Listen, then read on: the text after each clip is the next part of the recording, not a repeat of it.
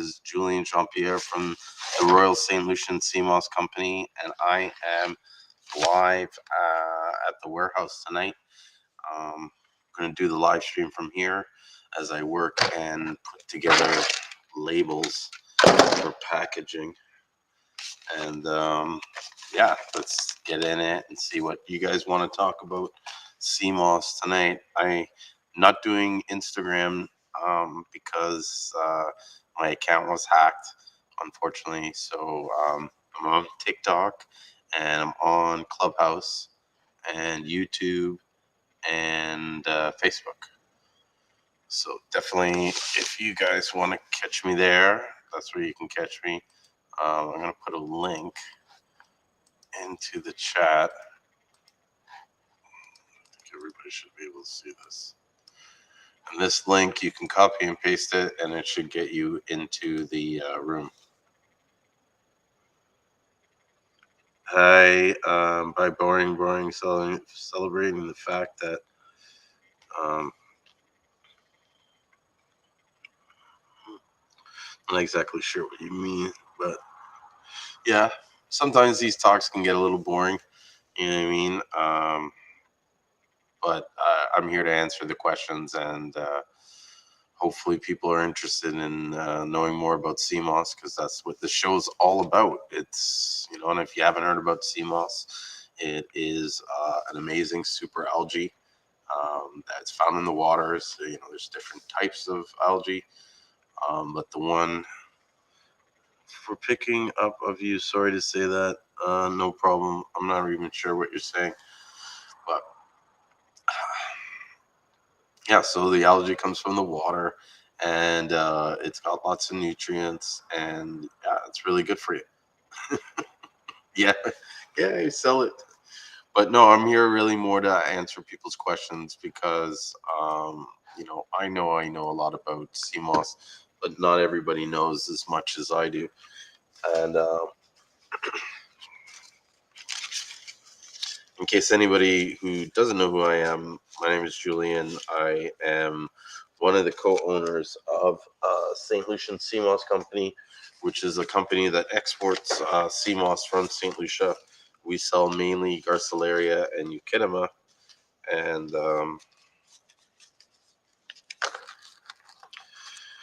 yeah, you keep saying I'm boring, but yet you're still here. So obviously, I have to be somewhat interesting. And you know, considering what other stuff I've seen on TikTok, you know what I mean, I would say that I'm probably middle of the road. But the reality is that this show is boring when it's just me talking. Straight up, I know it. I'm not going to hide it. Where this show shows the most value is when people contribute and they're willing to I guess ask questions, and so we can exchange dialogue. You know, this is not a one-sided sort of like I tell you how it is kind of show. This is more of a discussion show where we talk about different topics, and sometimes it's not always about Seamoss.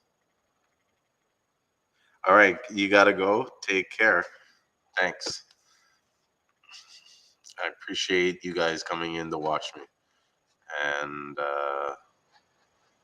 let's see if there's anybody chatting that wants to come in and join me on the discussion. If anybody wants to join me live on TikTok, let me know. I'll send you guys an invite. Um, and I'm willing to answer all my questions. I run a Facebook group on Seamoss it's called the Seamoss Buyers Club. So if you're really serious about Seamoss and you want to learn more about it, it's a good place to go to. People are generally nice and friendly, and they're all open to like learning new things about Seamoss. For those that have never seen Seamoss, maybe what I can do is put some gloves on and show you guys a sample of it.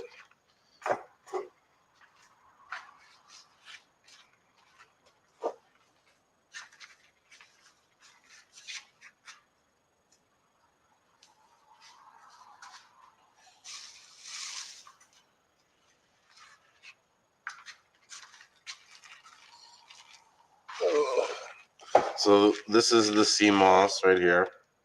This is a beautiful sea moss. This is, I believe, Garcilaria. Although Euchinima can really look like this too. And so this is the gold sea moss. It's generally the stuff that you see most on the market. They also have purple and green, and they have another one that's like a mixed colored. And so it's not like each flavor or the color has like different properties. They they definitely taste different. The colored ones, the purple, the full spectrum, they're going to taste stronger than this. But for the most part, I feel that they're the same. It's just, the purple has more of a, logically it has more nutrients because with the process that they go through with gold definitely strips out a lot of the stuff in it. It kind of like cooks it a little. It like blanches it. And but what I find is that that kind of sterilizes it, or how do you say it?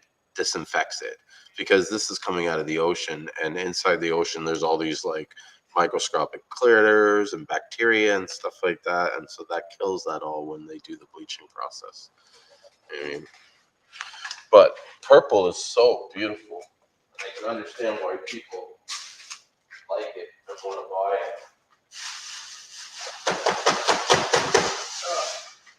Not throwing the salt off it, but here's some of our prize purple. I should make sure I'm on both cameras. And you know what? I wasn't even showing. You know what? I gotta move this like that. There we go. So this is our purple sea moss, and beautiful color. You know, the colored sea moss is not going to be as firm. It's going to be a lot softer and sort of fresher than the gold. But this is, chock full of nutrients. They say that the colors will represent the different phytonutrients, but honestly, there's really no proof of it. I haven't found any scientific proof, so it's more of a theory. But my advice with this or with any sea moss is, just try it, and if you like it, then keep using it. If you see effects from it, then yes, that's the whole point in taking it, right? And so. Um, Everybody's going to have their own opinion. There's no right or wrong answer. And so my advice is, you want to test this, you want to test Connor's Christmas, you want to test all the CMOS, you know what I mean? And then, when you like one, that's the one you like, but that doesn't mean that that's the best one. That's the best one for you, you know? So I'm going to put this away.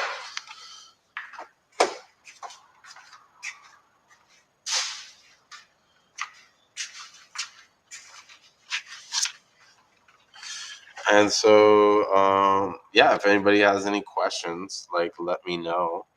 Uh, and I'll be happy to answer them. And if you want to come on and talk, like, send me a message, and I will link you on that. Oh, if this video is showing up in the CMOS Buyers Club.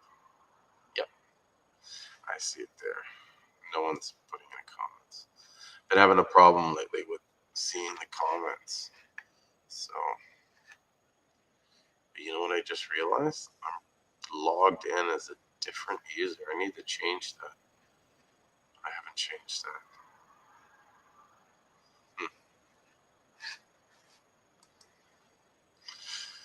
That being said, let me know if you guys have any questions. I really didn't have anything, planned out to talk about. I figured since I was in the warehouse, I'd show you guys some CMOS. I would, you know, I got to get labels. I'm doing a lot of packaging for my upcoming trip. So I want to make sure that everything's all kind of like stocked up and ready so that I'm going to have to bring some staff in here. And when they come in here, I just want them to kind of put the stuff in the box and put the label on, and we go from there. So look at this. Our first question here is, how do you store dry sea moss? You really want to store dried sea moss in a cool, dark place. Um, you don't want it in any direct sunlight because that can cause like a fading and stuff like that and dry it out more. You don't want it too moist because then that could the sea moss will absorb anything in the area. So if you're in an area that's moldy and musty, then the sea moss is going to start to smell moldy and musty. You put in an area that's really damp, the sea moss will absorb that moisture in the air and become soft, and then it could grow mold on it.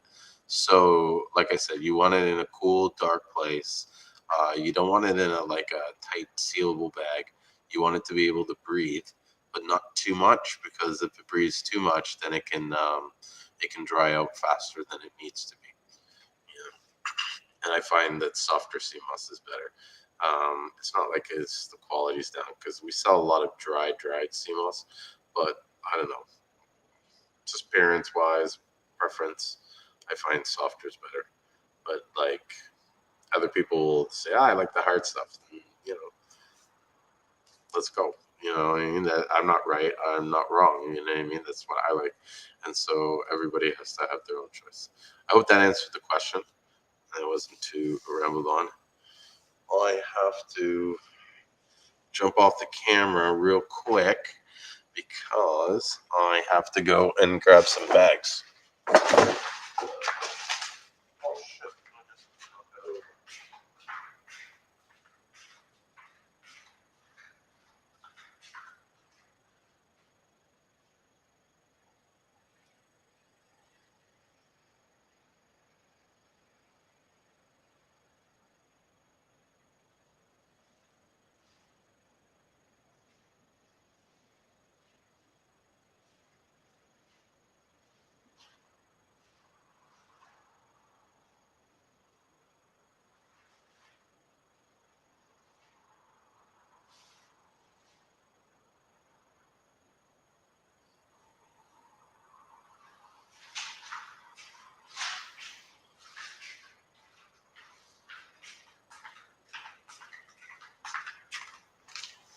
I'm back.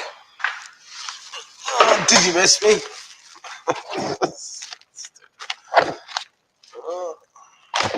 I gotta get someone to come in here and organize this place.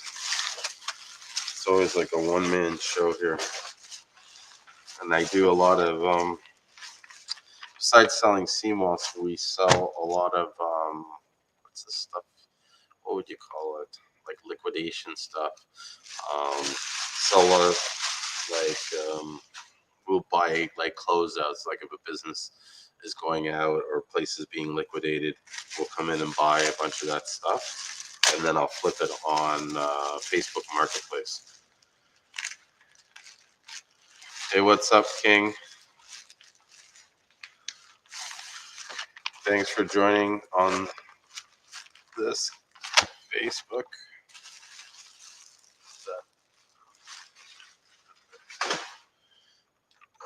So I made a lot of these labels, but I just looked and I see that I have a ton of these already made on bags. So I don't want to stick too many of them on. So I gotta make more labels, different flavor. I think I'm gonna switch soon to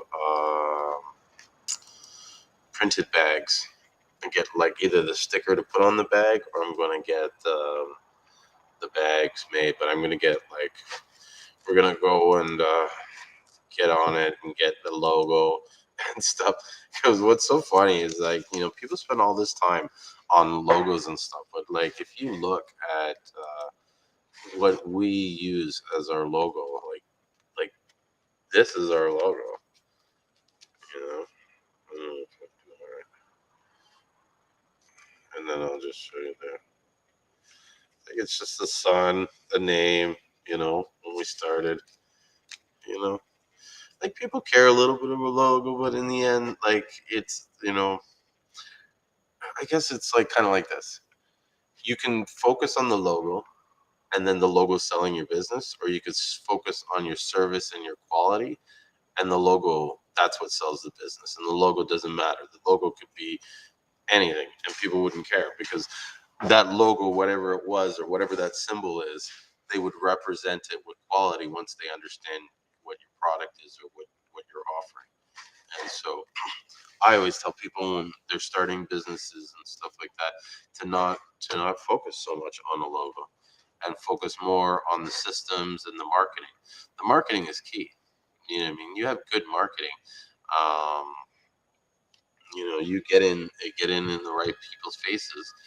You're going to sell a lot. You know, that's just facts. You know, so to me, I feel in business, not enough people focus on their marketing. They focus more on their logo. They focus more on their packaging. You know what I mean? But at the end of the day, your product doesn't mean shit if no one sees it. You know what I mean? And that's where marketing comes in. And effective marketing will allow you to reach more people for less money. You know what I mean? Or effective, efficient marketing. And so that's something that you really need to sort of focus on and educate yourself on. Like, not enough people spend educating on that sort of that area, and so they need to do. Even I should be focusing more on marketing. I spend more of my time in the warehouse putting labels on this when I could be studying marketing stuff and executing campaigns and stuff like that. And yeah, you can always hire people to do it, but I feel like if I always feel like this. You always want to start and learn it on your own. Practice, see what it goes, see how it works, and then you hand it off to someone. Because when you do that, you understand what they're doing better. And so when they try to talk shit to you, you know that when they're talking shit. But furthermore, when you want to communicate your information or what you want to accomplish, you are more effective at communicating because you can speak almost like their language. You understand what they're going through and how they apply the product and how they make it work. And you might be able to figure out, like, I've listened to some guys where they're talking about the work that they can do and stuff like that. And they're like, "Oh yeah, I can get you 4 ROAS." And I'm like, "Well, you know what? If I really put my mind to it, I've gotten 10 on some campaigns." And so, you know, are they going to fight to get 10 ROAS? Are they going to come back and say, "Look, I did 4. 4 is great." I don't know, right? But I know this: I'm willing to push myself to get the 10, and I'm not going to really settle for 4. You know what I mean? But if I was working for someone else and I knew that, 4 would make them happy, you know, yeah, sure, really realistically, and when I think about it, I would probably go for 6 or 7. But would I shoot for 10? How, like, I guess, like, how much would you go through? And the reality is, I believe, is that, or here's the thing, you can't. It's not even the reality because I don't know what everybody does, but when I think about it, it's like you have to expect the possibility that these people are not going to work and do the work you are at. I think the only way you can maybe change that is if you created a culture and an environment where everybody that worked for you was like loved you so much that to them it's like the more that they did, the more they showed their love, if you know what I mean. And that's not hard to achieve, but some people don't think about that, you know what I mean. And I know, like, when it comes to being an employee, which I'm not really someone that's happy about being, culture is everything in the work environment. How I have to deal with people in that area means a lot. And, like, I know I work in real estate, right? Before I got into CMOS, and the company that I worked for, before that, I worked for another brokerage, and I hated it there, and the culture sucked. And yeah, sure, the guys were nice and this and that, but, like, just the overall sense of the way they ran the business and stuff like that, it just, like, I felt like it was more like everybody was just kind of like on their own, and No one was like they shared information, but it was all kind of like ha ha ha, like it was like they weren't like really genuinely caring about wanting to make everybody succeed. Then I go to this other brokerage, and the culture is completely different, and everything's all supportive, and all the training is like modernized and updated, and you know what I mean. They really sort of push you to be the best you, and it's like, and my business just it took off, and so my point saying is that this other place had a better culture. It had an environment where people wanted to push themselves harder. And so, in addition to marketing, when you get to that level where you have to scale and have to build a team and stuff, I think it's almost just as important to think about the culture and how your employees are feeling and treated. Um, you know what I mean? Because they're the ones that are really going to come down to whether you really make it or break it, because you can't be in every place everywhere. You know what I mean? And these guys are going to have to be kind of like your ambassadors. And it couldn't even not even be you. It could be like the fact that you hired some people that turned around and were kind of like a poison in the business. And so that creates a negative culture, and you allow that to kind of continue. So, Ed 40 years, where can I find out the benefits of the variety of sea moss that you distribute? Um, the best place is to kind of Google the species and show. We have some information about some of the benefits, but there are a lot of other sites. One site I find that's really good with a lot of information about sea moss is called Detox and Cure. And so that's a guy named Matthew. He's based out of like Australia, and yeah, he has a lot of great information, not just about sea moss, but a lot of different health products. Ashwagandha, like changa, Siligiat. I don't know. It's just tar stuff. Someone gave it to me before. I thought it was amazing. In fact, I have to go find it and try it again. I like taking it with the tea. And if I mix that with some sweet Bailey tea, oh man. And I tried lemongrass. We got some lemongrass, and if you guys haven't tried that, I think you should check it out. I don't know if it's on the website yet, but I'm gonna try and see if I can make some time to put it on the website before I leave for St. Lucia, which is pretty much 1 week today. So 1 week today, I will be in St. Lucia. I'll probably do a quick live stream, let you guys know I landed, and to let you know I'm safe, and give you a view of where I'm staying and stuff like that. And so watch out for it. Actually, I'll probably do one of these shows that's kind of live stream, but I'll do it from St. Lucia. So that should be pretty cool to check out. See how that goes. Which fuck, I need to buy a new laptop by then. Oh, everything to do. I think tomorrow morning I'm gonna wake up and I'm gonna make a list of all the stuff I gotta get done before I leave for the trip.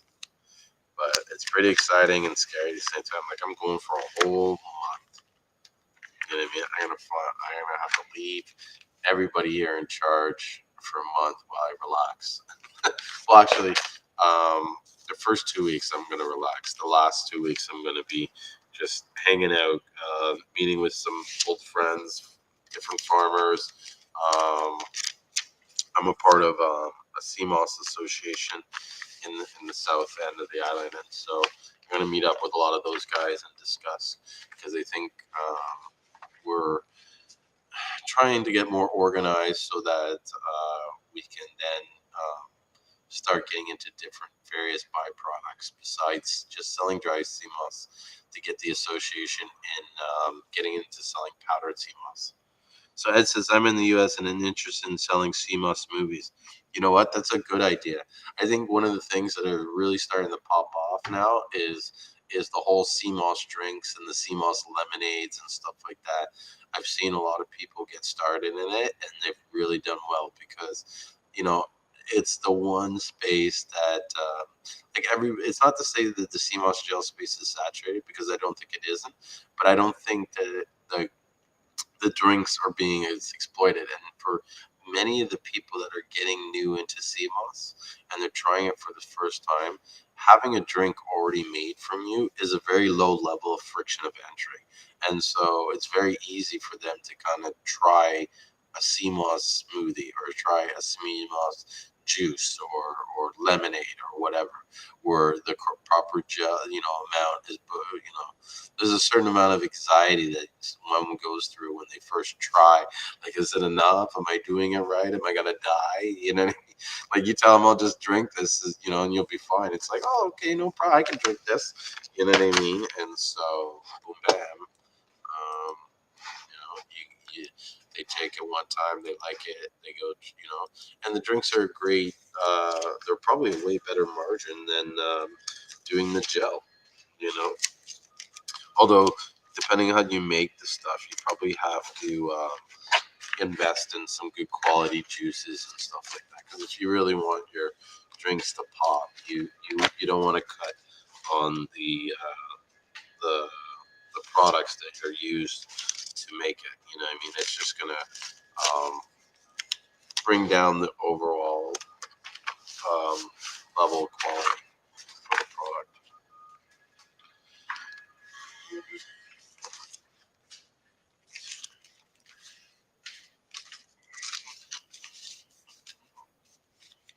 In case anybody's wondering what I'm doing, this is how I make my packaging. I print these labels. I use a Brother QL800. It prints out black and white thermal prints, and I basically print them on these little labels. And then I made this on a little app that they make it, so it's all black and white and clip out or whatever. This took me like 10-20 minutes. So I made one template, and then I just changed the name for each one. And then I made one for each size. I think I did the first one size, and then I, based on the size of each other bag, I measured it and then made it the size, and then I kind of shrunk everything to fit. So it took me like half a day to build them all, you know.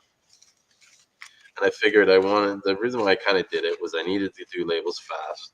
I didn't want to wait. I already had sales going, so it was like, oh, I just got to put something to show it.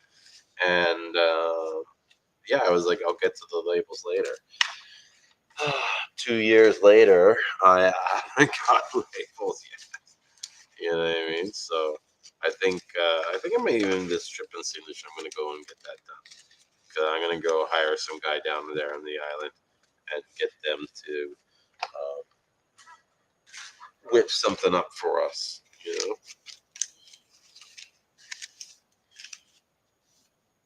And so, by the way, Ed, let me know if you have any questions. You can shoot me a message afterwards. Even now, here, if you have any questions about the CMOS and how you want to make the gels, you know what I mean? I'm open to having a conversation with this. Hey, Michael. Yeah, I'm sure you could put it in the soda stream and then, like, after the drink's made, mix the gel in it. You know what I mean? Or you could have like I don't know how it would work in the soda stream. You might even want to put it in before. I've never even used the soda stream, to be honest with you, so I wouldn't even know how to make it work in the first place.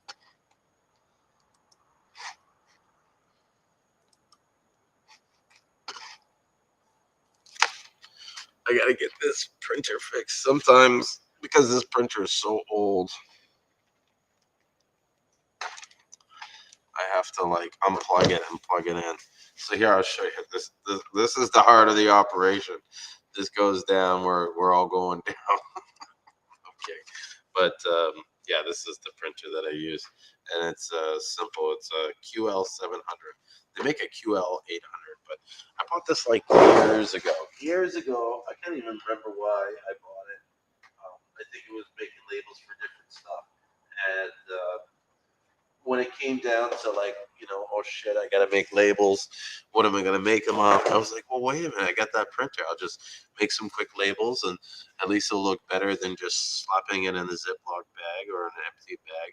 Because definitely people would look and go, oh, I can't tell if this is green or if this is purple or whatever, even though you can look in the bag. But let's not go there. You know what I mean? Printer from your Kingston Road days. Yes, you remember the Kingston Road. I remember I used to.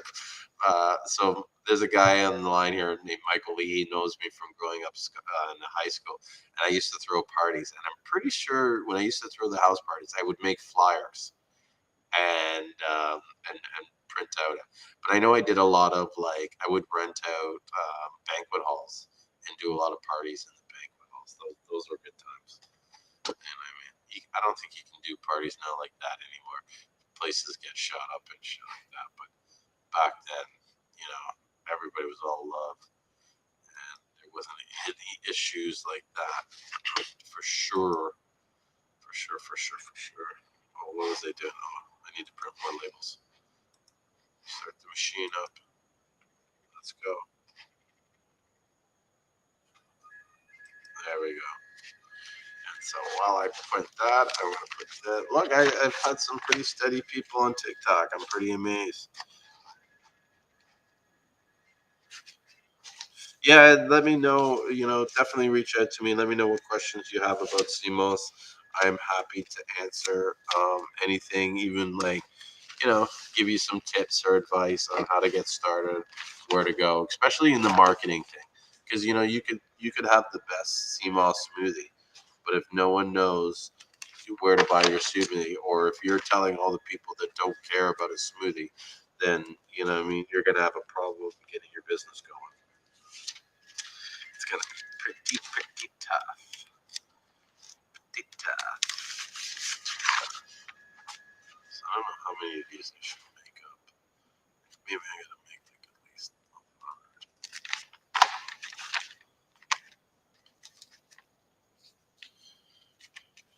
Because it's crazy news, and I don't know how I should like handle it. Well, I mean handle it like it's a big deal, but I think we're gonna reach 5,000 sales, like 5,000 orders, and so yeah, like should I do a prize giveaway or some kind of promotion or something like that? You know, that would be cool. I know I was supposed to do a promotion before, and then someone else I knew was going to do a raffle, and I kind of like held off because I didn't want to compete with them on shit. And then I got busy and never got back to it. So it looks like I just, never made it happen.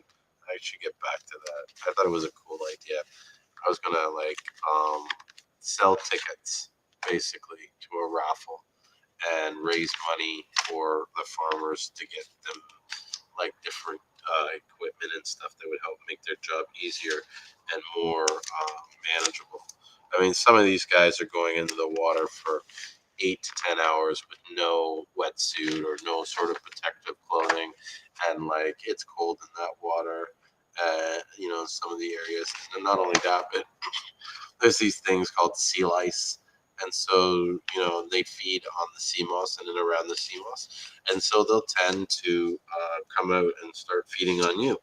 And it's I've had it happen, and it's like imagine a lot of like all of a sudden your whole body feels like it's stinging. You know what I mean? And you're just like, what is this? You know what I mean?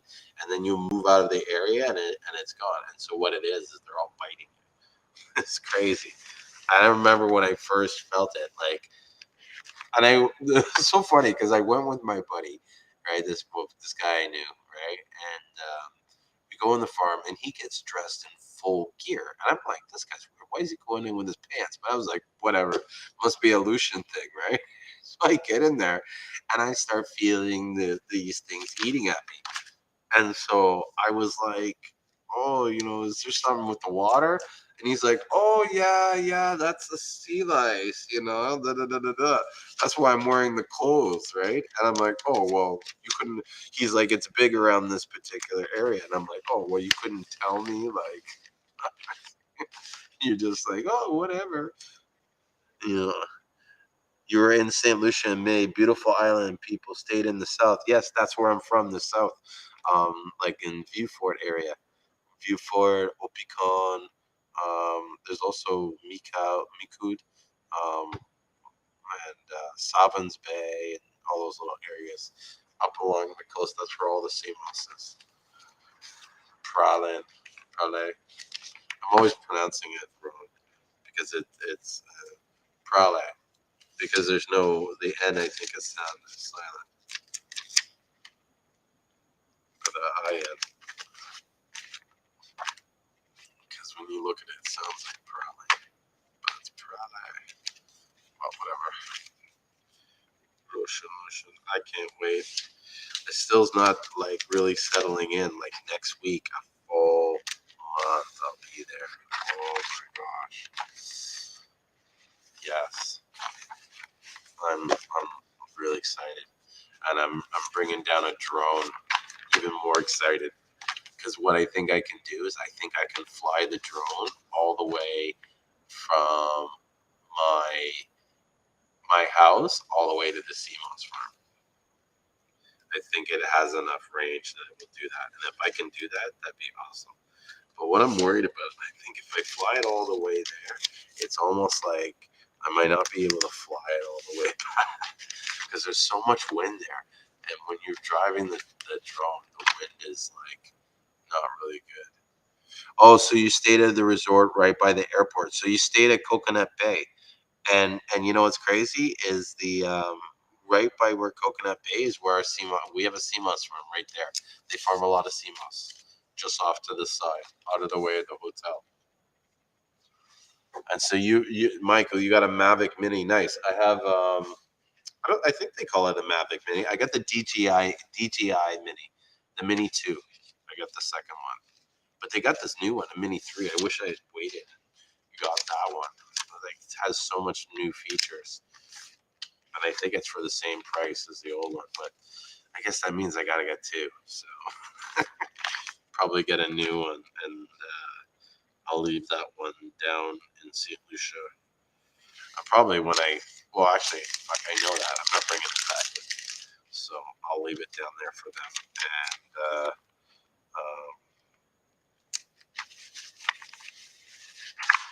I will get a new one when I come back home. Yes, really interesting. Get more info about CMOS and how I can distribute the products. No problem, man. I can show you everything you need to know about how to get into the CMOS business, how to sell the CMOS. I mean, there's obviously work that you're gonna have to do, and I can't tell you every little single thing. It's gonna take me forever, but I definitely would be able to answer most of your questions and help you wherever you're getting stuck. I mean, really, this business, any business, it really comes down to the your desire. You know, your desire and your consistency and your effort, which is really desire too, right? If you have a strong desire, you're going to put a lot of effort into something. But I find that too many people think that they want something, but they're not really willing to put in enough desire to actually push forward and make it happen. You know what I mean? And I think that's really the kind of key to success is like how much desire are you willing to invest or put forth to this? You know, because if you're willing to like watch TV and not work on your business, then do you have the right desire? You know what I mean? Or is your desire to relax greater than your desire to run a business? You know what I mean?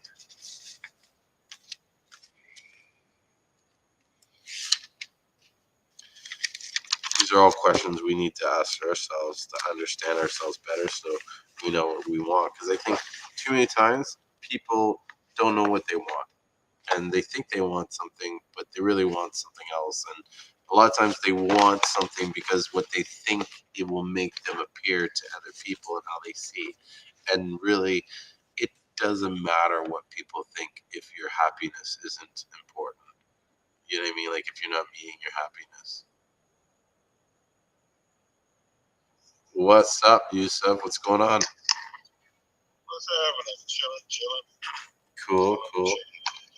Me too. I'm there, just working at the warehouse.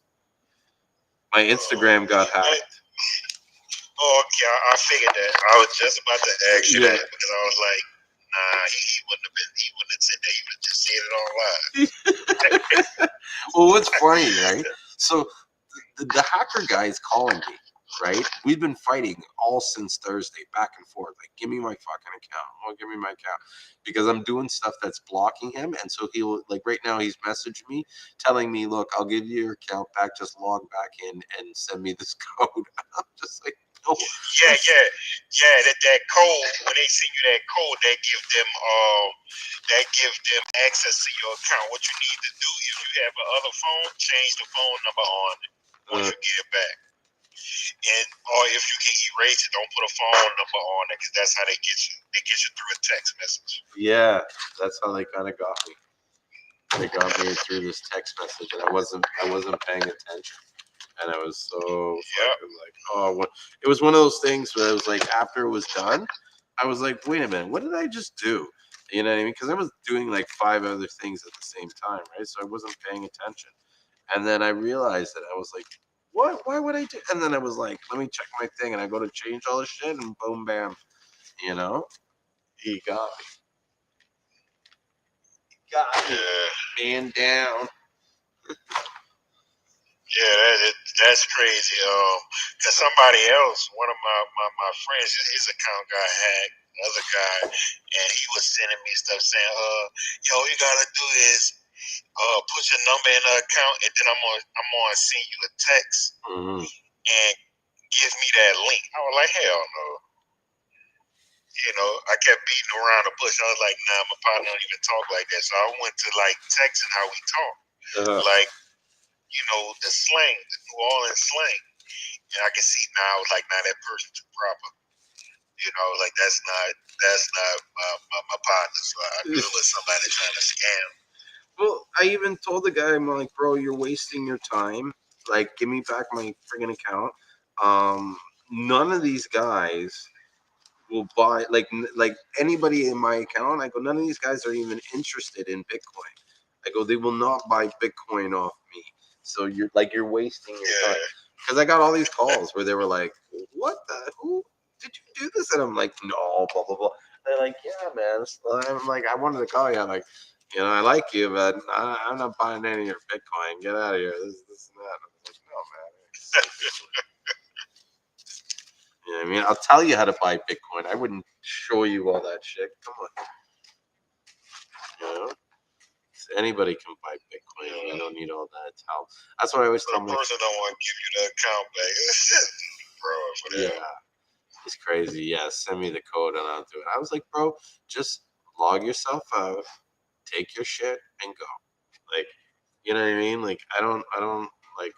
I'm not sending you nothing. I'm not doing anything. I'll just wait for Facebook, you know, to get back to me.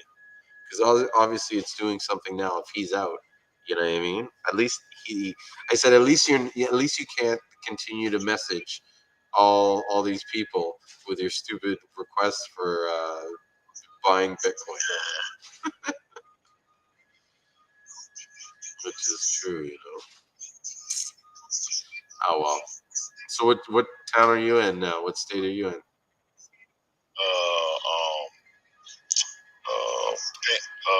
Phoenix, Arizona.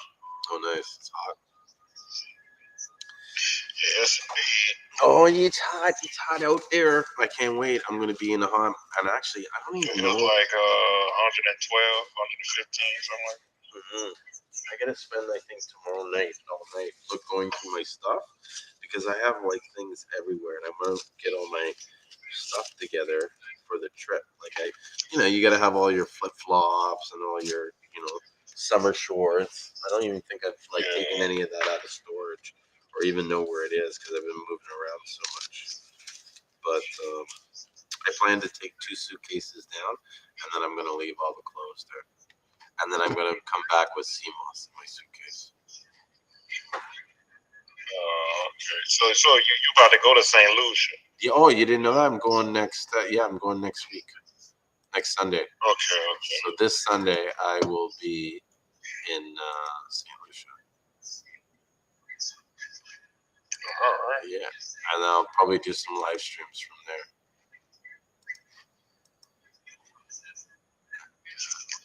Cool. Yeah, man. So you'll see me going in the water and stuff. Because I was saying that to someone today. I'm like, these guys don't know the access I'm going to start doing. Because, like, the phone I have now is, like, waterproof. So I can totally bring it in the water with me. And I'll go right into the water. Water resistant or waterproof?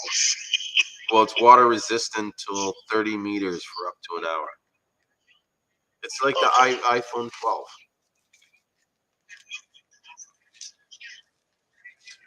Yeah. So they, you know.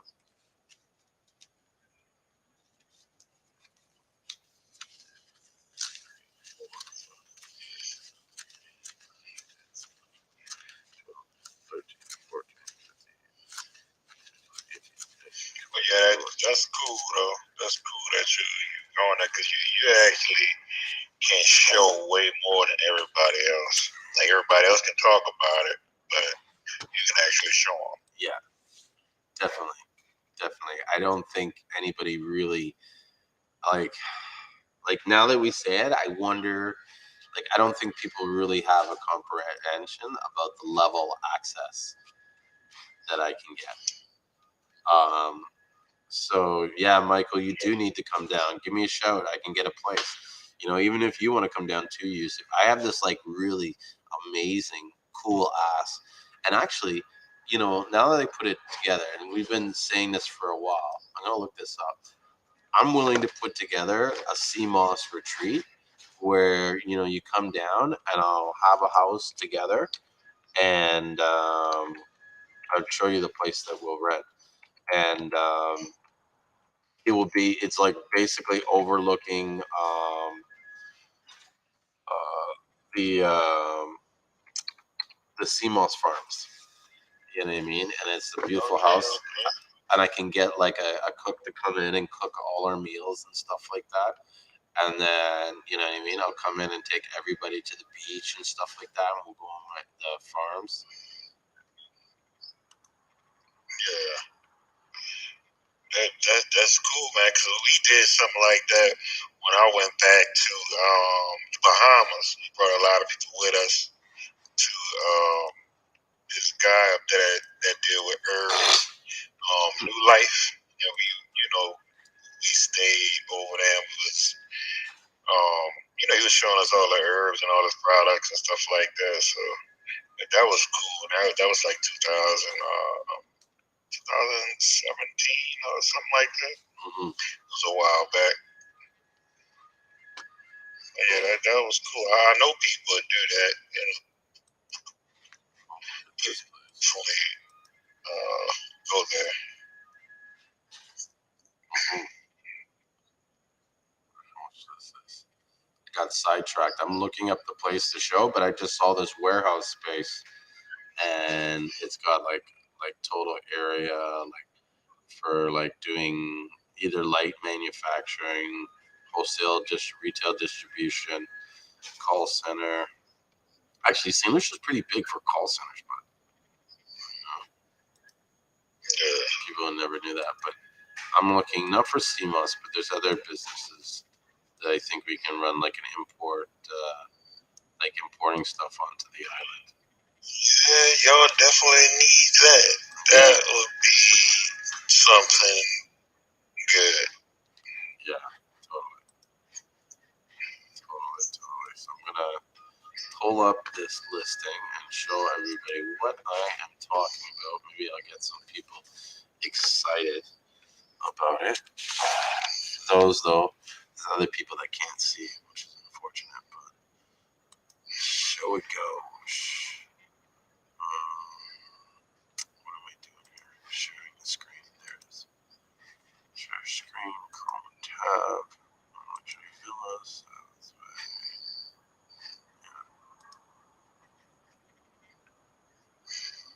So yeah, it's a really nice place, dude. It's like all white. It's got a pool. You know what I mean? And it got nice gardens and stuff. And it's got, I think it sleeps like 8 or 12 or something like that. Because it's got like 4 or 6 different apartments. Like I think it's got 4 2-bedroom apartments. Yeah. And it's all furnished and nice. And so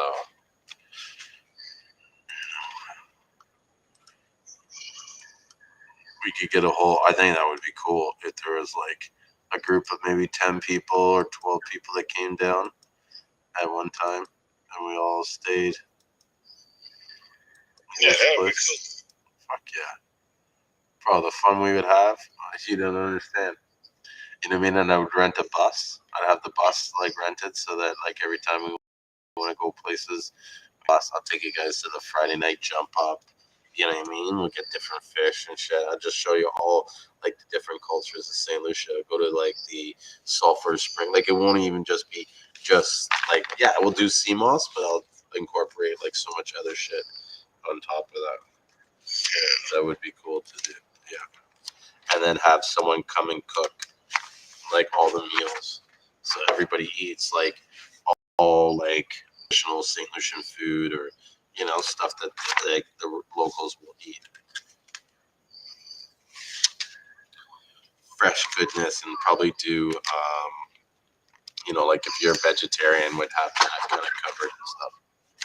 Bro, there was one place my partner took me to in this town called Castries. I think it was, maybe it was called Ital Vital. I can't remember, but it was like a vegan place. And they had this like plate that they would get, this take to go thing that was all vegetarian on it. And so he would order that, and it was something like $10 or $12 or something. EC, which means like in Canadian, it was like $6. I think in US it might have been like 5 or $4.50. Like it was crazy. Like when he brings this plate, you're just like, what? Like all this food for that price? He's like, yeah, man, yeah. And so we would split the tray and eat it together. And yeah, man, it was a good time. And it was like I remember like kind of being like, yeah, this is like some of the best vegan food I've tasted. Although I don't taste a lot of vegan food, I should taste more.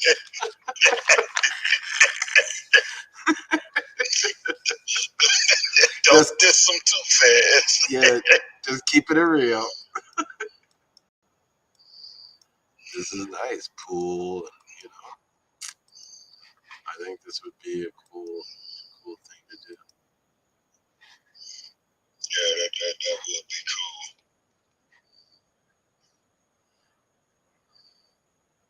cool. Oh, the like air duct cleaning collars. Yeah. What? What'd you say?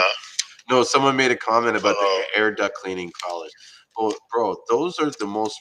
Well, you know what it is too, and I realized this after a while. They share the calling list with other people, so I will sell you a list of numbers to someone else because every 2 weeks it's like they call again, and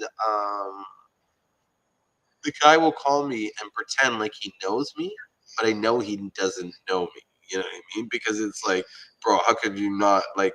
You're acting like we just talked. Like last time we talked, we were yelling at each other. Hey, buddy, how's it going? I haven't talked to you in a while. And so, you know, I finally told him like I don't live in a house. I live, and that was the mistake, because I never called them. I never knew what they were. They called me out of the blue one day, and they were like, "Oh yeah," and they sold me on it. I fucking had it. Them they were going to come to my house, and this is where they messed up. They asked me what time to book, and I told them come at 9 o'clock because I was going somewhere at a certain time, right? And then or no, I told them to come at 10 o'clock because I didn't want to wake up at 9. And then they started calling me at 9 o'clock saying they were there, and I was like, "Fuck off! Like beat it! Like, I told you 10 o'clock." Come back at 10, and they didn't want to come back at 10. And I was like, too bad, so sad. Bro, at one point, I was so trolling them so bad that I was booking an appointment with them. Like every time they call, I'd be like, "Yeah, come there," and I would just like knowing I wasn't going to be home, I'd book it for a time like that. And one time the guy's like, "Buddy, what's going on? Like, why would you do this? Like, you keep you keep booking these things and you're not showing up. What's wrong with you? Why would you do that?" I'm like, "What's wrong with me? What's wrong with you? You keep calling me and rebooking." Like, yeah, you think after the third time, you're mad at me for doing, but you're the one who's calling me all the time, and he hung up the phone on me. What's up, Asa? Asa? Is it pronounced Asa or Asa? I keep forgetting. It's Asa. Asa. Asa, yeah. Yeah. Like the is Yeah. strong. Yeah. Yeah. How's it going?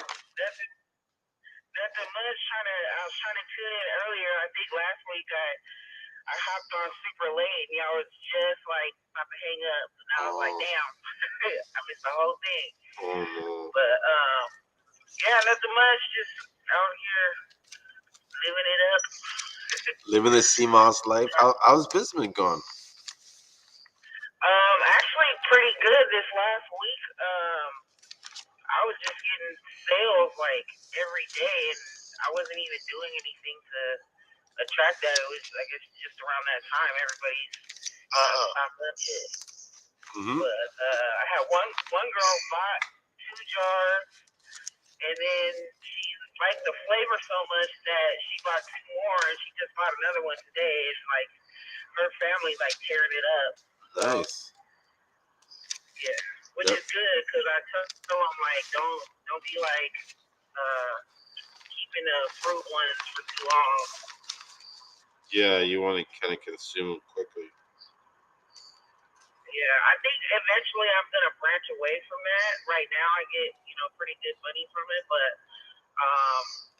eventually I'm gonna branch away from the fruit infused and just give them recipes or something when they order their gel so they can put something up on their own just because of the fermentation and all the different things that comes with making the fruit. It's just a hassle. Mm-hmm. I think in the future, what's going to happen is people are going to go, like I've said this many times, people are going to go to a central guy who knows what they're doing, like almost like a gel chemist or whatever, and get their stuff bottled, because the real labor, I got to stretch my back here. The real labor in this job is in that gel job is putting the bottles together, like making the mix, and then you know what I mean. Yeah. Bottling it. So. Yeah. And like I don't really feel like coming up with recipes like down to I put a cup of this and this much agave or whatever. Like that's why I don't bake because I don't like to measure. Like, just too many steps. You miss one step, everything messed up. Yep. And for me, it will take the love out of it. Like when I cook, and I cook for people and stuff, like I know what I'm doing because I've been doing it for so long that like if I have to stop and really do all this extra stuff, then it's not that fun for me anymore. And it's important to do that when you're making this type of stuff. So I can always save that and be like, every once in a while I'll have like some kind of special where I'm doing that, and it kind of draws people back in when sales are slow or something. You can also, you can change your methods on how you make the gel, because there are ways to reduce the fermenting time. Like some people use, really? some people use powders. I know a lady that actually cooks the fruit. She gets great results with that because she says the fruit's really only there for flavor. It's not there to whatchamacallit, it's not there for any sort of nutritional value, really. That's what you're taking the Seamoss for. So she's like, you're taking the fruit mainly for the flavor and the taste. And so yeah, she by boiling the fruit, it turns it into like a dead thing, and so it won't ferment or cause or it will ferment, but not as quickly. Okay. Mm. Yeah, I can experiment, but I would probably be one of those people that ends up just paying somebody else later on Yeah, to bottle it for me, yeah. or buy a wholesale already made. Mhm. So I wanna do less work. Mhm. And So if that's the case, yeah, you really need to focus on your customer, like your database, because that's really where the money is, right?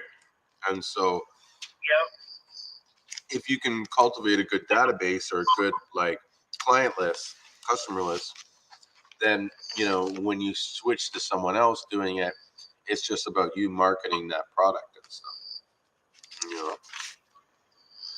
It's like that, especially for real estate. Like all our money is in the repeat referral business.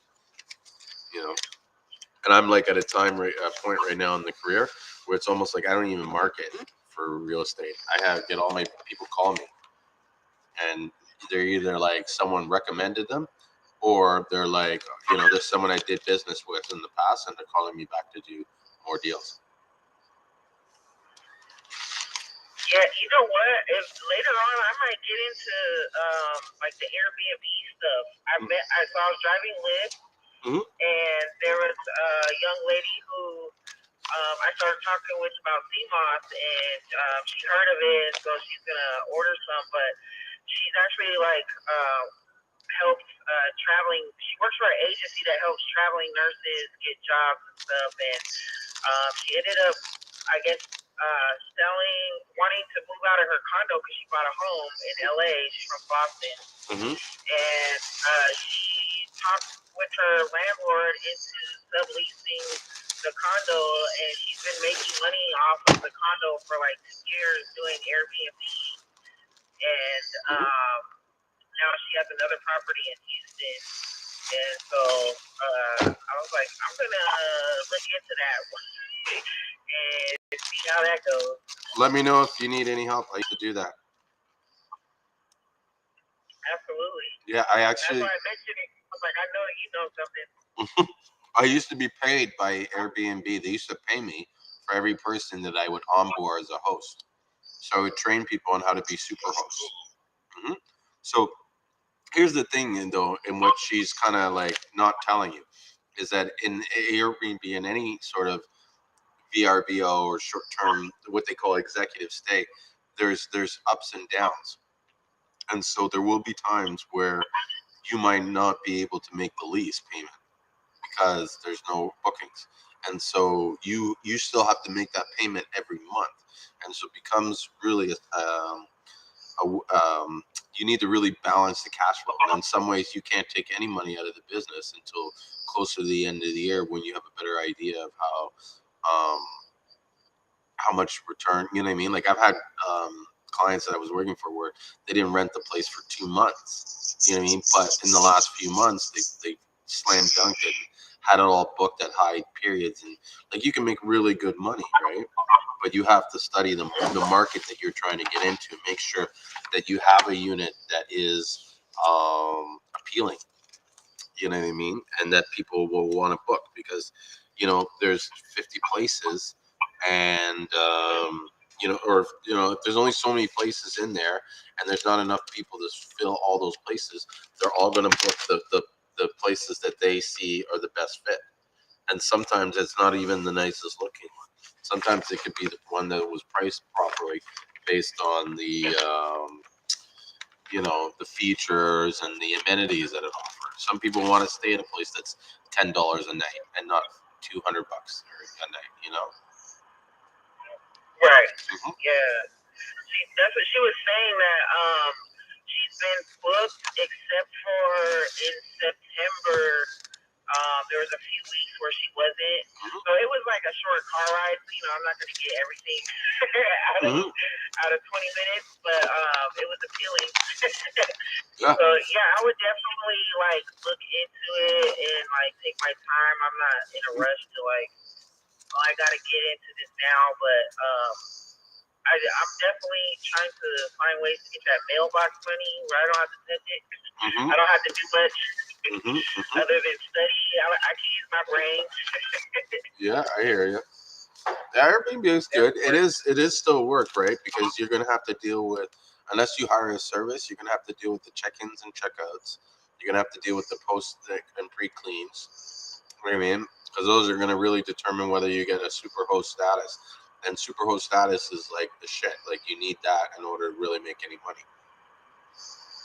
Yeah, because I know I look for that when I rent one.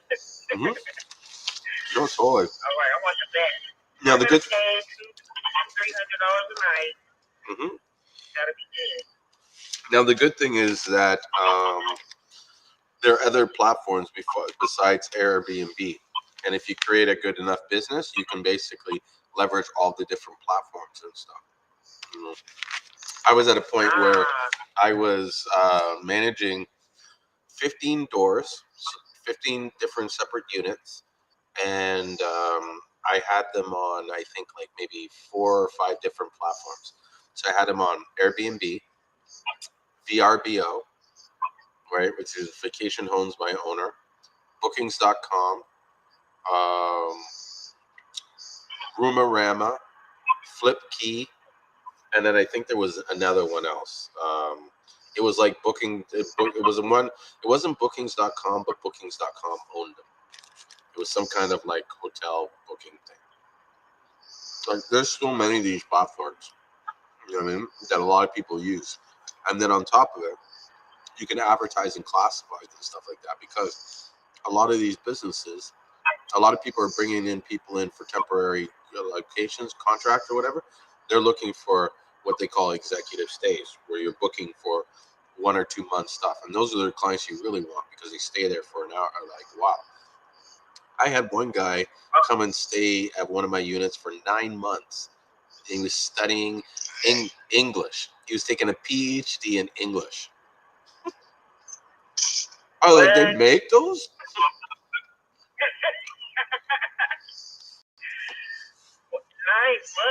9 months. Yeah. He must have some money on him. Yeah, he was finishing his thesis or something like that. But it's for some places it's cheaper than a hotel, and you got all the furnishings, and you know you got a kitchen, which you won't get in the hotel. You know, it's actually more expensive to do in the hotel. But there is a site that you want to check out called AirDNA, and what AirDNA is, it's basically a statistical website that aggregates all the data from Airbnb and creates like basically graphs and stuff to show you like what areas are the most producing, how much can you expect to make in this particular area, because sometimes it's a matter of like being on one side of the street or the other, you know what I mean? You're on the wrong side and it takes too long to get them somewhere, you don't show up properly in the search, and you know, that's lost revenue. Yeah. Oh, that's dope. I'm definitely gonna check that out. Yeah, man. That kind of reminds me of when I first started driving Lyft, and I was on like Lyft and Uber, and like jumping back and forth for like get rides and stuff, and seeing which one was gonna give me a better ride. And that's the thing. Sorry to interrupt you, but yeah, that's the thing with the like. And that's what I was at the point. I'm sure they've gotten better, but at the point I was doing it, I was investing in getting I had a website where it basically, like, if I booked something on VRBO, it would take it off Airbnb, so you couldn't book it.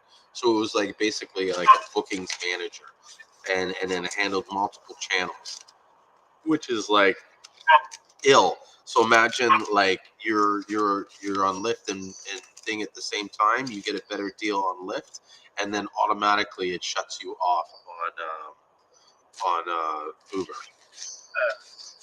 Yeah. That's dope. Yeah. Yeah, it's really cool. You're a one-stop shop, huh? I wouldn't say I'm a one-stop shop, but I'll say this: I know a lot. There's a lot of things I know. There's a lot of things I've done. I've done pretty much every single job, except for trucking. That's the only job I haven't done. But I've done so many different jobs. But you know, Don't do that. I used to be a Chinese chef, so I What? work. I work. I can cook What? like, yeah, man, bro. I can cook mean Chinese, like hot and sour soup. Man, I've And been trying to find out how to cook like, bro. You know how hard it is to find out. You know how hard it is to cook like that. Nobody teaches you, yeah, even books. yeah. So funny story is when I was growing up, right? I was like, I would say I was a dropout, but it wasn't because I wasn't good at school. It was like school wasn't a challenge for me, and so I would all the time not go to school, but get good marks and stuff. And so one time I got, I think they kicked me out or something, or I dropped out because I wasn't. Like, I think it was like I didn't go to enough classes to complete. Even though my grades were good, I didn't complete the minimum required time in class, so they weren't going to get me the credit. So I was like, ah, fuck you, forget it, I'm out of here. So my mom's rule was like, if you didn't go to school, you had to work. And so I got a job in the neighborhood working for this Chinese restaurant that was just opening up. It was like a fast food chain called Holy Chow. You know what? I think if Mike is still on here, he'll remember Holy Chow. Actually, I have two funny stories to tell you about Holy Chow. So the first one, I'm working at the restaurant, right? And so um, we were training for the Chinese food and stuff. Now, this is an all-white staff. Right? Everybody's white except for me. I'm the only black guy. Their big thing was like they were like, yeah, we're opening up the first, non-Asian crew, and if this is successful, then this means that we can, replicate this. And they gave this big speech about it, and they like tried to hype us up, like, the almost like the weight of the company is on your shoulders. Like so these guys are all like high fiving, like, yeah, America, like, yeah, down with the Asians, like we're gonna show them how to cook Chinese. Like, I'm sitting here watching this as like a 15-year-old kid, like, is this serious? Like, okay, whatever, you know. And I'll never forget it. They fucking prepped up like 3 weeks worth of food. And the opening night, we went through all 3 weeks worth of food. And it was because they had brought in this Asian guy to officiate all the dishes. And these guys kept messing it up and they weren't getting the dishes right. And so the guy was just like relentless, like total, like, no, no, like total soup nuts. And these guys were just like getting demoralized. They're all like, ah, ah.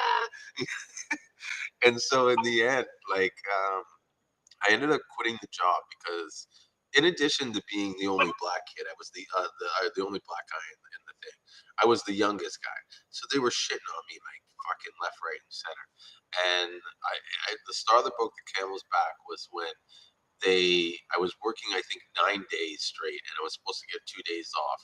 And then they turned around and told me I couldn't get the 2 days because this dude who had already gotten his time off wanted to take more time so he could go to Kitchener to see his mom. And I knew it was bullshit. Like, you're not going to see your fucking mom. You're probably like, you know what I mean, going to party or whatever you were doing. You know what I mean? So I got so pissed off. As soon as I got my check, I was like, yeah, I'll be in tomorrow, no problem. And I ghosted, like, gone. And so I think a month later, I rode by there on my bike, and all the staff was fired, and it was all Chinese people. Like, they didn't even last like 2 weeks or something. They're all gone. Like, wow. It was like I left just at the right time. I was like, oh, dodge that bullet. You know? So another funny story is the same place, right? I ended up getting a job at their call center. You know what I mean? So they call in to order food. So their big thing, right, was that you could order the menu and order by numbers, right? So you say, I want a 135. Give me a 267. You wouldn't have to say that. That's what they were kind of saying. Oh, order by numbers. You don't have to tell you what it is. We'll know what it is by number or whatever, right? So I answer the call. I have my headset on. Hi, welcome to Holy Chow. Blah blah blah. He's like, yeah, I'd like to place an order. I get his information. I said, okay, go ahead, place your order. And all of a sudden I hear this beep, beep, beep. And then like yeah, and I'll have a beep, beep, beep, beep. Excuse me, what are you doing? You're like, what the fuck? He's like, what do you mean? I'm ordering by numbers. Like acting like I'm the idiot. Like, what are you talking about? Like, bro, that's not how you order by numbers. You have to tell me the fucking number. You don't press the number. Like, how am I supposed to read that? Oh, That was so funny. I think this was like early 90s. Like, I had to be, I'm pretty sure it was like 16 or 17. So we're talking 75, 85, 90. Yeah, so it had to be like 95, 96 or something like that. That was doing this. And this was back when I used to DJ. Yeah, I used to DJ. That's why they say. Huh?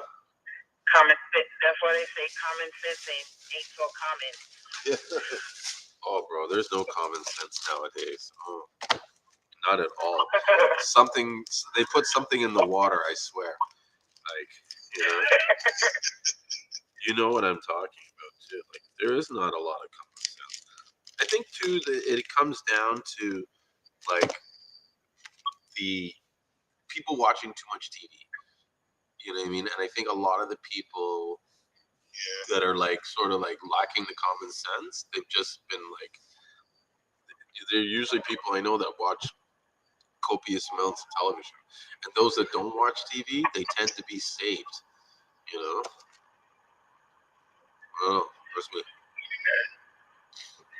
I have like a few things that I watch where I just too busy, and not even too busy, like where when I want to get to where I want to be, so I need to utilize my time well. And there's plenty of years where I didn't, and so I'm not accepting that anymore for myself. So TV can wait; it'll be there.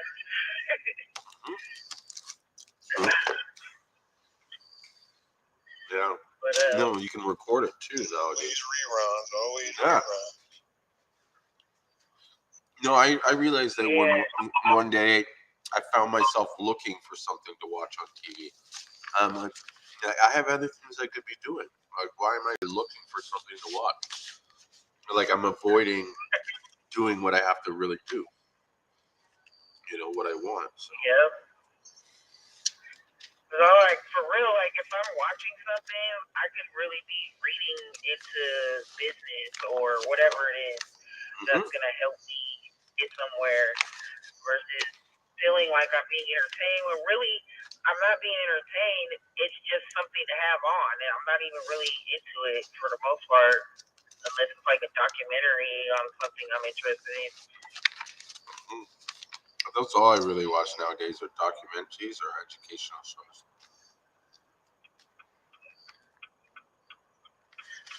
So London asks, is your Seamoss real? Yes. All Seamoss is real. There's no such thing as fake Seamoss. Oh, that's a good thing. Hey, well, let's talk about your newfound discovery. I seen you went down the rabbit hole, Asa. Oh, yeah. Man. Fake Seamoss, huh?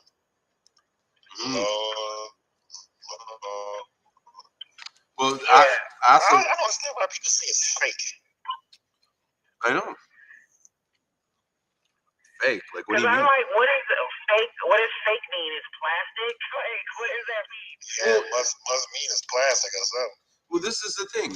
Fake is, it's not to say it's plastic, but when you have something that's fake, it's made out of the material other than the real stuff. Other than what it is. Yeah. So how could it be what it is and be fake?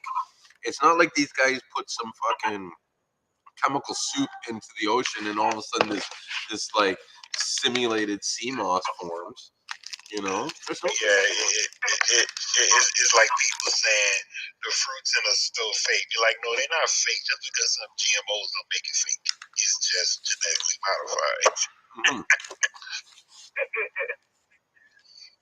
It has something in there. It's just not how we used to have it, how stuff used to just grow like that. I'm trying to figure out how people keep saying fake sea moss. I don't understand that. Then they talk about the color. Sea moss can be white. Sea moss can be white. Yep. White.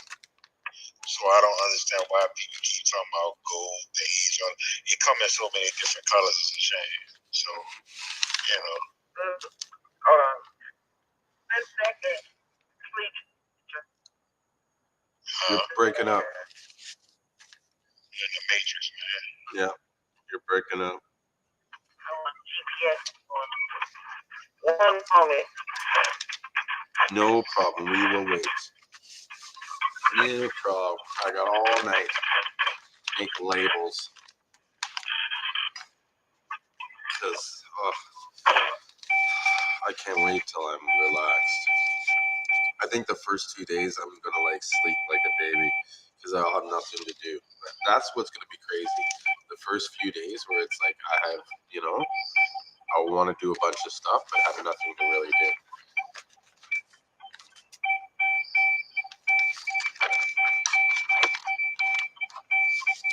Somebody else with their seatbelt on.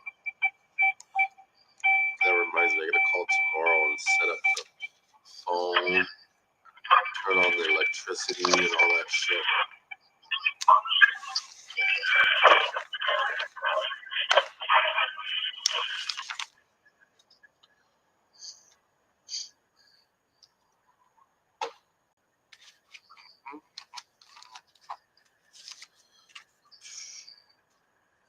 So we were talking. Oh yeah, she's still messed up. I was gonna say we were talking about something with her, and then I realized she's in a bad area. So Yusuf, sorry, go ahead. Asa, you're back. Yeah, what? What was that? I'm back. Okay, I'll get to what I was gonna ask you in a second.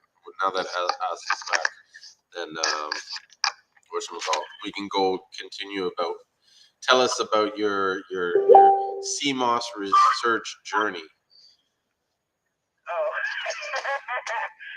man, I'm like, when something's stuck in my mind, like I have to keep looking until I find something to kind of settle it. So like, everybody's always talking about again the fake Seamoss and like Seamoss getting its nutrients, and they're so gung ho about it, but they're just accepting whatever is. I'm going to generalize because I don't know every individual person. Some people might do some sort of research, but for the most part, their responses tell me they don't. So I'm like, so if you go online and you're Googling Seamoss and 92 minerals and rocks and all this stuff, the main thing you're going to find is not from like scientific websites or marine biologist website or anything like that. It's going to be on a person selling Seamoss website telling you the same thing. And everybody's websites are always saying 92 minerals and this and that, and Seamoss this, ours is wild harvested, blah, blah, blah. And there's nothing that you can really find under the word Seamoss. So I switched it to algae. And when I started researching algae, I was like, whoa, okay. So basically algae, what I found is that they don't have a root system. So everybody's talking about how Seamoss attaches itself to rocks, and they automatically think it's the roots, and it's not.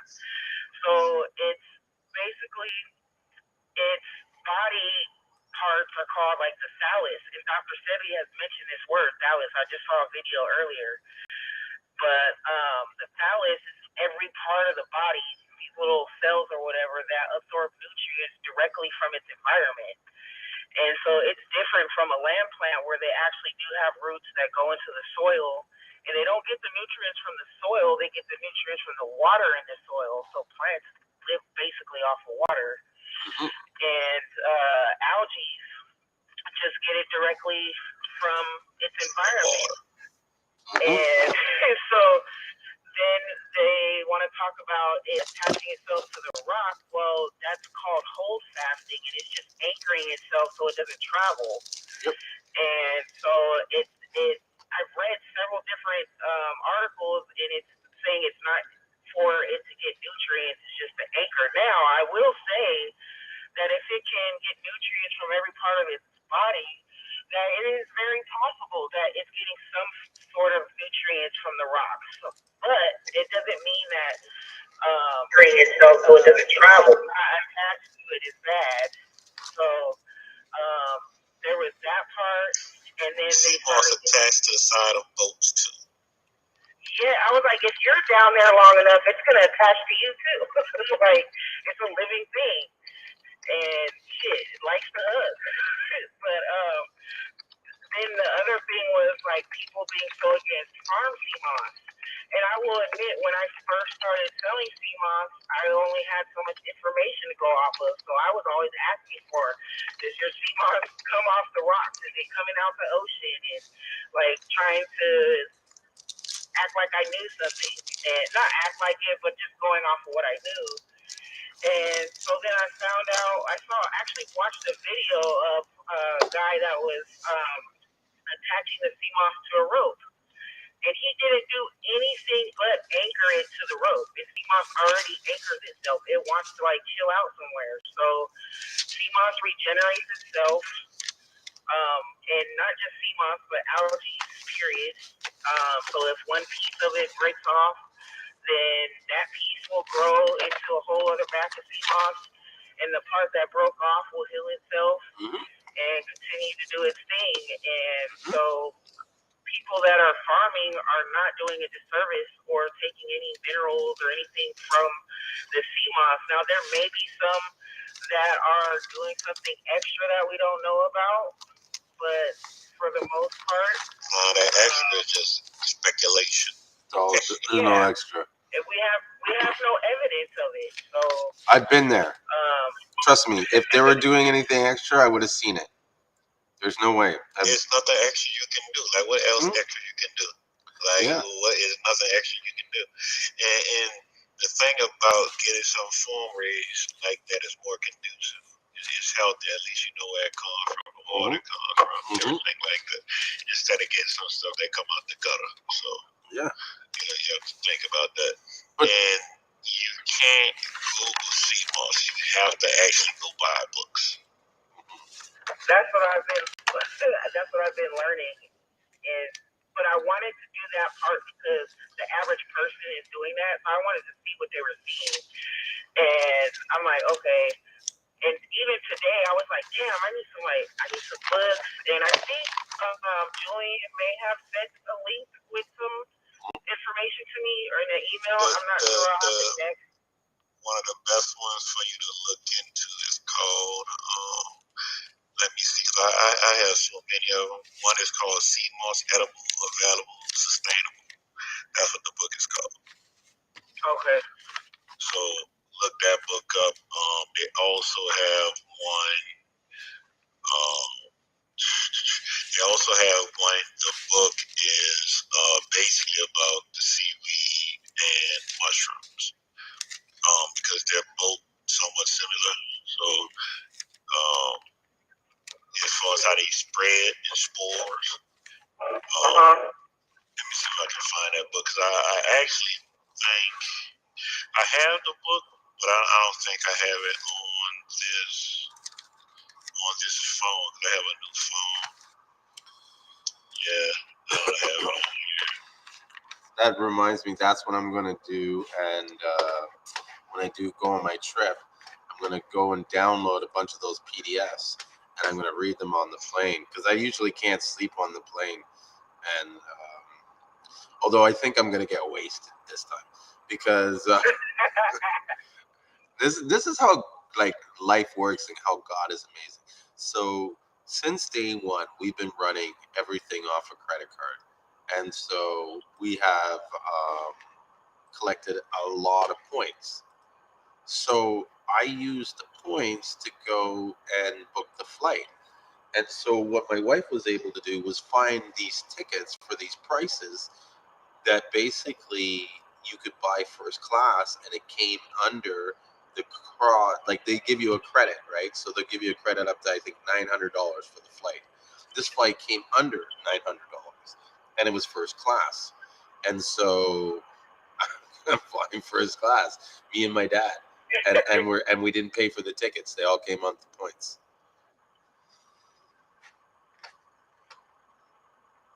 You know, that's pretty awesome. What? Hell yeah. Yeah, God is good. And then he's talking about getting wasted. Yeah. Hey, You you know, drink wine. God's okay if you drink a little wine. I think it, you know, the problem, and it's not just with like alcohol, is with anything. It's when you become a slave to that item, when you put that item before God. Like I'm never going to miss church because I was out the night before drinking. Yeah. Do you know what I mean? Like that's not going to happen. So to me, that like it's okay if I get drunk in a while, as long as, well, it's like it's okay to drink. It's not okay to really get drunk, because there's a story in the Bible where I think, who was it, David or someone, where he got so drunk and his daughters like seduced him because he was drunk, and he woke up and he was naked and he was like all hurt, like upset because it was like blasphemy or something. Do you guys read the Bible? No. Oh.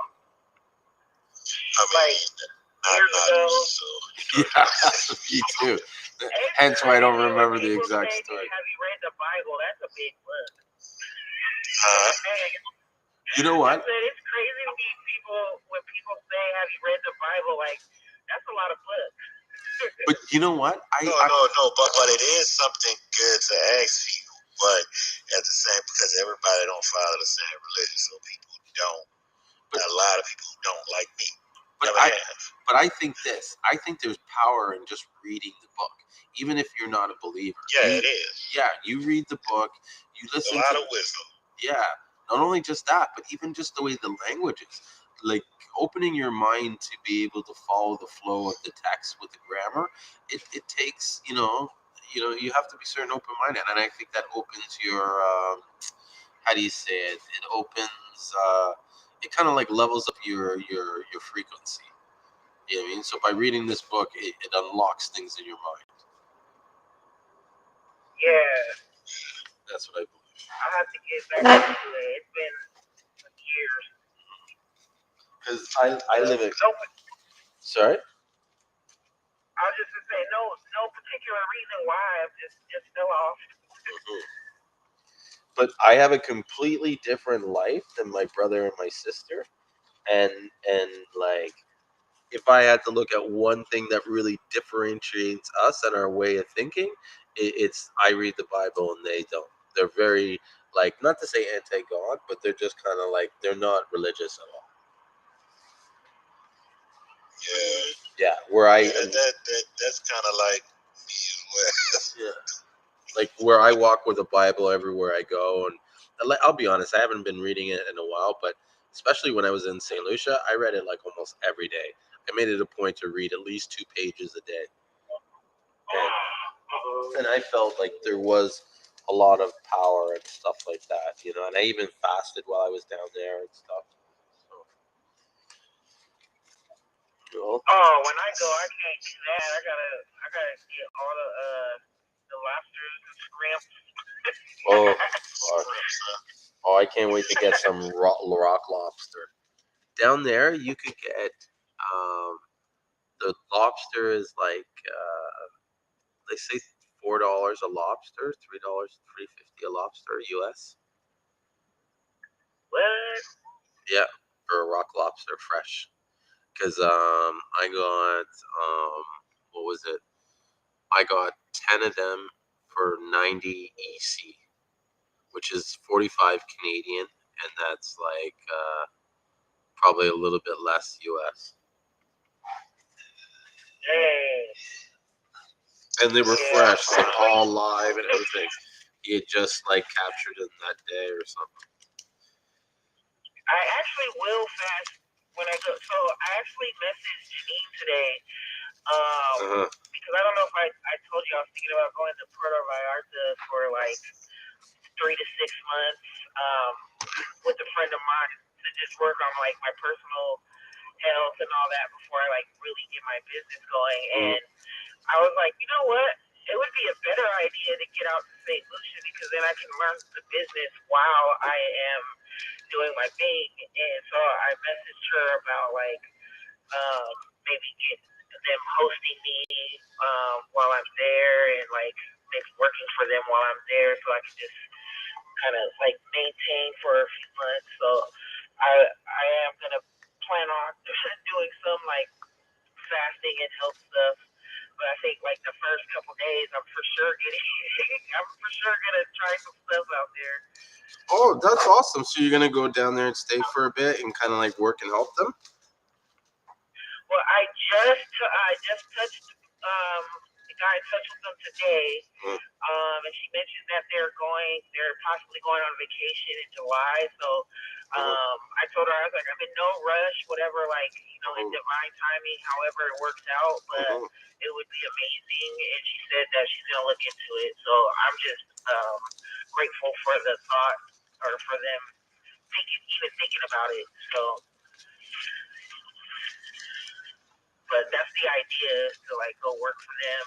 So I was like, I really don't have anything to take care of other than like make my car payment. So that's all I'm worried about taking care of. And then just having a little something on me to get around the island and stuff. Other than that, it's mainly working on my health and then learning the business. And it'd be so awesome to learn directly from the source. Oh yeah, Matthew's a great teacher and he has a lot of knowledge.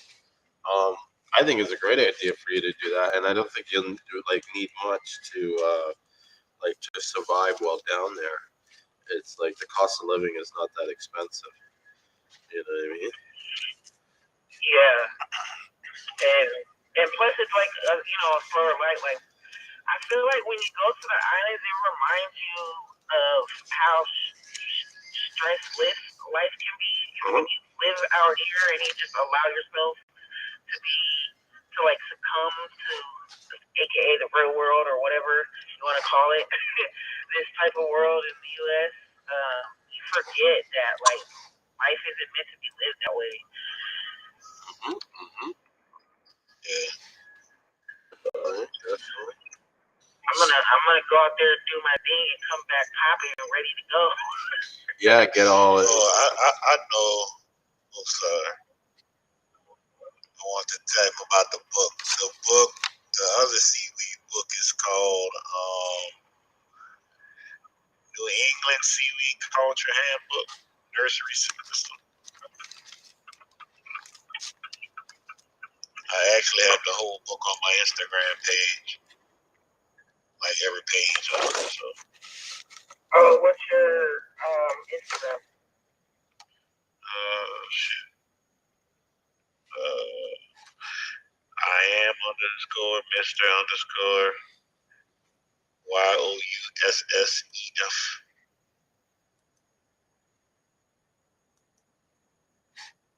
Yo, Yep.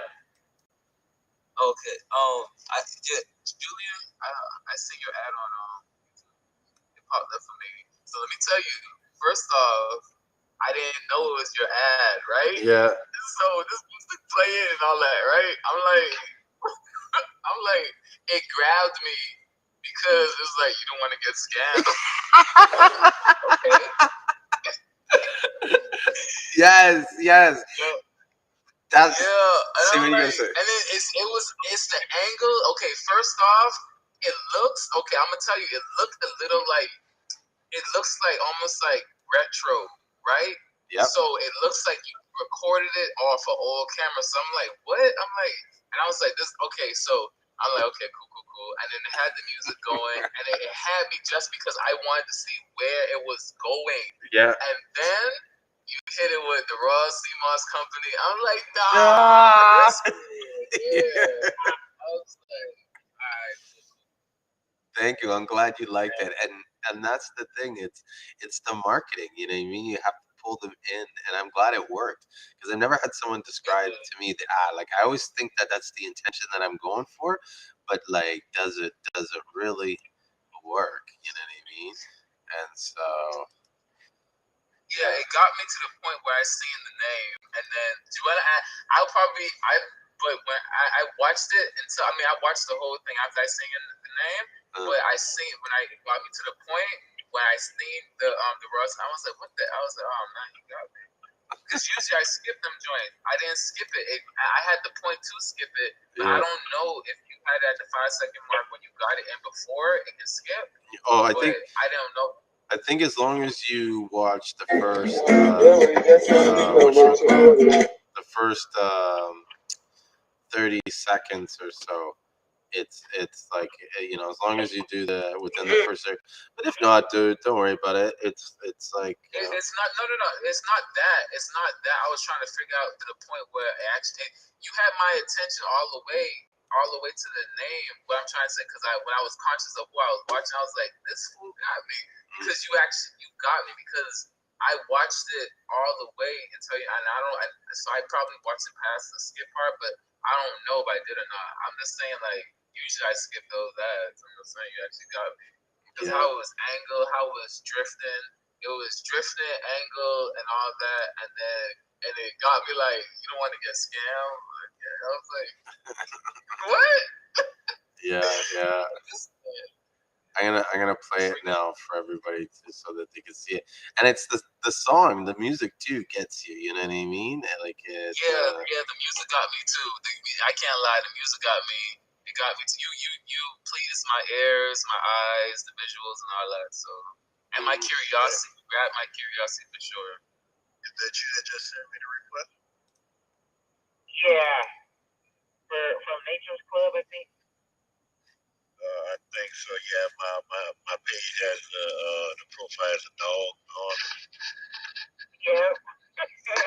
Yeah, if you go to my page and look at I guess it's the highlights, it's gonna say seaweed culture. That's the book I'm talking about. Okay. And that runs you through everything. I also have the lab work on the consciousness as well. It's like the real lab work. I'm curious about lab stuff, because I'm like, there's so many variables of what you can test for. Like, there's so many different types of seaweeds. They're growing in different waters. They're, different colors, different whatever. Like, I feel like it'll be never ending, like, to test all of the seaweeds to see if they're, equal or whatever. But even then, like the nutrient value and stuff could change depending on the time of year and when you harvest it and how you harvest it and how there's no way to control control all the variables. There's so many variables. Like, it's crazy the amount of variables. It's just like I don't want me to regurgitate it, but used to when Julien was talking to when he was talking to freaking Alexio, I had asked him, and I had dropped your name because you were the only one to see the actual facility that Seamoss is growing in. That I mean, someone that I can say said they seen it. And it's all in the U.S. Like, you can Google this stuff. It's not like a secret. Yeah, well, this is what I tell people. No one's sitting there going, "Shh, it's the fake kind." You know what I mean? Like, these guys that make it, they're proud to show it off that they can synthesize the Seamoss. And that's my thing. That's okay. My big thing, really, I'm trying to type. Oh, real quick, and I'm gonna jump back on it. When I was trying to type in your name, you said to keep on popping it useful. And I was like, what the hell, man? Because he's useful. He's so useful. He's so useful. That sounds like a freaking stripper name, bro. Oh, here comes useful. But like I was freaking. But the facility, freaking it, man. That's fucking fun. It's not like facilities like a lab. It's facilities as an outside. It's basically the same thing that Swarm instead of you forming it inside of the ocean, the water is pumped out of the ocean into tubes, into these tubs, and the tubs have seaweed in it, which it moves around. It's not attached to anything because the water steadily moves. So that's how they grow it. They grow with seawater. They don't put anything else in it. They do that to all seaweeds. Everything you get out the store. And everything you basically buy anywhere. Like it's still seawater.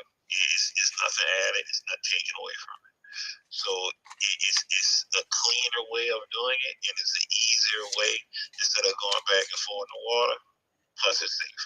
So, all right. I mean, safe as in far as you don't want to get bitten by a shark. So, right, and that's okay. This is where this is my posing question, because in the future, listen, when it blows up, right? It's not if and if everybody's saying it's gonna blow up, right? So with that it already has.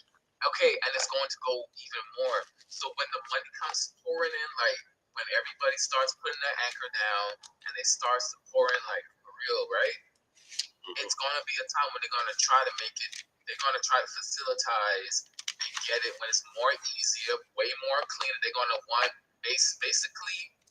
They want it to look picture perfect. They want it to look like a restaurant.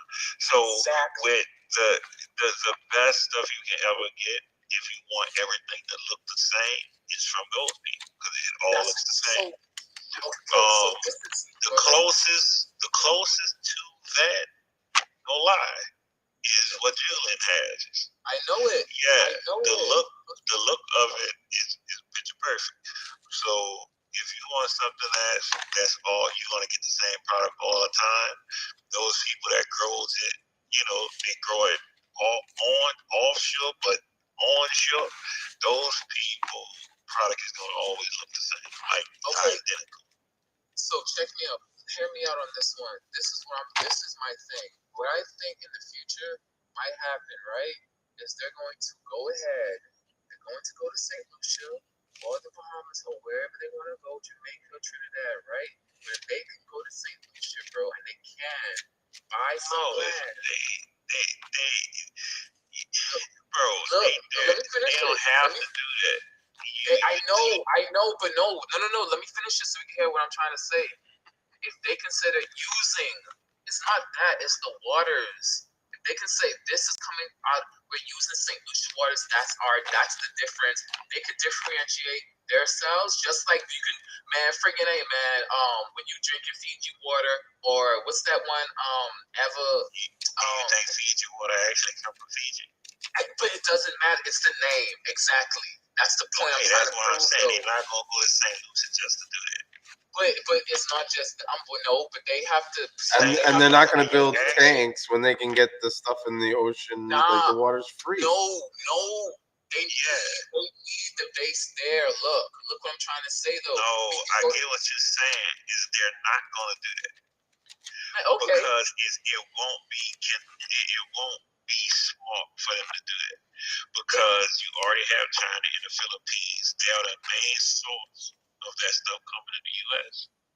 It's simple. You can get that stuff for $1 a pound. If you want trash, you can get $1 a pound. It's not as high as you think it is. You can go to Alibaba. You can go anywhere and find the stuff that comes from these places. It's just, are you sure you want that? Like you have to,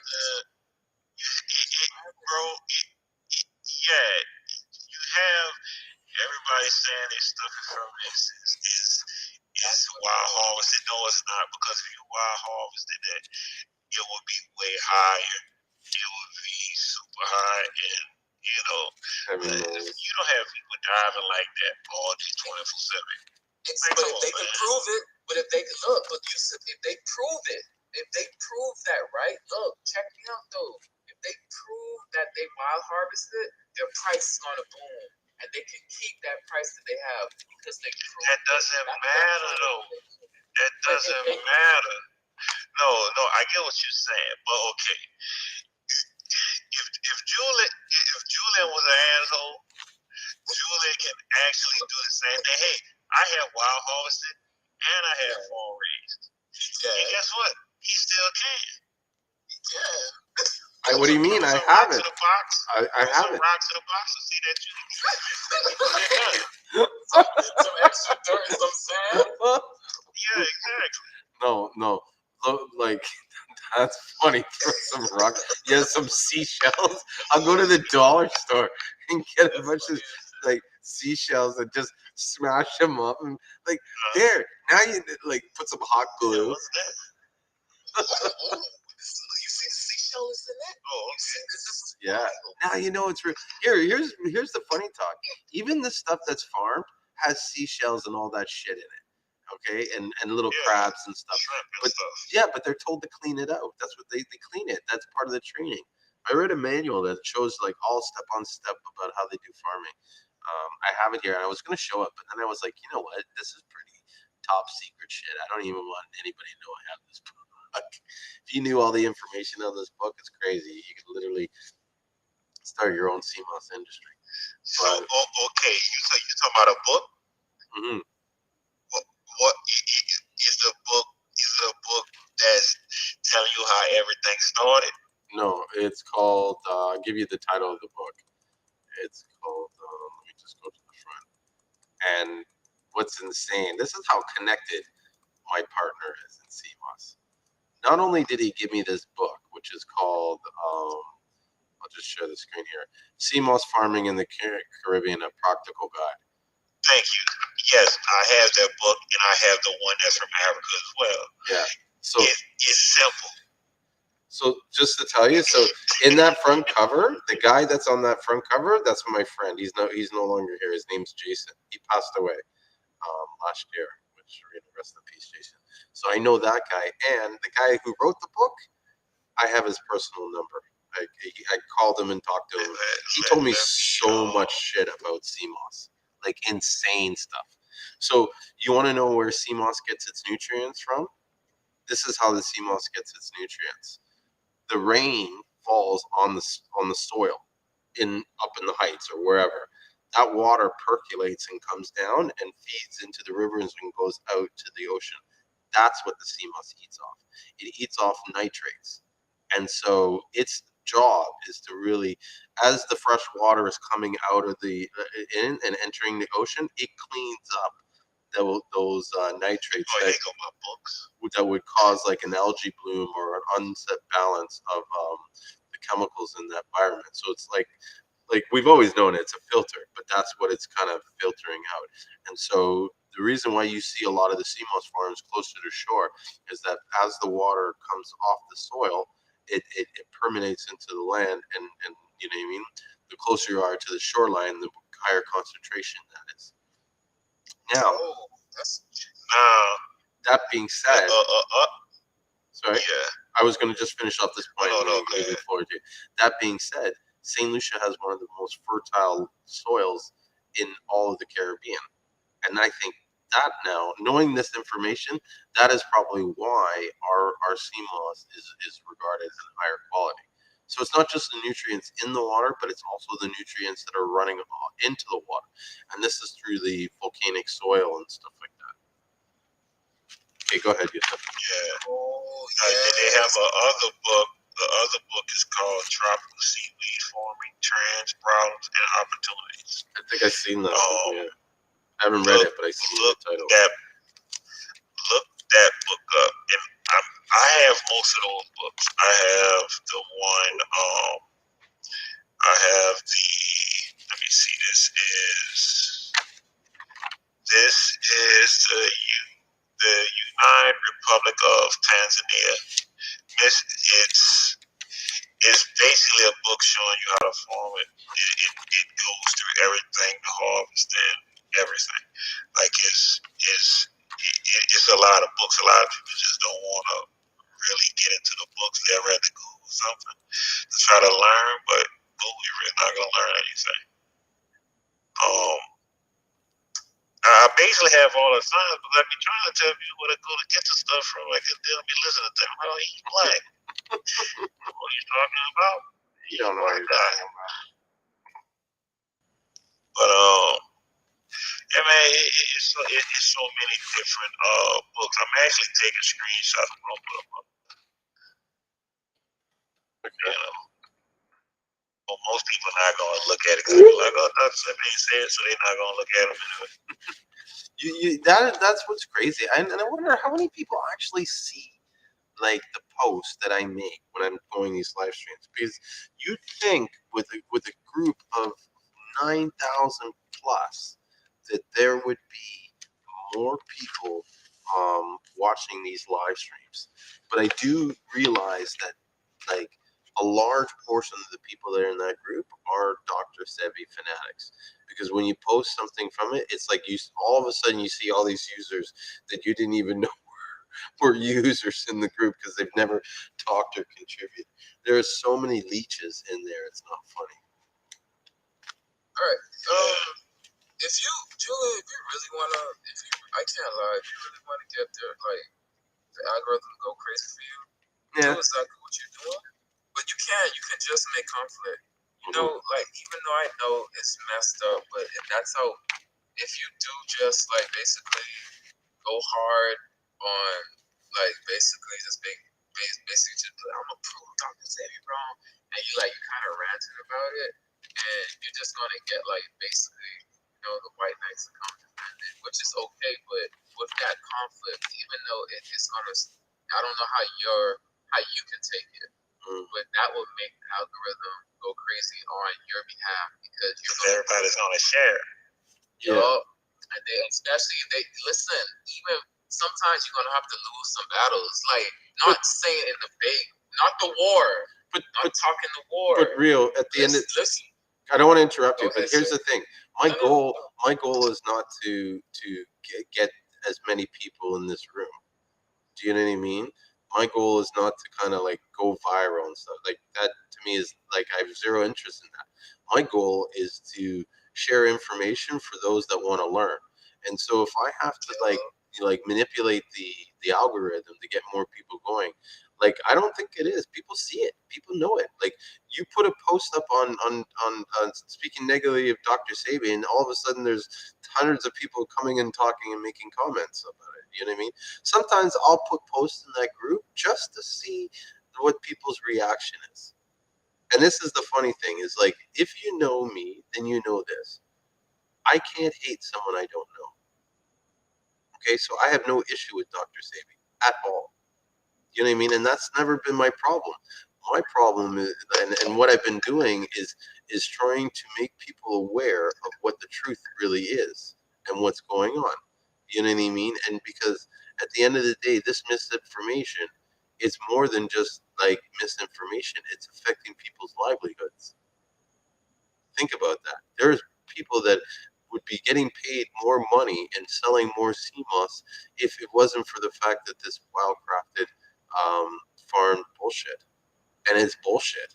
Yep. Because when you do the research, you realize what Seamoss really is. It's not exactly what Dr. Sebi. He was selling Seamoss. Guys, that's what kills me. He was selling all of his products.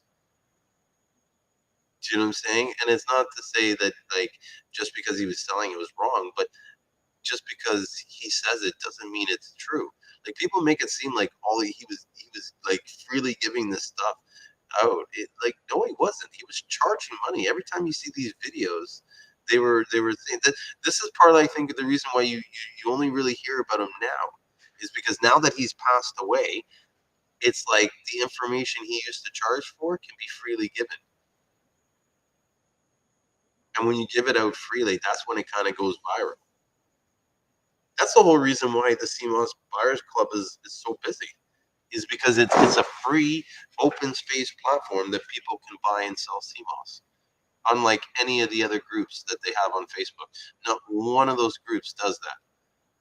There's no group on Facebook that is dedicated for the sole purpose. They always hide it under Seamoss and herbs or this and that. And many of the groups, they all started as these groups that these people who started them were using them as a marketing tool to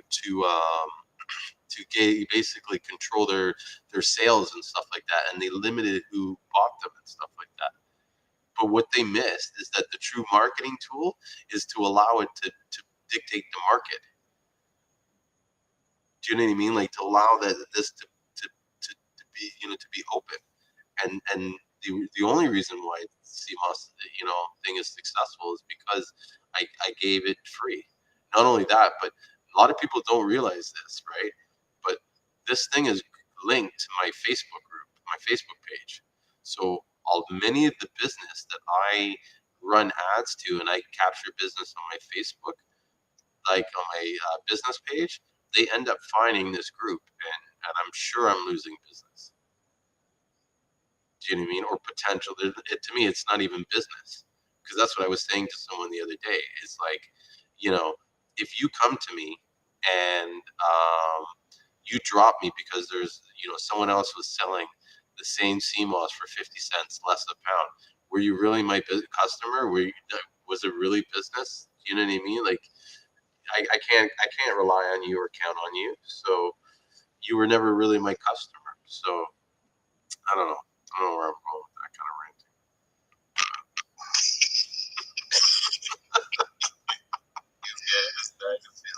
Hey, real. Are you on Instagram? Yeah, I'm on Instagram, but I don't. I was about to send you the books that I was talking about. And you can get all those books from the websites I sent in the chat. All right, I have you on Instagram. For real? Yeah. I only made it for y'all. I swear, I only made this Instagram for you. And I made this for y'all. Clubhouse. That's it. Where at? What's your whatchamacallit on? I'm gonna tell you right. I'm gonna send you a message. I see you with the dog. Yeah. Hey, what was that dog? Yeah, you got a dog doing something the other day. Yeah, some of your stories be having me rolling. Yeah, that's my dog. That's my dog at home. That corgi.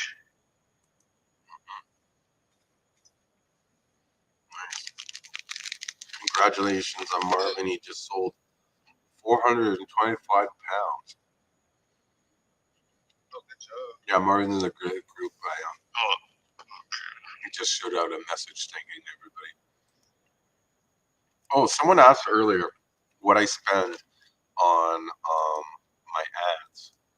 I don't know if they're back, but I wanted to first show this ad because I'm actually pretty proud of that ad that you saw with the the YouTube, because it was pretty simple ad. I got to make a better one, but I want to play it to show people. Simplicity is the key, brother. Exactly. Okay. Oh, and I hit the points. Like, you saw the title. Are you looking for real CMOS? It's like, you don't want to get scammed. So yeah, I'm gonna play the video just so they can hear it or watch it on the Facebook. So indulge me for a minute.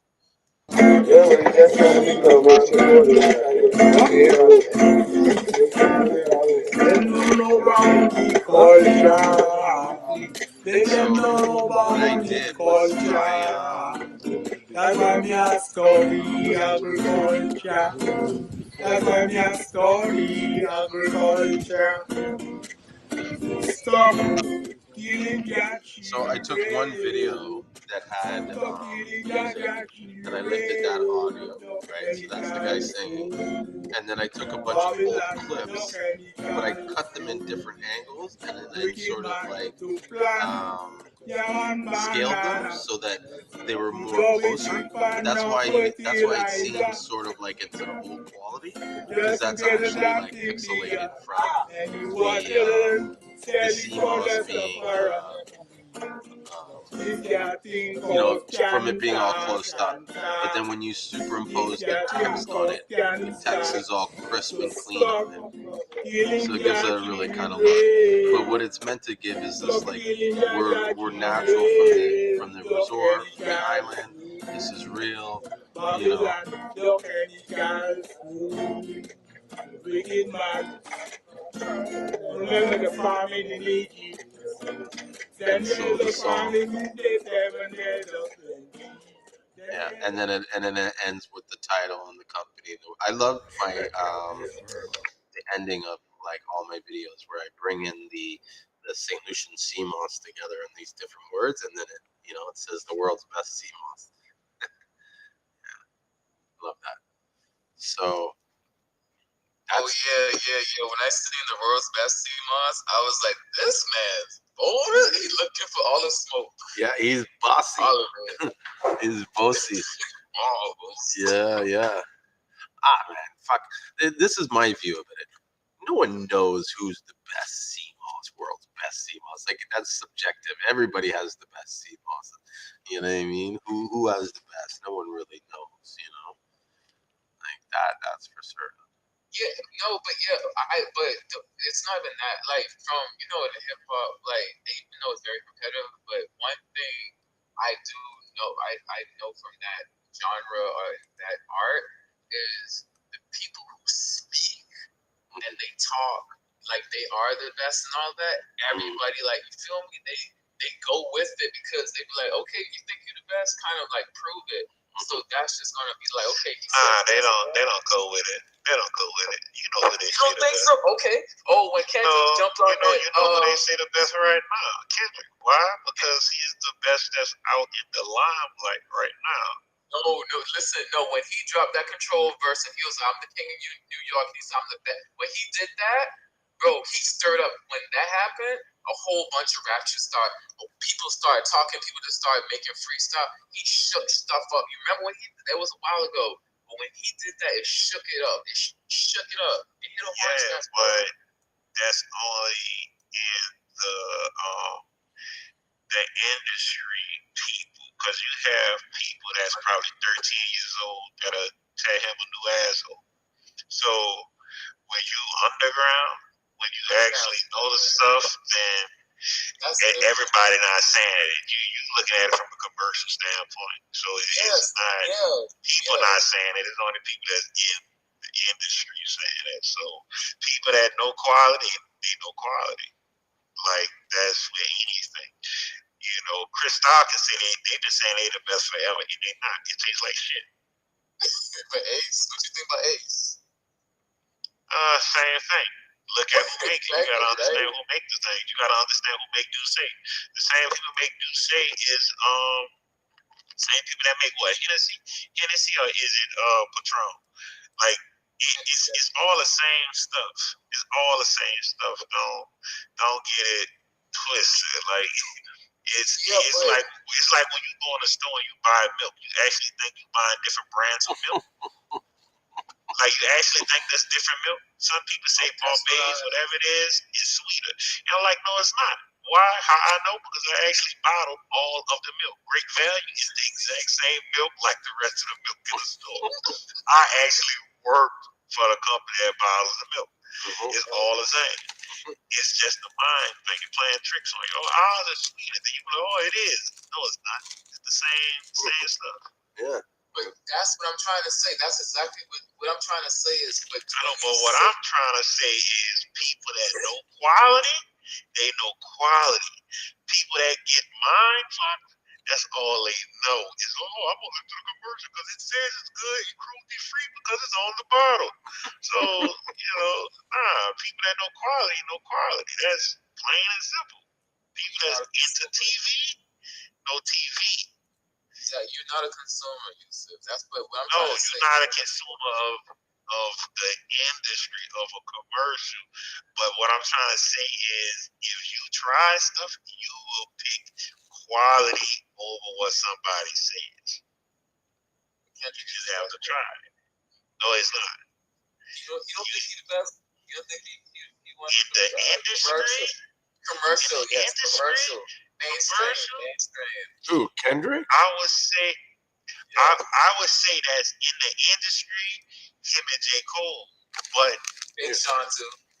But Kendrick comes with a different energy. But writing style, writing ability, yes. But I look at more writing abilities and how they put words together. And I also look at how some rappers can write where you can actually read the raps backwards and it still makes sense. You gotta understand you have people that's way better than what you think. Lupe Fiasco is one of the best rappers to ever come out. Why people don't like him? Because he's too complex. He got blackballed though, yeah. Yeah, but he's too complex. He's too smart, too complex, and I have never heard or ever seen anybody that can write like him back then and even now. I look at how they put the words together and how you can actually read his raps up, down, left, right. You can read it all type of ways when you write it on paper. The dude is too smart. It's a difference. Kendrick can't do that. You know what? And even relevancy. He has a song. I thought about it when Julien was talking about TV and all that. He has a song. I think it's called The Box. Right? It's on one of his mixtapes. But he's talking about how the box controls his kid's life and talking about a TV. Yeah, right. And that's what I'm trying to tell you. How that box controls you. It doesn't control me, but yes, I understand. He was saying the box doesn't lie. The box, it's all types of stuff. When you break the song down, it's real deep. Yeah, real deep. You know how the box can be different when it comes to the woman? Yeah, that's on his first album. First album. It's not, I heard it on it was a mixtape he released before his album, but he probably put it on the album too. I heard on the mixtape. Yeah, the kid was locked in the room with the box. Yeah. He had a chain to his leg. He swallowed the key and all that type of stuff. And the box never lies and all that type of shit. Yeah, you talking about the TV. And I think the box is he's talking, and then some part of it he's talking about the verse of like the woman's the box when they call women, the vagina in the box. Yeah, we talking about Seamoss. They should see the books I sent you. That like everybody that talk about Seamoss, they should read those books. Yeah. Like those books that I sent you, you can get it from those websites. Those books is scientific books and it's facts. Like facts. And you get the progress report from those websites as well, which the progress report is for condom crystals, not the warm water Seamoss. So check it out. Yeah, I'm gonna get on there and read. Okay, one more question. Why you not moving Seamoss in your truck, man? Huh? Why you not moving Seamoss? I know it might be hard, but like you not moving it about in the semi. Man, hell no. What I'm doing is I'm keeping Seamoss for hard time. If it's a food shortage, you can survive on Seamoss alone. That's just food for thought. For people that don't know, nope. Condis Christmas and Seamoss. Condis Christmas, Condis, and Solari, like Seamoss period, you can survive on it. Food shortage, it may be nasty, but you can survive on it. I was trying to tell someone this too. I was actually someone's right now is doing a 10-day. They're trying to do a 10-day just on Seamoss and water, and then they came and asked me, "Can you eat too much Seamoss?" I said no. But she said, "Go ahead." No, I was like, I mean, the only way you can eat too much Seamoss is you eat it till you choke on. What? Eat on it and choke on it. Like that's the only way. Oh, okay, understood. Okay. But there's a limit. It's a limit to everything. If you eat too much, you eat things to kill you. Yeah, you can drown in water. I that's why I said like you need to and watch. What I said was watch your body. And yeah, for everybody it's different. I'm pretty sure it's different for everybody. But I said make sure you watch how he reacts to it. But what I think it was she was eating other stuff with it, and she was just supposed to be doing this like Seamoss and like Seamoss and water, and then she did like sweets or fried food in the afternoon for that day, and it backfired because she had nothing. Yeah, I wouldn't just they tripping. I mean, it's a lot of stuff like fasting. I don't believe in dry fasting. If you fast, like how some Muslims do Ramadan, they dry fast, no water, no food, no nothing. I think that's. I mean, I get it. Okay, some spiritual shit, some religion stuff, but that is unhealthy and dangerous. Really? I know because I grew up a part of Islam with my dad. That shit's dangerous doing that. You have to drink water. Like you have to drink water. You wake up 1 o'clock in the morning, think that you're not gonna eat all the way until 12 in the afternoon. Yeah, it's pretty prepare crazy for that, though? what they got to do. Yeah, how you used to prepare for that? I drank water. Drunk water with I didn't dry fast. I drank water the whole day. blasphemy. The thing The is, only fasting I would ever do is a fruit fast. I'm not doing nothing else. Your body still needs something in it, some type of nutrient, even if it's teas. Do teas. You need something because that's dangerous, especially if you're working out. You work, you pass out in the sun, you die. not good at all. But I think the purpose in my mind about the fast is not just about it's about discipline. It's about what I mean, There's discipline.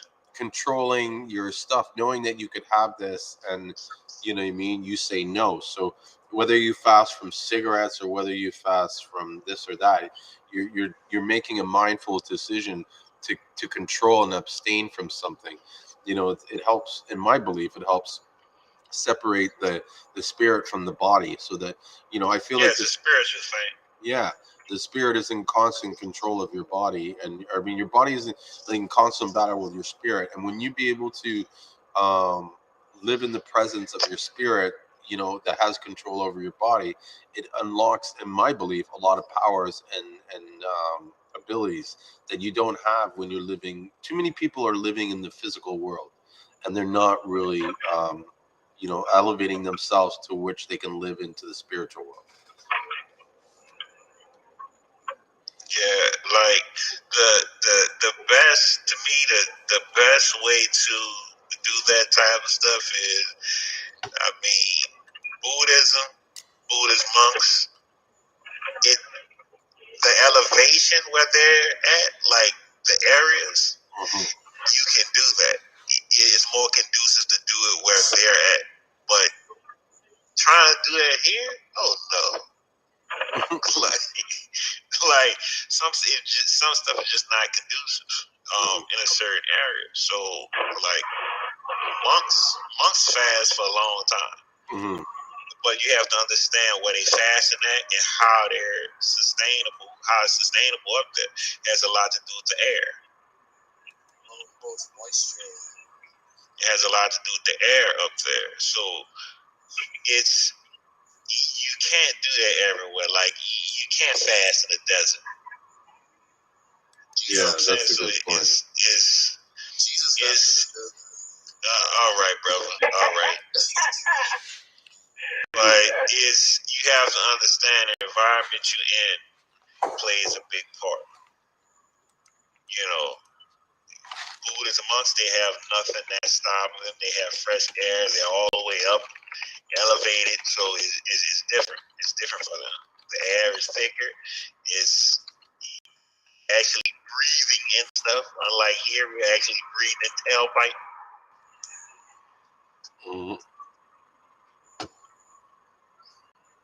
Is he right? You there? You got No, you were talking, and then. That was the cliffhanger right there. Yeah, you said tailpipe, and then it was like cut off. I was like, what? Yeah, I was saying people here actually breathe in tailpipe, all type of particles. Like it's something just not conducive in certain areas. Country areas is good. Areas like St. Lucian, depending on what area you're in. Like certain areas is good. Jamaica, certain areas you can do certain stuff in because it's different. The air quality is different. The way of life period is different. True. That is true. Hey, anybody tried mango tea yet? No, Yeah, I tried that before. I got a bunch of herbs though. Hey Ricky, what's up? You haven't said anything. We got to talk to Ricky and make sure he talks before he falls Probably asleep. making powder right now. What's going on? No, I'm bagging up right now. What's good? Good. I'm here, just chilling, hanging out, doing at the warehouse, putting labels on packaging, getting ready for my trip. I'm really excited. Yeah, man. Sounds like the life. Yeah. Yeah. I try. Just now catching up from last weekend. Just getting back into the swing of things. Nice. Yeah, it's like the weekend came and then and now it's the weekend again. So it's kind of like I didn't really do that now. Yeah, man. Except for kind of like catch up. It was crazy. I didn't even realize that was a holiday the other weekend. You know, Yeah. What holiday? Memorial Day. Memorial Day. Oh man, I'm low. How was that? How was Memorial Day? What's that? How was Memorial Day? Man, I don't know. I don't even go out. Man, I try not to even go out to Atlanta anymore, man. It's dangerous out here. It's getting dangerous everywhere, man. You know, it's crazy. It's getting crazy. Oh, what are you gonna do? I shown someone. Someone asked me earlier about my ads. So you guys can't see it unless you're on Facebook, but I'm showing like my ad spend for the last few days on Google Ads. So Ricky, I started doing Facebook advertising or YouTube advertising. Oh, And, really? yeah, and Rio actually just saw my ad, which is great because it's like it just shows me I'm hitting the right market, right? But I have a question, Rio. Did you ever go visit my website before? Just No, say, I was you not say on my no. phone. I seen it. Yeah, I've been on your website. I ordered from you. Oh, so if you've ordered from me, that's partly why you're seeing the ads then. No. I ordered off my. I think I seen that on my phone. If I'm not mistaken, I was on my phone and I was looking. I was on like a. I started going down a rabbit hole on YouTube and health, and you popped up in there. Now, if you pop up when I'm like, suppose I'm watching like a Kendrick music video or something like that, and I see your ad after that, it's over. I don't know what I'm gonna say. I'm gonna be like, what the heck? But I was on the health rabbit hole. I remember that, and your ad had popped up a little bit ahead. Okay, makes sense, I guess. Yeah, maybe because I think I'm targeting certain web pages. I'm just looking at my say impressions and views versus Canada versus United States. I have something like 868 views in Canada versus 11,309. Hold on, you said say it again. 8,000 in Canada versus 11,000 in the U.S. Yeah, and these are basically impressions. When you're looking at views, one ad I had 1,568 views in United States, and then in Canada they did 96. So your biggest market is in the U.S. Yeah. Oh yeah, by far my biggest market's in the U.S.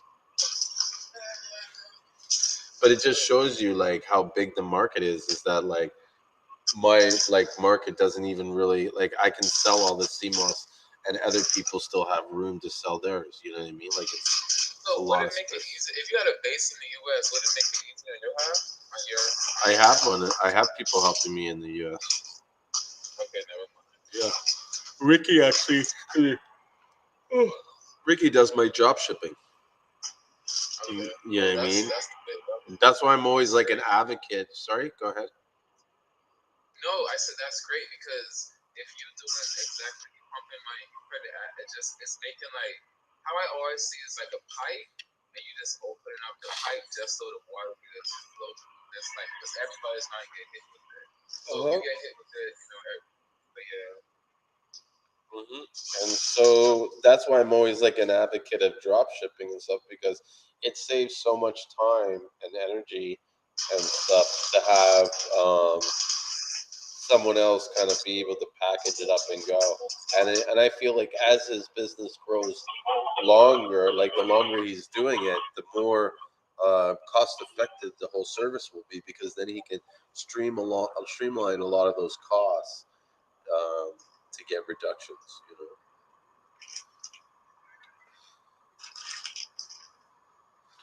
I need to go get a massage, man. Oh, and I have to get a pedicure this week. Why don't you do that when you go there? Because it costs more money to get it there. And what if I can't find someone there? Nah, bro, no. I thought it would cost less. When you think it would cost less to get a massage and a pedicure, you might get a good one. Because many of the think about that. Because many of the places that offer it, they offer it in like a high end hotel.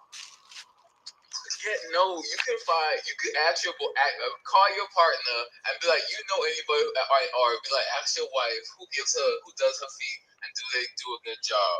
And you give them a tip, probably what you would pay over there. They probably massage the hell out of your feet, boy. Like for real, they probably. He's crazy, eh? Did you take your Seamoss today? Yes, real.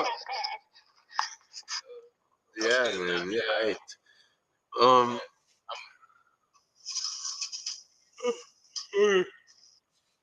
No, but they do massage my feet up here when I get my pedicure done. I have this one chick that like, dude, she like straight up like flirts with me and hits on me. She's this Vietnamese girl, and like right in front of my wife and everything, she tells me, she's like, I have like 5 kids, right? And I'm like, oh really? She's like, yeah, all boys. I'm like, yeah. She's like, you want a boy? She's like, give you a boy. Come on, give you. I'm just laughing thinking about it when she was saying that to me. Like I couldn't believe. I'm like, what did you just say to me? Like, I want a boy. Yeah, I want a boy. Come, let's go make a boy. It's like, I'm like looking at my wife. Like, did you just hear what she said? My wife's like, out of nowhere, not even paying attention.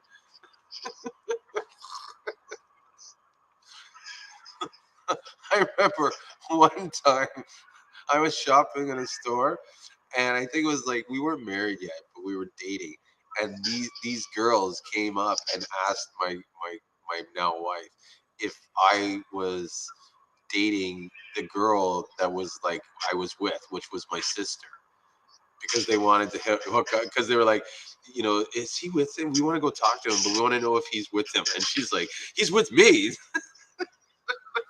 Got so pissed. Sorry, I just reminiscing life. So I was just thinking about your sister. Huh? Your sister, what? Your sister Redbone? Yeah, she's light skinned. She's pretty good looking girl. Like I could see, but at the same time, I'm not surprised that they said it because my sister is very like touchy feely all the time, and she's always kind of like, oh, my little bro, so it's like, oh, God. One of those. I'm at a point where I'm sick of putting on these. I think I've been putting on these labels for 2.5 hours now. It's like, fuck this. I need a machine. There you go. Pay somebody. No, all I keep thinking is next week I won't have to see another label. It's gonna be weird too, just being on the beach. Like it's been a while since I've chilled out. Like there was a time where I would go away every year. I haven't gone away in 2 years. It's weird. Hey, I want everybody to take note. Probably the last day when he is on St. Lucian, and then when he comes back, and then it'll probably the energy in his voice. I don't know if you're gonna be happy to be back, or be like, oh, back to this. I think I'm going to be energized when I get back. And I think what's going to probably end up happening in the future is like I'm probably going to go down there every 3 months for 2 weeks. I think that's the good sort of number to go down there for once in a while for a couple of weeks and just decompress or whatever they call it, recharge or whatnot.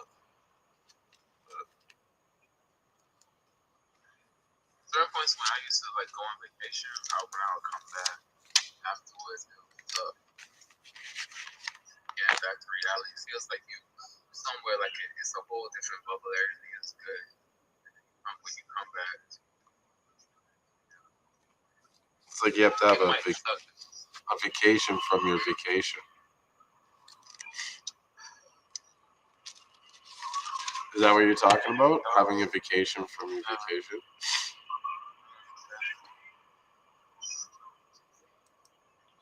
Explain it. What, having a vacation from your vacation? It's a saying that people say when your vacation is so stressful that when you get back you need another vacation. Like a lot of parents will say that because their kids are so much work and Like now, it's like my vacation. It will be so good. Now it will be like almost like this. You ever? I want to.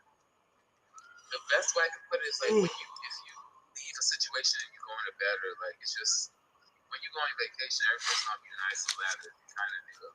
But see, if your life where you at is almost like the same, it's just like a home away from home. That's different. But if you're in a state where it's not like that, like basically, you might be in a hard place and going and everything's great, but you know you have to go back to that hard place. Leaving could be very depressing.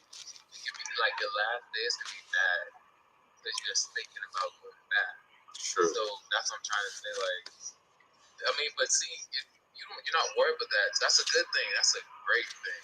Mm-hmm. That's like in there. But sometimes that's a possibility. Yeah, but I rough it at when I'm in St. Lucia. Like it's not. Okay, explain your rough it, please, just to get it. Okay, well, let's start by saying my house doesn't have running water. Okay, and then we'll say that I take showers with a bucket and a pail. Yeah, so I have no running there's no shower action inside the house or whatever. The toilet works and the sink works, right? But a lot of it is from the tank, the water tank, and so the water tank's not properly maintained, so it's not safe to drink the water. So all the water I have to drink, not a well, but a tank. So we take rainwater, but all that system is yeah, it's not been maintained. But Bermuda. Yeah, so you see how all the houses in Bermuda, the roofs are white? Well, if you ever look at a picture in Bermuda, you'll notice that all the roofs on the houses, they're all white. And the reason being is that the roofs are painted with a special lime infused paint that comes in white. And so what it's meant to do is to help neutralize the rain that comes off the sky. And so the rain falls on your roof, it goes down the gutter into a tank, and then from the tank it's held there and until you drink it. And what's crazy, like my friend had it, he's showing me, they keep like a goldfish in the tank to make sure that the water's good. And he basically said when you look and when the fish is dead, that means you got to get the water checked. Something's wrong with the water. It's like the canary in the gold mine, You know what the canary in the gold mine is, right? Canary in the gold? No. So back in the days, they used to put a canary in a cage and bring it in the gold mine because if there wasn't enough oxygen or some kind of poison or something, the canary would die first. And so when I heard about that. yeah, Huh? You know, some carbon monoxide. Yeah. You gotta watch so that fire, carbon and then there monoxide. was he said carbon dioxide. But okay, with the running water, when they catch it, do they have like a cold they like most likely in the tank they have like a setup for it, right? Like um when it's like going through, like dripping through, it's like probably like a cold or something setup. Hmm? Dripping through what? You lost. Oh, like cold, like so when you usually have like a filter, a cold filter to Mm-hmm. go through. But I was just asking because like I can't lie, like something like that, like a house like that, one day I probably might have something like that almost like off the grid, like solar energy and like catching rainwater and stuff like that. I would really like it, but that's why I was just asking like the setup, like and if a lot of people in St. Lucian do it and stuff like. I mean, if you go there when you go, I mean not if you go when you go back there and all of that, like if you ask about this, looks like populous medical. I know some pop setups over here, but they probably have a great price. That they probably figured out. True. True. Check it out. Oh.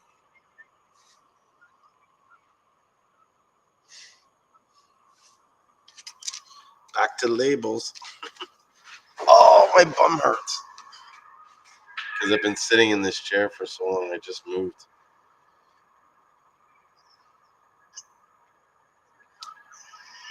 Oh. So anybody? Oh, you know what? Do you guys want to? I was talking about this earlier. I didn't get a chance, but I was showing my ad spend. Someone was asking me how much I spend daily on ads, and so I. Oh yeah, that was Shauna.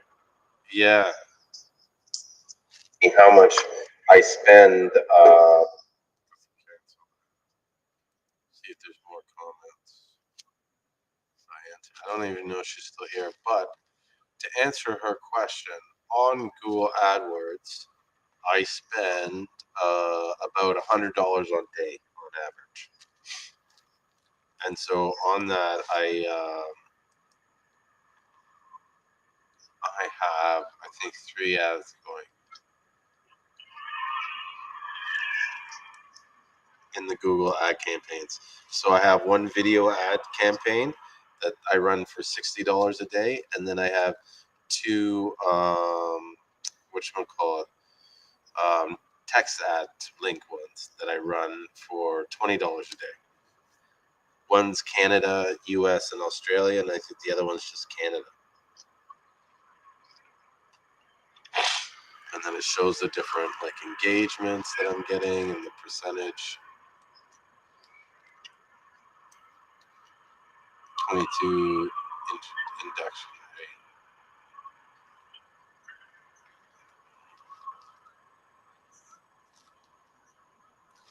This is cool. So my average cost on the videos, I think, is 9 cents a view.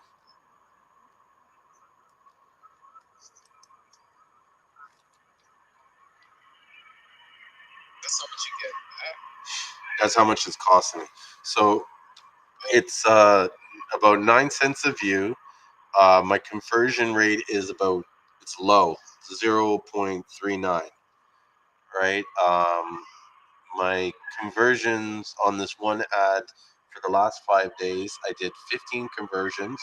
My average cost of conversion was $24.24. I did 12,000 impressions and 1,700 views. So it had about a 13.5% view rate. And so I basically paid $363 to get 15 sales.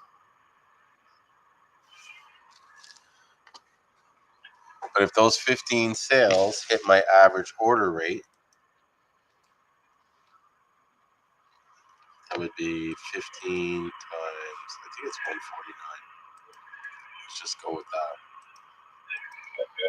That means in over that time, I did about approximately $2,239 on a $363 ad.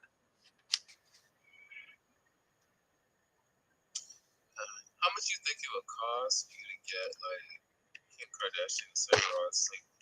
Shut up, man.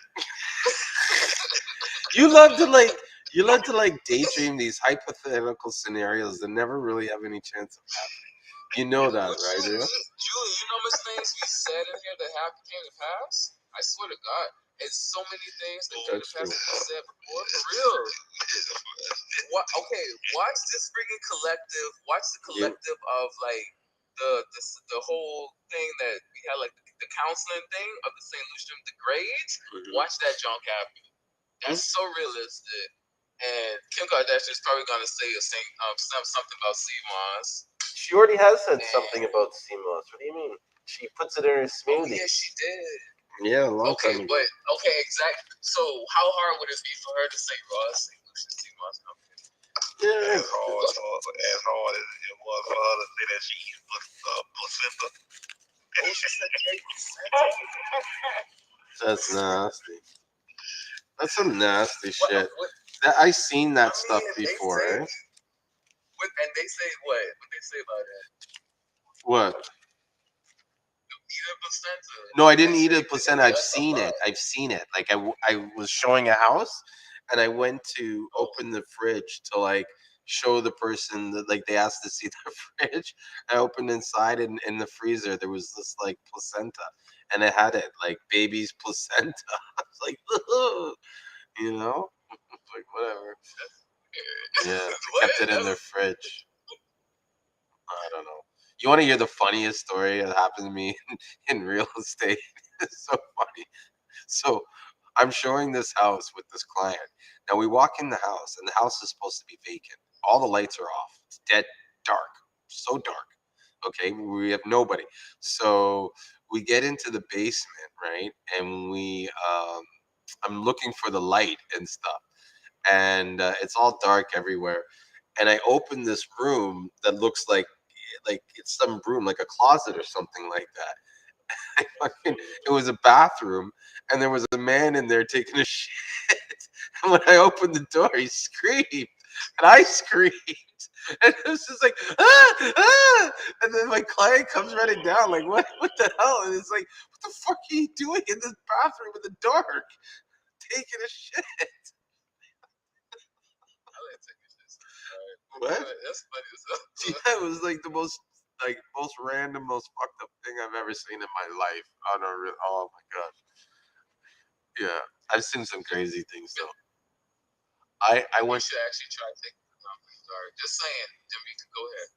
I remember Let's I try went it. to this house that was so nasty and dirty. It was like the dirtiest house I've ever seen in my life. There was like cat shit on the walls and shit, cat shit everywhere. Like literally, like the carpet was cat shit.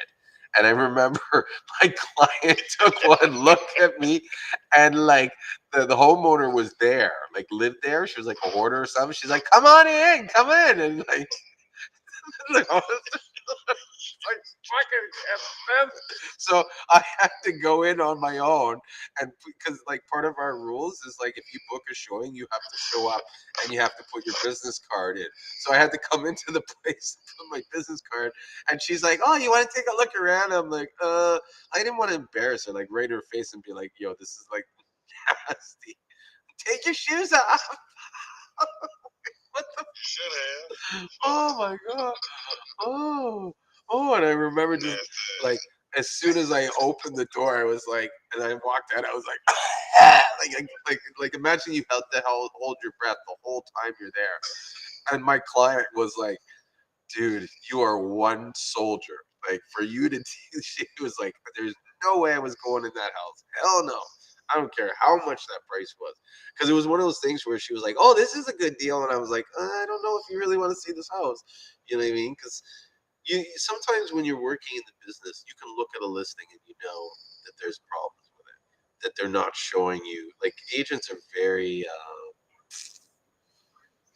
ingenious, you know what I mean? Or they'll come up with these ideas and these ways that you never think about it. So it's just like sometimes you look at these listings and you're just like, okay, you know, it's priced too low, it's been on the market too long, there's something wrong with it. Oh no, let's just go see it. I think it'd be exactly what we're looking for. If you want cat shit. Oh shit. That was my days as a realtor.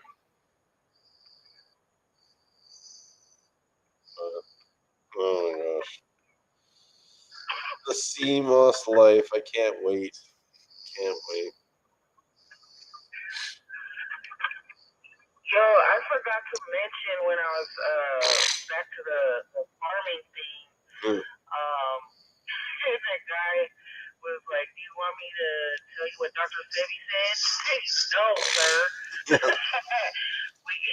Most of us know many of the things that Dr. Sebi has said, and people act like you're trying to take away from his teachings, but it's not that. Even he questioned things. Why would he be where he's at with? I mean, how could he be where he's at without questioning anything?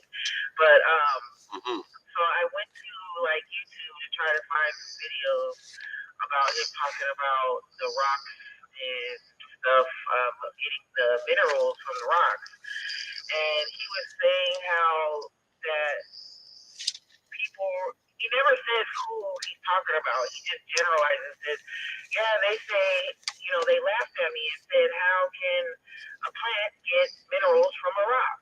But they gave it a name and didn't even know they gave it a name or something. And the word was, I'm not even sure if I'm going to pronounce it right, ion, seroposis or something like that. Yeah. And I looked it up and he spelled it wrong. Yep. And and so it was hard to like find. I tried to do it different ways, and I'm like, okay, I'm not coming up with anything but this one thing, which is, let me see where basically. I think it's some kind of like electrotherapy or something like that. Some kind of medical thing. Yeah. Yeah. Doesn't apply to what he's talking for about. people that sweat too much. So it's basically helping people that sweat not sweat by like sending these electrical currents inside water or something. And so I was just like, okay, like there's only so much that you can go off of his teachings and stuff. If you're only able to, go online or maybe even some books, but a lot of books that are written aren't even Dr. Sebi writing them. It's people writing them from what they've learned from him. So this is what I'm saying. You won't find any actual books of Dr. Sebi because he never sold them like that. Like they were too expensive. It's now you're seeing all this information because he's passed on, so people are taking his stuff and thing. But beforehand, like Ricky went in and used his services, and he said like it was hard to even get close to him unless you were paying a certain amount of money. So he never healed people directly. Right. I'm like, because back in the day when I first, I will admit, when I first came across Seamoss, it was from me coming across his videos, and that out of everything he talked about, the Seamoss intrigued me. So that's how I kind of got into it, and I was even all like, oh, it'd be dope to go to Honduras and like, and calling the company because they have a office in LA and everything, but it was like racks to go there even for a week and go through their process and stuff. And I just wish people would be a little bit more open-minded and flexible, because the people that I feel a little bit more, I don't even know if it's combative, but a little more biased. 90% of them dress like Dr. Sebi, but they also don't have anything to back up what they're saying. And usually they're like, I just said what I said. I'm not going to go further into the conversation, but why not? coming at you foul. I want to know. Like, I'm not coming at you in a way that you should feel like you need to retreat because you don't want to get into an argument out of many people. Like, I am here to learn. So, I want to understand. I want to know. Like, I understand people have their spiritual connection to CMOS. They've been using it for years. Like, that, there was a girl on there that says she knows how she feels if her husband dies for the CMOS itself, and she can tell the difference, the taste, and all this stuff. And I'm not taking away from your experience, but at some point we need some kind of real evidence for it. And you know, a lot of this may not even be important to the customers and stuff, but to me, like, if it's in my head and it keeps coming at me, there's a reason why I keep thinking about this stuff. So, and like you said, when you go through experiences in life, stuff that I went through 5 years ago, I could 10 years from now apply it to something else and not even realize that's what it was meant to be for. So, like, everything that I'm learning now, maybe I'll be on a different side of selling CMOS, doing experiments and stuff. I don't know, but I just wish people would be a little bit more open and understanding and not, like, stuck or biased towards their own information, because how would it look if you're trying to help heal people and you can't be corrected if something you're saying is wrong or whatever? Like, you can't be like that. That's not the way it should be, at least in my perspective. I don't think you should be like that, but you know, you win some, you lose some. But yeah, so I just was like, I even tried to go look up what he said. I didn't see anything. So I don't know if that guy Ike or whatever his name was. I like, show me something. Why even comment if you're not going to engage? And you know, you have a point of view and you think what I'm saying is, you know, so far fetched. Like, well, show me. Because they have nothing to back it up. Nothing at all. Not a book. Not nothing. Nothing at all. Not a video. Nothing. Right. Right. You know, Dr. said he can't be the only one talking about CMOS, and from what many people have said that, you know, have dealt with CMOS in their family for generations, is that he actually really didn't know too much about CMOS. Like, that was one of the many things that he came across.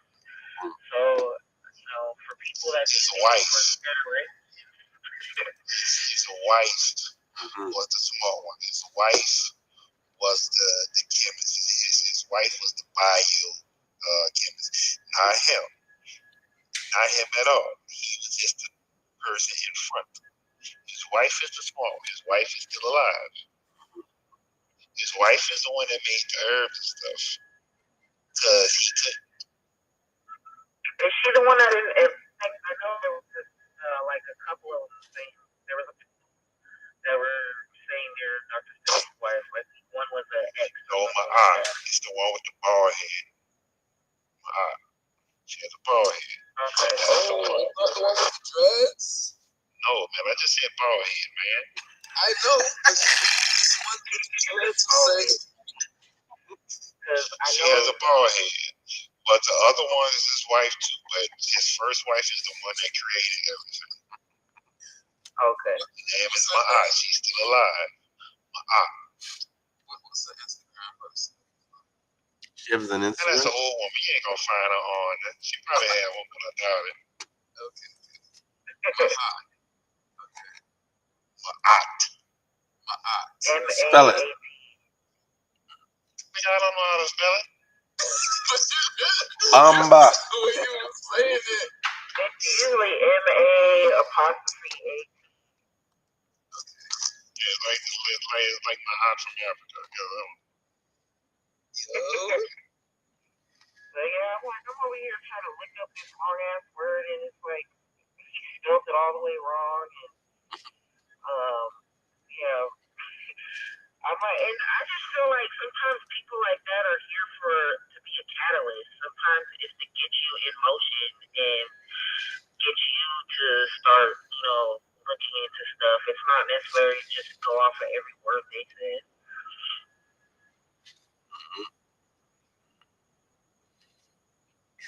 True. Like Africa is a person that you need to look towards when he passed away. You need to get his book as well.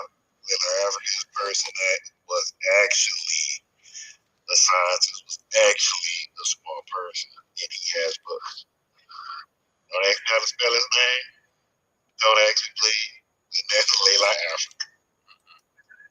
I feel like I had his Instagram.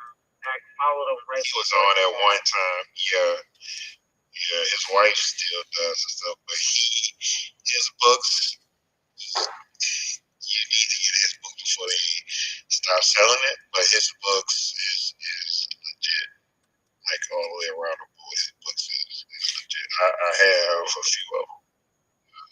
I have more. I have a lot of stuff.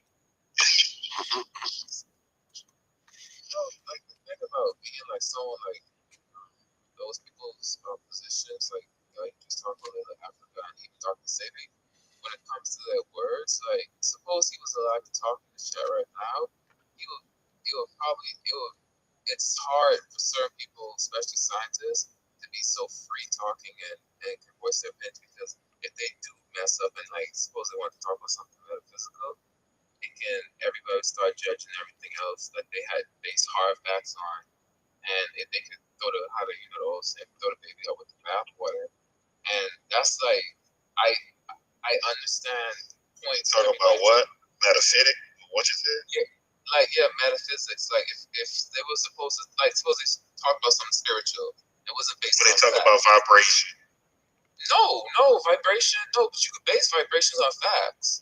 I'm talking about like. You're talking about like a belief. Yeah, like exactly. Like just saying general subject like religion. If they was to ever talk about anything religious, those people like they would get thrown out. Like, or they might think so that all of the other words like the people who listen to them or they would start looking at all their words like that. That's what I'm trying to say. So it's hard for them to really talk or even mess up. But I really do think like maybe if he was still alive, I don't know. So, like for example, like his wife, does she say that though? Like does she talk about the wild seamoss and stuff like that? Dr. Stevie's wife. Yeah, she talks about stuff, but she doesn't say anything about non-minerals. And Dr. Sebi also still ate fish and he ate lizard. He stopped eating fish. He stopped eating fish. He was eating fish and he was eating lizard. You have to listen to him speak. I know, no. I'm telling you. I know what you're about to say. I know, no. But it's a video when he even says, "I'm going to stop eating fish right now. I know I've been doing it for years. It's wrong. I'm stopping it." He was in like Jamaica or something like that. Yeah, you saw what happened to him, man. You saw how he looked at the end, right? What? I don't know. Yeah, because his whole thing was if he fasts, he can get rid of his bad ways. Right. He fasted at extreme that he shouldn't have been fasting. He was like extreme fast. Yeah, I don't understand how he fast, period. Because he felt like if he fasts, he can cleanse his mind from thoughts or the bad things that he have done, the bad things that he feel like is sinful.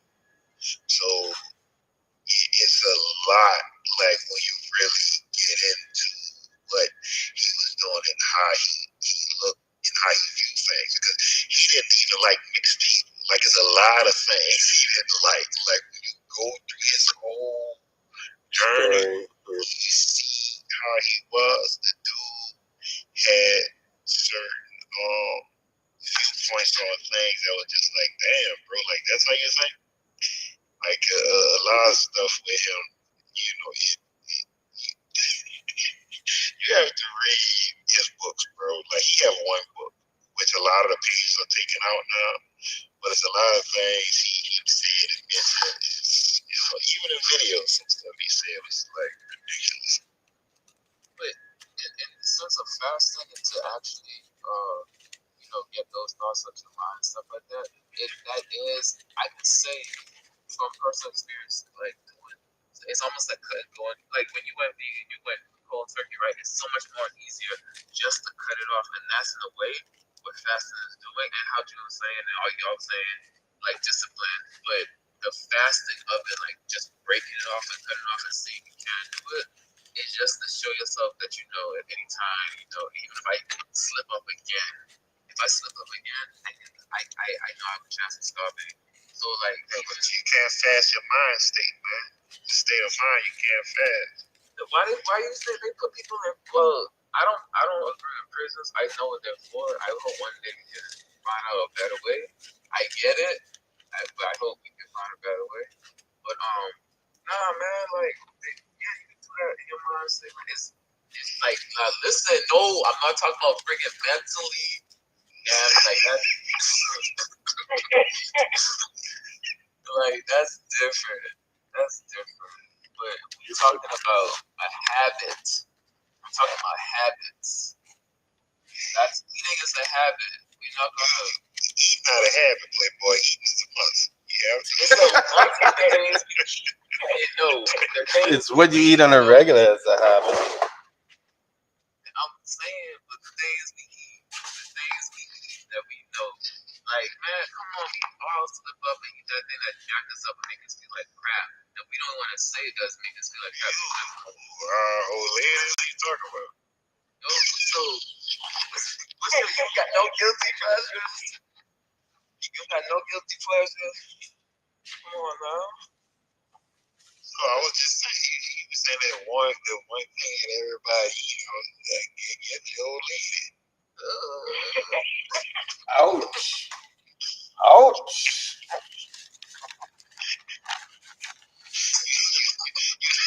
You really supposed to do that? You better fast from that, nigga. Like, stop playing. I know, boy. And I'm about to go to sleep, yo. Man, I'm about to go to sleep, yo. I'm tired, man. Yeah. All right.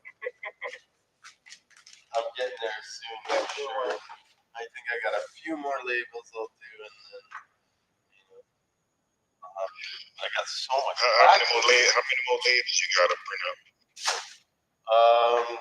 I don't know. It's not like I'm keeping a number, but I pretty much want to get 100 packages of each size done.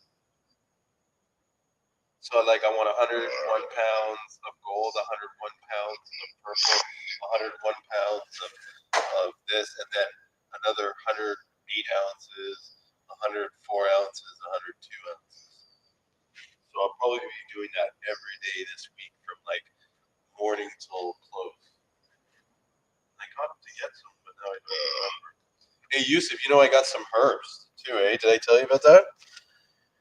What kind you got? Do you have the tree bark? No, I don't have any barks. I have lemon, I have cerasee, lemongrass, sweet bay leaves, sassiolata, guinean weed or gully root, vervain, raspberry leaf, and like one or two more. Raspberry leaf and guinea weed. Do you have any coca? Not coca. Sorry. Do you have any cola? The cola nut powder? Yeah, I have the cola nut powder. Not much. If you eat, how much do you have? You have enough to sell? Yeah, I mean, I give you some, like, but it's like I have like maybe an ounce, or it's like a portion. It's quite a bit. You gonna get some more? I'll get some more. I need some more for me. You know, when I'm on the road, I can take that. It's better than me taking coffee. Yeah, I like the cola nut as a coffee replacement. Oh, really? Oh yeah, it's really good for a coffee replacement. It has a better taste in some ways too. Well, how you? It's not that harsh on the body.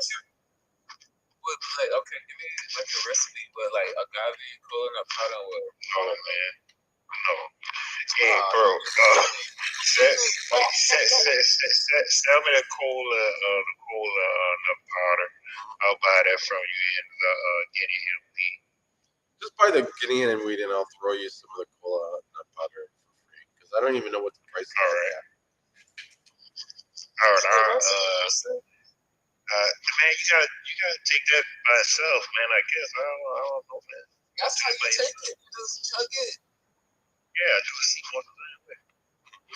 Oh, you blend it with Seamoss. Okay, cool. No, I ain't putting it. I did not say that. You just said that. I didn't say that.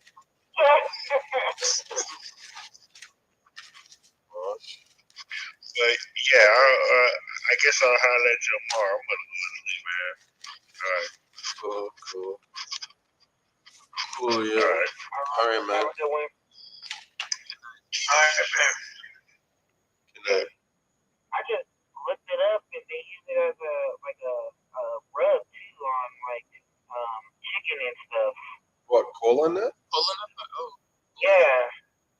Okay, I do never that. heard of that. I want to try some. But I did want to try the lead. Yeah. I gotta try like all of them to see what it's like, but I've tried the vervain. I'm really happy with that. That's nice. Really like cleared up my congestion. There's something I heard that's a really good one. Yeah, do vervain. Oh, that's what I got. Spanish needle. Spanish needle is really good for that too. Really? I have that too. Yeah, do vervain, Spanish needle. If you have cerasee, I have both. cerasee. I have If you have all of that, you would not. It might taste a little nasty. Okay, let me tell you. Vervain, cerasee, and what was the third one? God dang. Sasilada? No. Vervain. No. Vervain, Spanish cerasee, needle. Spanish needle. Thank you, crap. Vervain, cerasee, Spanish needle, ginger, lime for the vitamin C or lemon. I would say lime, ginger, and I'm missing one more. Hey, Ricky, how do you do your shipping in the summer, man? Like, how do you you have to do it over? What's that? How do you ship in the summer? As far as what? As far as Seamoss, do you freeze it first? Like, how do you do it? Oh, I don't do the gel, so I don't know. I'm trying to figure how to do it initially in the summer. Yeah, I don't know. I don't do gel, so I really I really couldn't tell you that one. What I do is I do 2-day shipping. I don't choose any other type of shipping other than 2-day. So they're just gonna have to suck it up. Most of my customers aren't tripping on it. But I also don't ship in jars. I ship in flasks that have a little spout on it. So that way you're not gonna experience any leakage. And you just want to freeze it and add the ice packs and everything, and only do 2-day shipping. And if you go into the Seamoss buyer group and you use the search bar and just type in shipping, there's a few people that have posts in there that have other advice for the shipping. But that's generally how I do it. So far I haven't had any issues unless the mail gets there later than expected. But the 2-day shipping is the best option as far as gels. I think I don't prefer to do it any other way. I don't know if anybody ships longer than that, but that's probably not good. It needs to still be cold when they get it. So most of I shipped to Florida from California, 2-day shipping. They got there in time, and it was the lady said that it was thawed, but it was still cold. So I had her just replace it in a jar and then get it right in the fridge. Okay, that's my whole. I'm trying to figure out because you said from California, Florida, so I'm saying. But have you ever experienced summertime? Oh yeah. I shipped it to her during the summer. And I shipped a Texas once to my cousin, and I shipped it in jars with the 2-day shipping. but it got there in 3 days, and one of the jars, the sea moss did come out of it, but I think it's probably because it took so long and because it was full. I had just given her a jar that I had already made for myself, and I forgot all about like taking some of it out, so it has room to expand. So I actually don't. I refuse to ship it in the jar. Um, the flask, and let me see. You're on my Facebook, right? Let me see, because I can send you a picture of the ones that I ordered. Let me see. Oh, okay. Send me a message on there, and I'll send you a picture of the flask that I use. They come in like 16 and 8 ounces. Now I think that because gel, it's not really the full 16 ounces, but I fill in as much as I can. Because it's measured for liquid ounces versus like a gel. So it may be shy of the 16 ounces, but people generally don't know that. But if you feel uncomfortable with that, you can always send them like a 16 ounce and then like an 8 ounce. Get the 8-ounce flask. No, I'm gonna do exactly that because I did a little experiment, but it was an actual plastic bottle, right? Put Seamoss in it, and I let it sit on the counter, and man, that junk was lit. My daughter went out night, and we opened the top. Okay.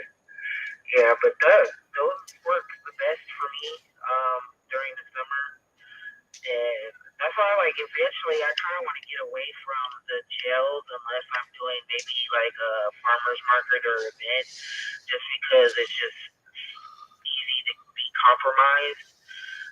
But it's hard to get away from it because it makes you so much money and stuff. But I'm gonna allow it to make me the money that I want to propel my business, and then I'll figure it out from there and stuff. But the gels, yeah, that's the best way that's worked for me so far. I know there's a couple people in the Seamoss buyers group that have some good tips, but that's on Facebook. So if you ever get one, we'll send you the link to the page. I was wondering, so it's the packaging for me. So, that's why I wanted to keep it, mason jar kind of, this glass. I don't mind another packaging, if they had what's it called, the taffy pack, or what they usually have it with water, like coconut water, or just something to keep it fresh. So, but as soon as you twist and you crack that seal, I was thinking if they had something like that, just basically to seal it inside, just to shut the oxygen off.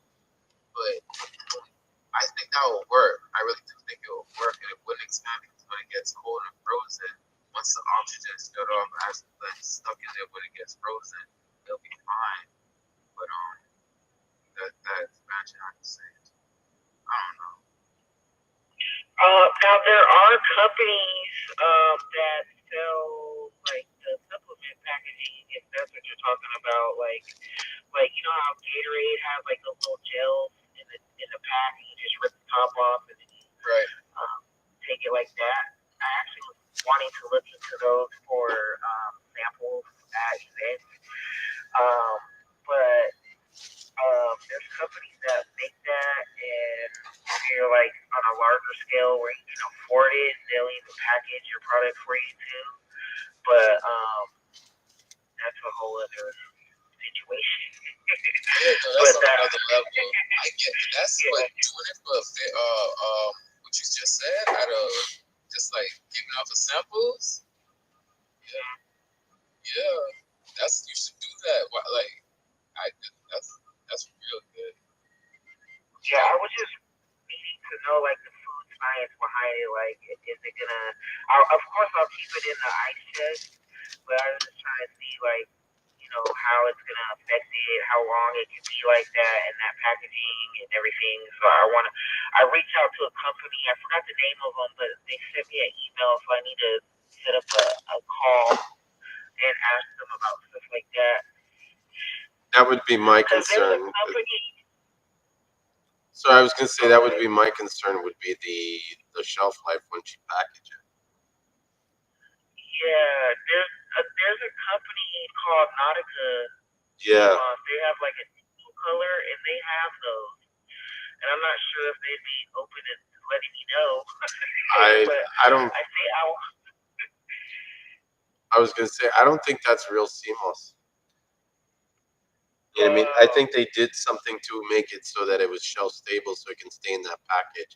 If anything, like adding dragon fruit and all these other flavors, I think that overpowers the actual metal Seamoss there. And so I've never tried it, but it's just I don't know.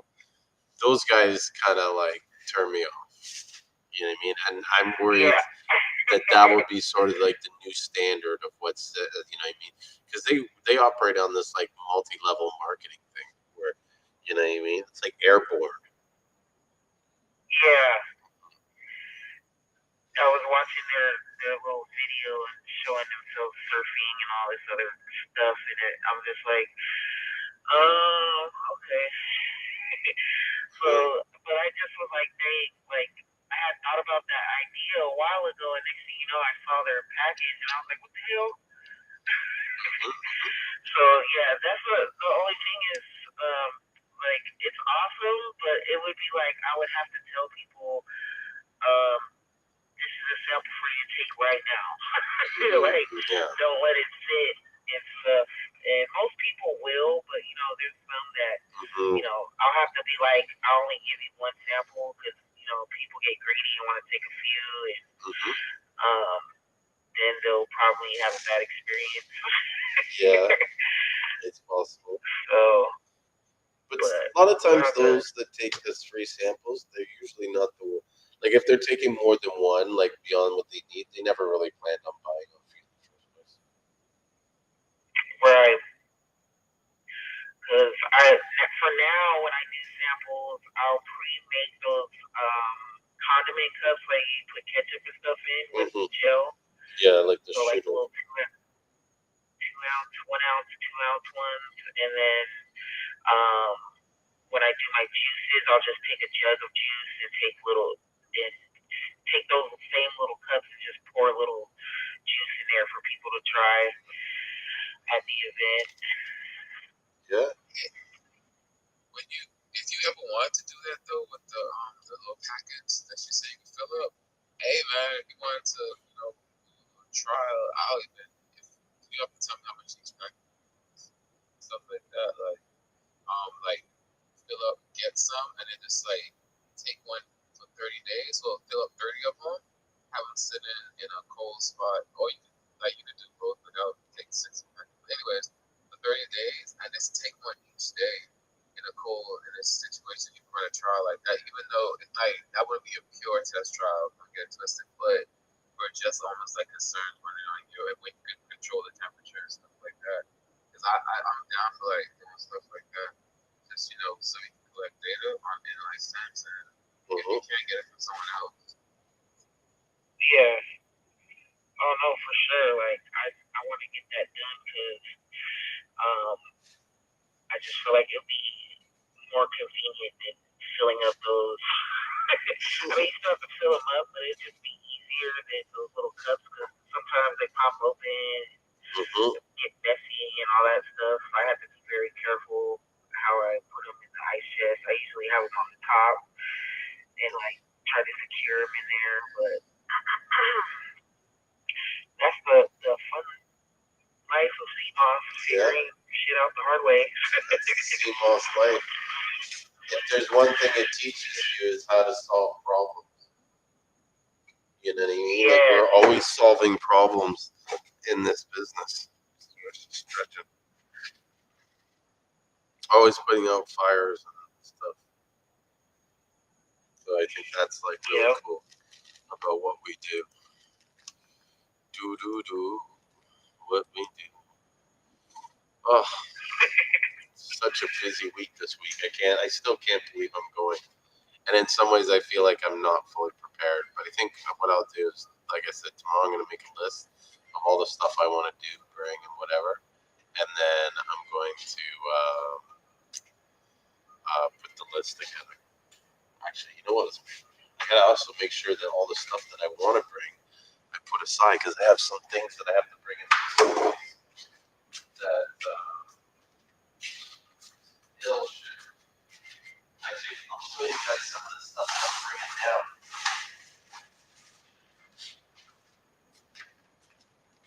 They're gonna freak out when they see this. Well, you guys can't see it because you guys are. I just realized that you're on the clubhouse. But I got these. I picked these up at Costco, not Costco. Winners. And so what they are, they're Nautica full face youth masks. So you put them on your face, and they have like the snorkel on the top so that they can go and dive in the water. Like I bought like 10 of them, and so I gotta open them all out so I can fit them in my suitcase. I'm really excited about that. What? You're gonna fit 10 of them in your suitcase. Yeah. Oh, I'm bringing 2 suitcases. I got a whole bunch of them. They're not that big, and yeah, they'll fit a lot. You know. I also got. Well, I actually have the Facebook up, but I haven't muted so the audio doesn't get messed up. Oh, so you could see see the meat fully. Yeah. Well, when you take this out of the packaging, you know what I mean. It's not that big, but look at it. These things are badass. Now I'm looking and I'm realizing like some of these might be used, and some of them might be adults. But even if they're used, I can just give them to kids and stuff. They'll like love that. Yeah. And so another thing I got, walkie-talkies. And what's cool is I bought one of these set before, and the set I bought before is orange. So now we have 3 orange and 3 green, and that should be killer. So we could probably have like a receiving and a sending one. And so these do 22 channels, and what's cool about them, they're water resistant, or they're weatherproof. Oh yeah. Which basically means if it gets a little bit wet, it'll be okay. I don't know why that just reminded me of when I went to St. Lucia, and I forgot what. No, actually, it wasn't St. Lucia. I think it was St. Martin. I went to. They had like a little tropical zoo on the island. You could walk around and stuff, but then you could walk out on the dock, and there's like this dome that you walk into, and they have people there that take you like diving, but they have this helmet that looks like a helmet for a Navy SEAL or something, where once you go underwater, like I've done it. The diving bell. It allows, like has the air in the helmet, but it makes it to where no water comes in. I thought that was cool. I never seen anything like that really. It's funny. And stuff. That's probably the closest I've got to diving. You're the second person that brought that up there. That's what's weird. That like you're bringing that up because they were telling like a story about so we're planning the trip, right, to go there. And so one of the discussions I'm having with my partner is, okay, we want to do this, we want to do that. And so everything that we're doing, I want to make sure his family comes along too. Because he's got 2 boys, right? And he's so busy with work and everything that I don't think he has a lot of time to really take these guys and do things. And so for us to all go as a group, I think it would be awesome. You know what I mean? And like I told him, like even if you can't make it, just send the boys, and I'll drive the bus to wherever we gotta go. You know. But I want to go do zip lining and so the point is he said, oh, maybe we can do this because I was just talking to him about this thing called snuba, which is basically what you talked about, right? Except instead of putting the diving bell on, you just put the snorkel in your mouth, and they have a tank above. Oh, okay. Yeah, but I've done what you're talking about with the diving bell. It's like this big metal helmet, and then there's air in it. And when you go down, you're supposed to go down in such a way that it creates like an air pocket inside your helmet, and so you're completely dry and everything in the helmet. Meanwhile, you're like 20 feet below the water. Yeah. Yeah. It was cool, and they were like, "Who wants to go first?" And I was like, like waving my hands like this big kid about to go on a roller coaster, and everybody was like, "She's hella excited." I was like, "Hell yeah, I am!" I was like, "I've never done anything like this." I'm trying to live it up, and it was kind of freaky once you got underwater because you're not used to it. And I was like, okay. And like after a minute or two, I was like, all right, I'm cool. And then they had like a little rail down there for you to hold on to. They actually had to put ankle weights on me because I was floating. Oh shit! They're like, yeah, we don't want you to float all the way away. And then they like gave us like little sea plants that were like grabbing. It kind of looked like maybe sea urchin, but a little bit looser, like sea moss, but not quite sea moss. I forgot what it was called, but it, once you touched it, you could feel it like grabbing your hand. Oh. It's cool. Like I can't wait to like go back because I love the water. I love the ocean, and so I'm looking forward to seeing what you guys end up doing and stuff because it's gonna give me motivation. Yep. Good motivation. Oh fuck. Sounds like it's about that time. Everybody's winding down. Soon I am starting to fall asleep, man. That's it. I gotta get up early, and but I mean, I'll stay and talk for a few more minutes. It's not like I want to like hop off. I mean, it's easier now because too I'm at the warehouse, and at home I always have to be mindful of the noise and stuff like that. But Yeah. I think that I got some really cool things that I'm whipping up in the plan for Seamoss, and I think that when I go down there, a lot of the trip will be about working towards executing that plan.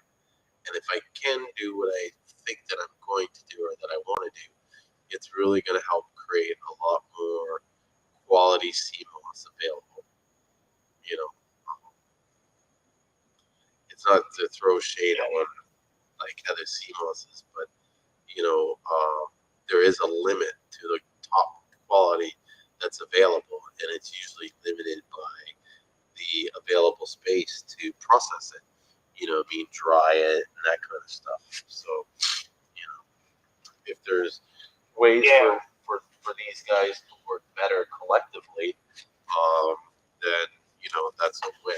And so there is a group of CMOS farmers that we've been working with, talking to, that are starting to organize themselves into a proper association. And if they can, then we're going to really be there to support them and help them grow. And if they grow like we think they're going to grow, then they're going to create more available CMOS for people and of a higher quality.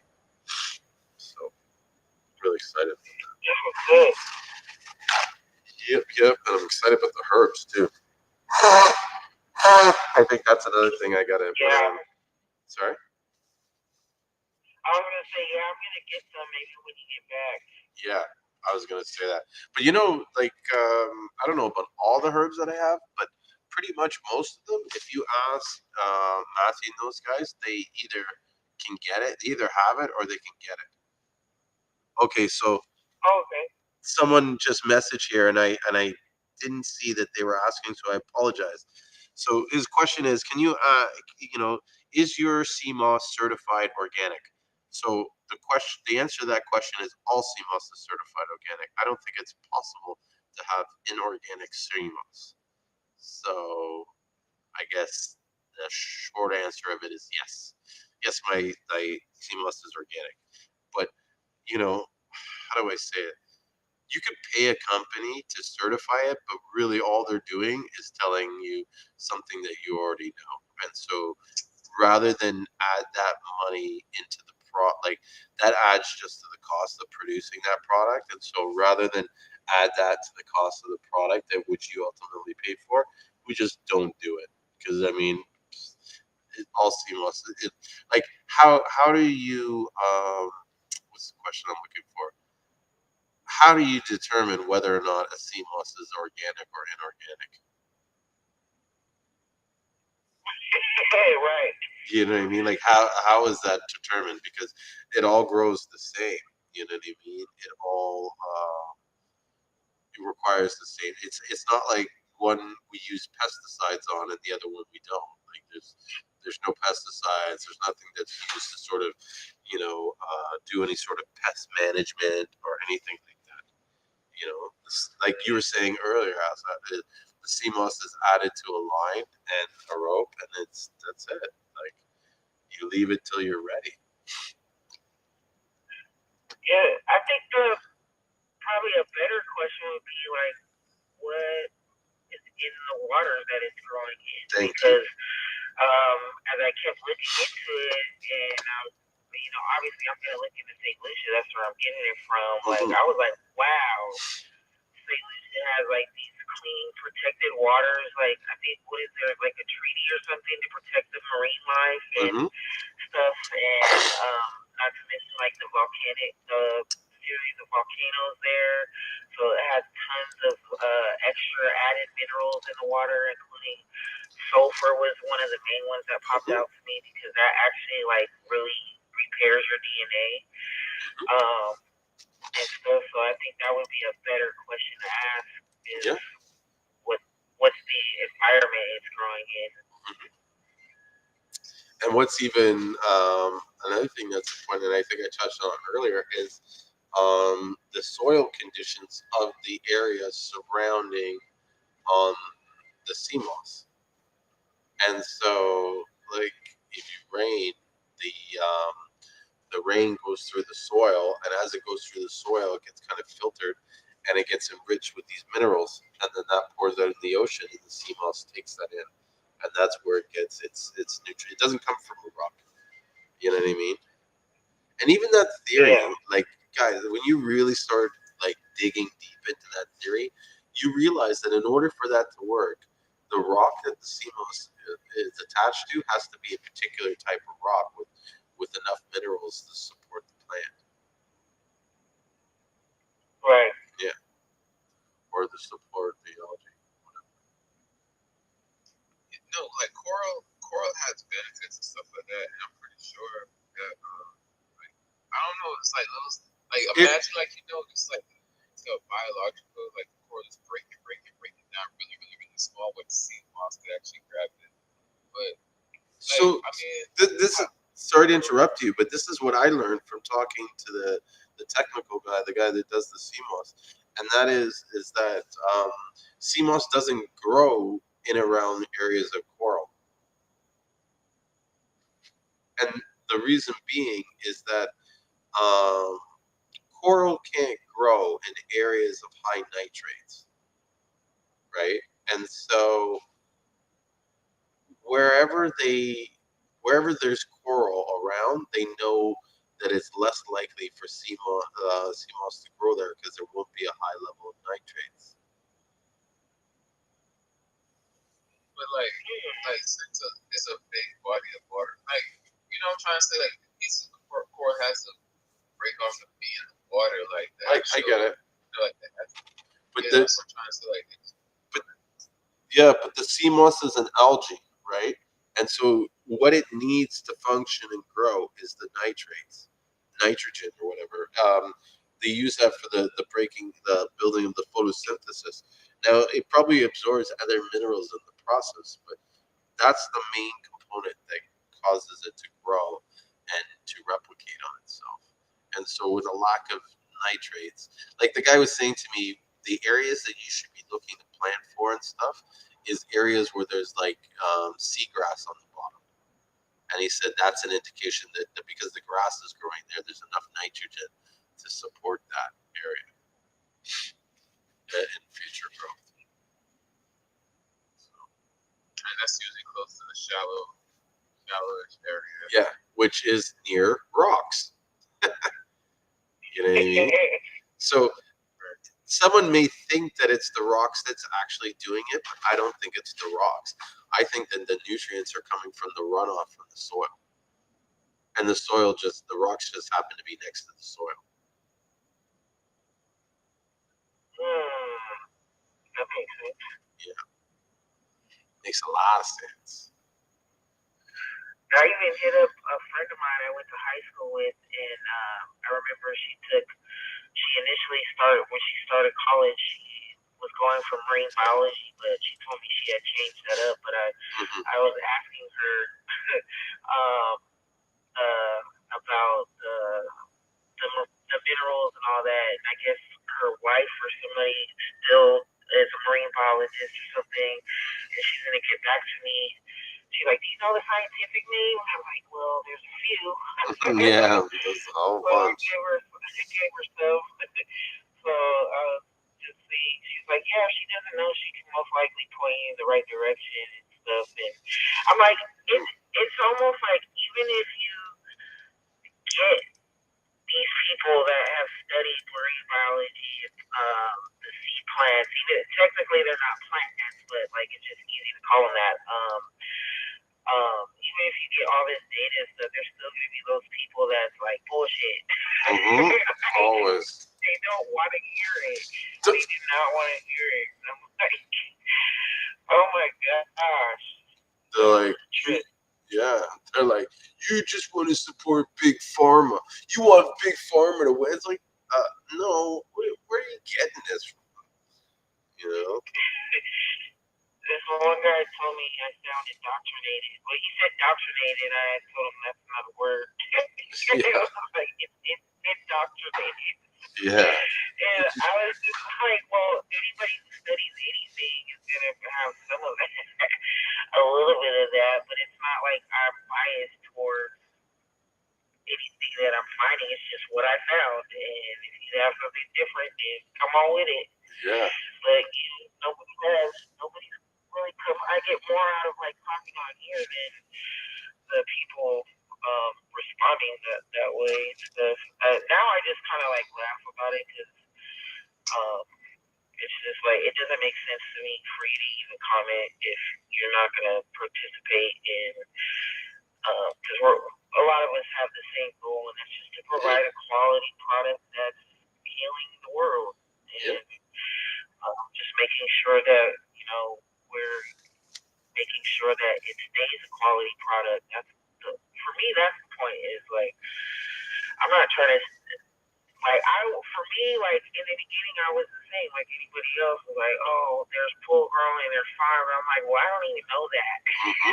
So I had to check myself and say like, hey, like, look into this before you start. And that's why I think I moved a little bit slower with my business. And there's a lot of people that's like, oh, you could be doing this and that by now. Like there's people that I've mentioned before that, started around the same time as me. And, they're making thousands and all this stuff. But it's important to me to know the background of what I'm doing. And I'm a little bit slower paced, and I had to learn that that's fine. Yeah. So, listen, it's a marathon, not a race, and it's not like you get a prize for being the first one to win. You get a prize for just completing the race. So just worry about completing the race. Forget about all these people, because how do I put it? It's like you never know what God really has planned for you, and you could be coasting all along, and at the last leg, knock it out the park and pass these guys. Do you know what I mean? yeah. But ultimately, you shouldn't be worried about these guys. Like, you just worry about yourself. You're worrying about improving yourself. Like, recently, and I even shared this to him. Recently, meeting Alexio had really, I don't want to say, like, just kind of opened my eyes, and it made me question, like what am I really doing, and am I really investing in myself? Like, how much have I really grown in the last year? You know what I mean? Have I sat on my confidence that I am where I am, and I don't need to do bad. You know what I mean? Like did I get comfortable? You know what I mean? And I feel in some ways I did. Like I feel like in some ways I stopped really improving myself. Do you know what I mean? Like I look at what I've done so far to improve myself, and I imagine what would myself have been if I had been twice as hard working at it and just a little bit more, diligent or committed to discipline. You know what I mean? To follow through. I might have millions and millions of dollars. You know what I mean? Yeah. So, Which is interesting that you bring that up because I remember months ago when you first brought up going to St. Lucian, and you were like, I don't know if I'm going to go. And I'm like, hell yeah, you got to go. And I was just thinking, I was excited for you because, like, I'm just thinking about the day that I get to, and not even just St. Lucia, but other places. And I know anytime that I've ever traveled somewhere and got to experience a different vibe and everything, I came back with so much energy that had me lit and ready for whatever came next, and it like pushed me into other directions. And so maybe you just need a little juice like that to get you going and get your wheels turning and all that stuff. So we all get in that space. that's true. I should take that. That's good advice. Of course, you have a lot more to think about when traveling. It's just me by myself. I know. I don't really have much to worry about. I think about family and stuff like. The good thing is I'm going to be going half with my family, and then the other half I'll be on my own and stuff like that. And definitely going to take some time to do some meditation. I might fast for a few days and do some prayer.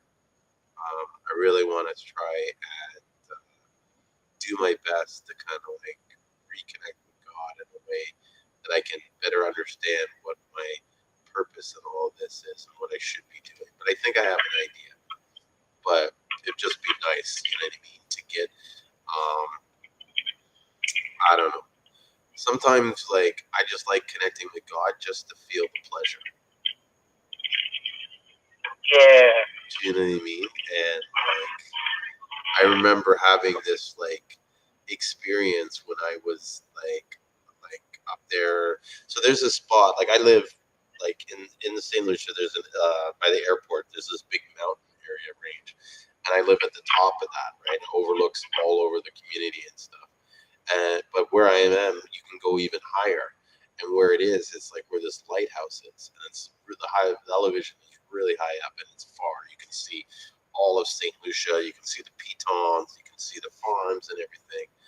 And I remember just there, like after reading my Bible, just not so much praying, but just deep in the thought and listening to the music and just being in awe of the wonders of this world, like realizing like you're only like a little speck in all this. And then as I'm doing that, and I'm just being grateful for being able to even exist, I started having this warmth glow, just kind of like envelop me and stuff. And imagine someone's talking to you, but not in words, but in emotions. And so I know I'm sure if I really understood what the message was trying to say to me, but it was more like, I have something big planned for you. You better get ready because all this stuff is going to, and it was pretty crazy. And I remember crying and crying because whenever I feel like I get connected with God, I can't hold back my tears, right? I just weep. And it was just that weeping and this, this like positive reinforcement and stuff. Just felt good. And yeah, just remember that feeling. And so I'd like to get back to that kind of feeling and have that experience again. That would be dope. Like, yeah, if you're gonna experience it anywhere, I'm pretty sure it's gonna be here. Yeah, it's a nice place to experience. I I tried to send you a photo. I think because it's a live, I can't do it. I'll message it to you, but it's from yeah. When you're describing where you were at, I don't know if this area was close to it because it seems like it's more of a touristy area, but it's like at the top of the mountain, and you can like see the where the cruise ships were at and everything, and like I was by myself. Like the people I went with, I think they went zip lining or something like that, but I couldn't go, so I just took a taxi and went up, and I was just standing there, and I was like, man, I just want to sit here. And I felt like, even though I wasn't purposely meditating, I feel like I was lightweight meditating. Like it just came over me. So like everything you're talking about, like I feel like I You've had that experienced experience. of it. Yeah, you can relate to what I'm saying. Yeah, man. And then I also hit the weed all the way down. yeah, it does that. Well, it's funny you talk about that because I believe that like with weed, it helps elevate your mind to a certain like level or frequency. But in our daily usage, we use too much. You know. So UK Moss. Much of it is. Much of it has been compromised. Yes, basically. And it's funny you say that because I always wondered, okay, so there was a time when marijuana was like, oh, X, this is the worst and stuff. Now, what if these people, like, say there is this conspiracy where there's these people controlling the world, which honestly, I kind of figure out there is a group of people that decide, like, who's going to be a star and who's not going to be and who they're going to promote and push and who not, right? So, jeez, I forgot the point of the story. I got excited. When you start talking about something. That's it. Yes, thank you. So back then, the weed was higher in CBD, and low in THC. Now imagine the CBD had a positive effect on your mind state or your mental health or whatever. And so, in order to like keep control of us and everything, they had to ban that weed. Like I remember listening to some article where they were saying that basically the reason why the weed was being banished or there was sort of limited is because the American government had a they had a plan. We're talking about weed, right? Yeah. Okay. Yeah. They had a plan to what, like, to capitalize, monopolize. No. This is what I was telling you. So they said that there was this talk about being brainwashed, like having mind control. And so the idea was that they didn't want people smoking the weed because the mind control wouldn't work, right? And so let's hypothesize because this is all like I'm thinking in my head, right? But imagine the weed at that time was strong in CBD or whatever was strong, and it did render these brainwash effects ineffective. So what they do is they go in and they modify and change the marijuana. So now it's on the opposites end. It has low of that CBD and high of the THC.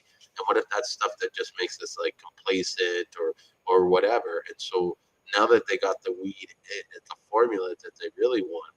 Now they take all the restrictions and stuff and they feed it to it. It's almost like imagine, this thing was once something that made us smart, and so they tinkered with it, and now it makes us incredibly stupid. And now they're like, okay, now you can have it. Right. So check this. I don't think that's too far fetched. Yeah, no, but it's possible. So check this out. This question here, it says, "Is your sea moss from the wild or farm grown?" So the real answer to that is both. My sea moss is both from the wild and it's from farm grown. So I guess interpret it how you want. But we have done. Go read that post. Yes. Well, yeah, she needs to go read that post and realize that there's no difference between farm grown. It's amazing how one person can really have such um, an influence over the market. You know what I mean? Especially when they're not even around. You mean? But how? Like it's almost like I'd love to study Dr. Sabi and understand what he kind of did to create the environment that makes people just kind of like follow him like religiously. It's a story. It's a Yes. story. It's a story, and the way he got there. It's everybody's story. Even Jesus had an amazing story. Buddha had an amazing story. Mhm. Everybody it's their story, but his story is really. I mean, everyone can relate to his story. He was unhealthy. He looked for answers. He got it later on in his life. He was unhealthy until late, for like 30 days. So, But that's like typical of any marketing. Like any guy that does this story, you know what I mean? They have the story, they have this. You know what I mean? And this is where I feel like in some ways in society there are a group of people that decide who's going to be popular and who's not going to. You know what I mean?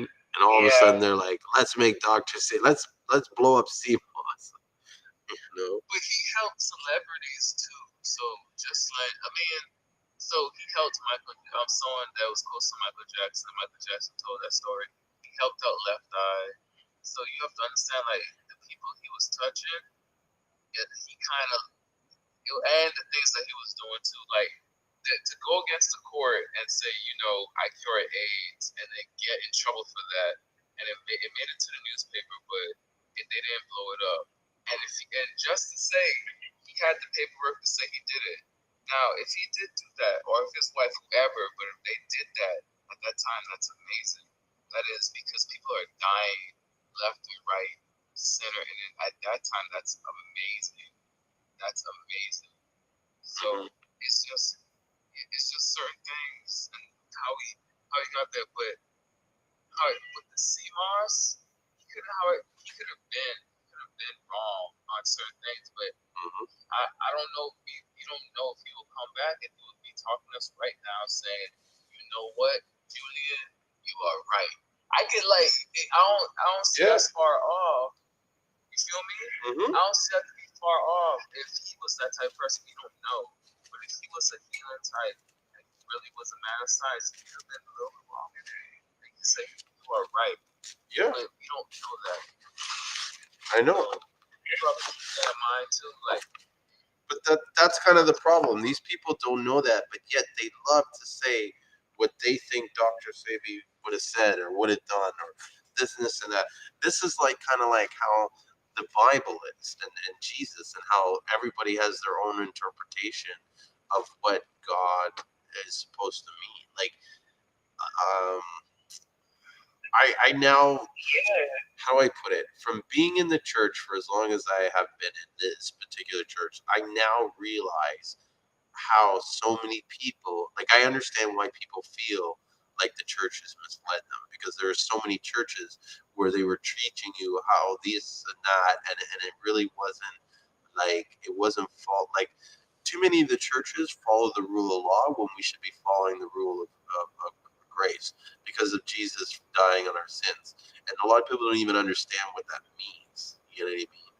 But from my understanding, what it was is that we were living like God had put this system of rules for us to follow, and we were living under those rules, but the rules weren't good, and like everybody was failing, and no one was, you know what I mean? It was like almost like no one could keep. It was almost like he made the rules too difficult, and no one could follow the rules. So he had to come in and change the rules, but he couldn't just come in and just, well, I'm going to change this rule, I'm going to change this rule. He basically gave everybody forgiveness and basically said, like, look, if you fuck up and you missed the rules or you did this, as long as you care about trying to be better and not continue doing these rules, you're forgiven. I've given you grace, and that's what it means. At least that's my experience. You know what I mean?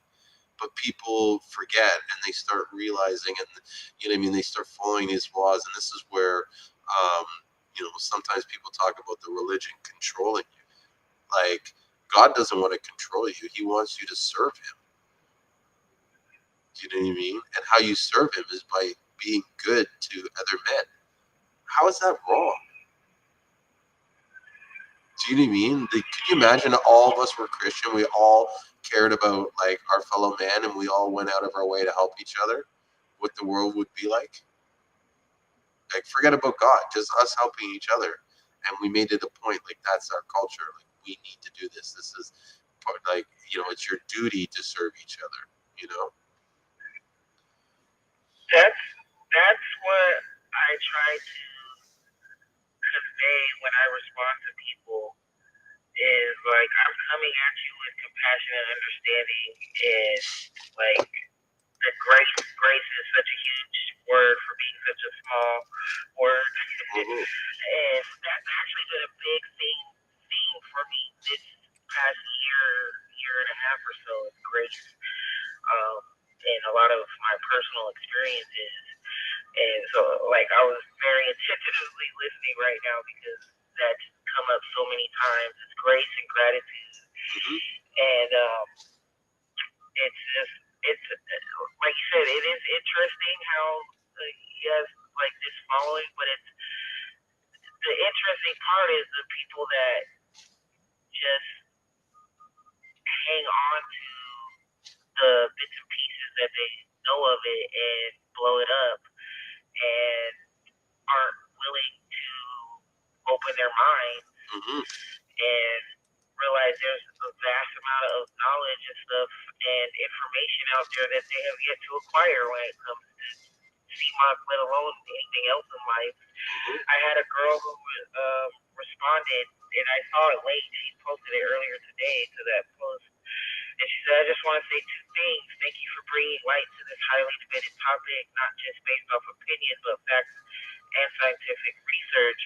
And secondly, I followed a few of your posts, your responses to people who try to argue you down are consistently graceful. Kudos to you for that because I'm sure it's not always easy. And I mean, for me, because I practice it constantly and remind myself of it constantly, especially when you're online because people project a lot, it's a little bit easier for me because it's coming from my heart. It's coming from a good place. I mean it. When I say I'm not here to shame you for you feeling like you want it from a rock. You can have it that way. We all have preferences and stuff, but it's just when like the typical response is, oh, let me tell you what Dr. Sebi said. And sometimes I feel like that when we tie it back into what we're talking about with church and stuff is I think when I was younger, that's what shied me a little bit away from certain people in the church is because they could never answer of themselves.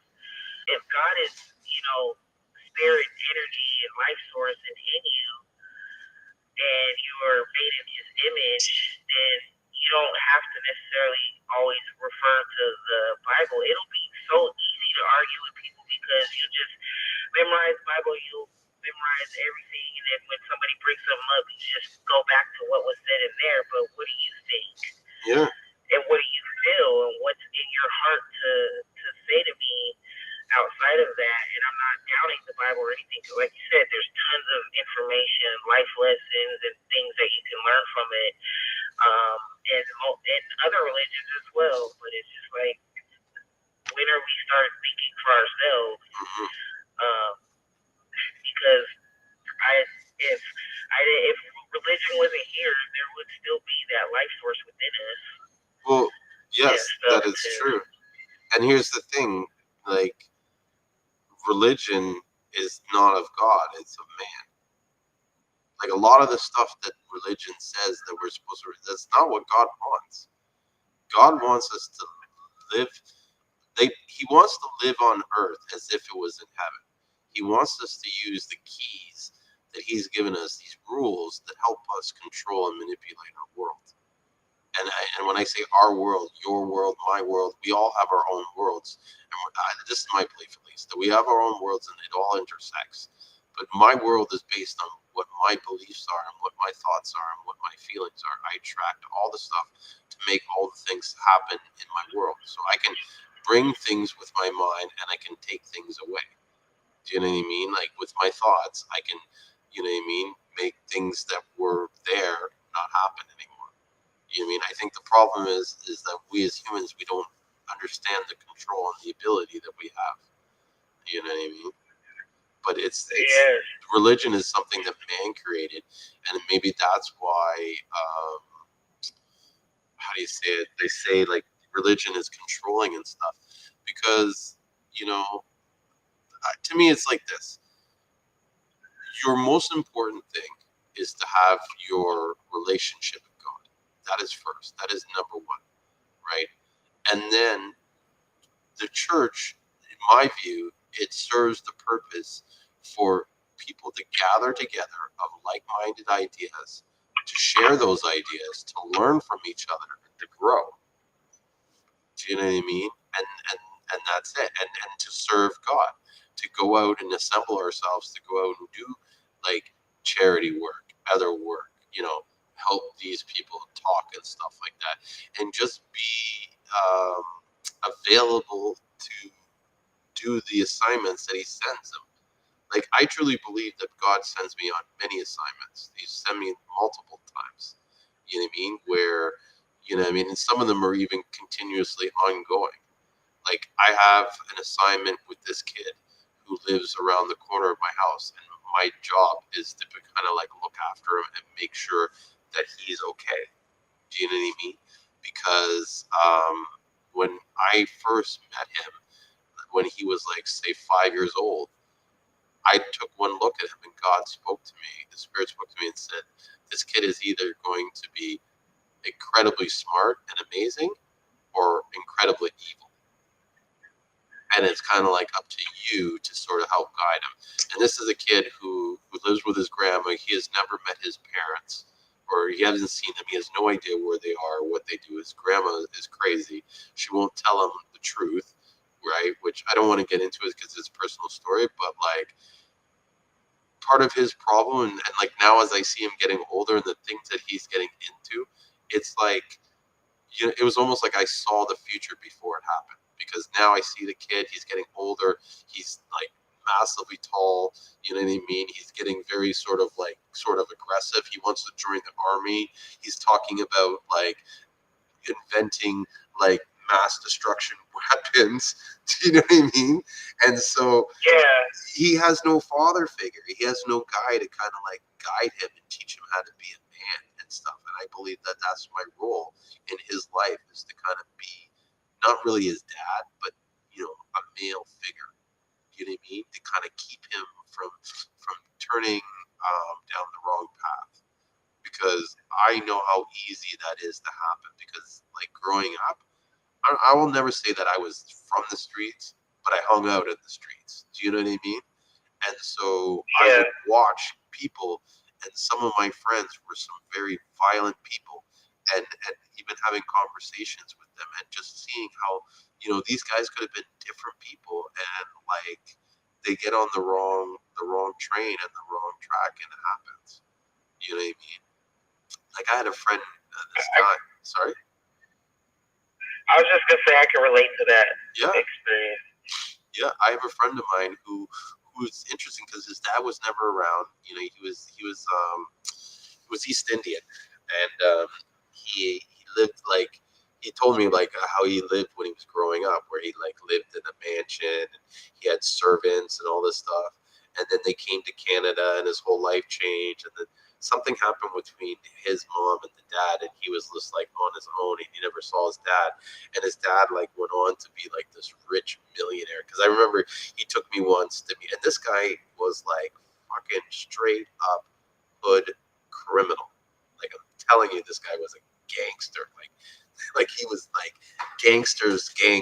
Like, he was known in the neighborhood. Like, no one fucked with this guy. You know what I mean? They called him Shags. And like, you know what I mean? Like, the guy just like fucked people up and shit. And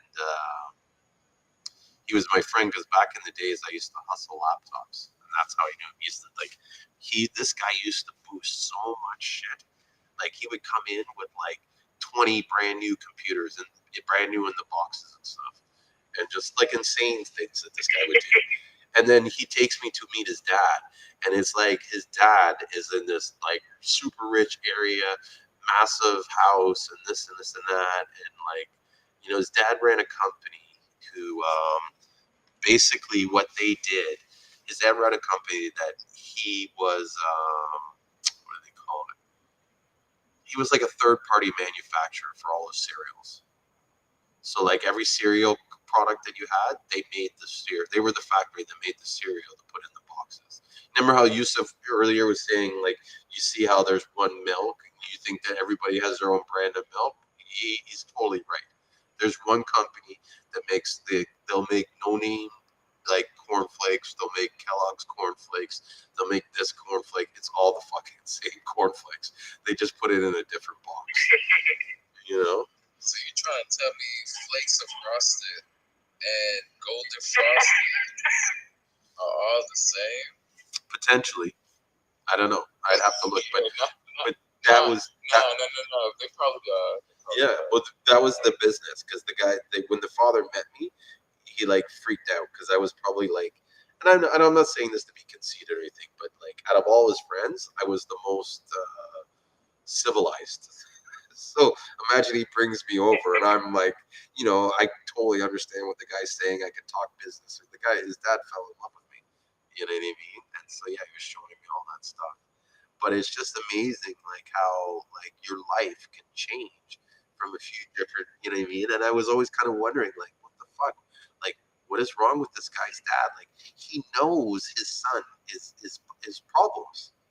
Do you know what I mean? The guy used to be in and out of jail like every other month. So like, how is that happening? And that's something I can't fucking get about people and their family. Do you know what I mean? Like, it's gonna get me upset, but it's just like I have a cousin here. You know what I mean? You'll see him sometimes in the warehouse, and I don't know what happened to him, but like the last time I seen him, this guy was like healthy, everything was fine. You know what I mean?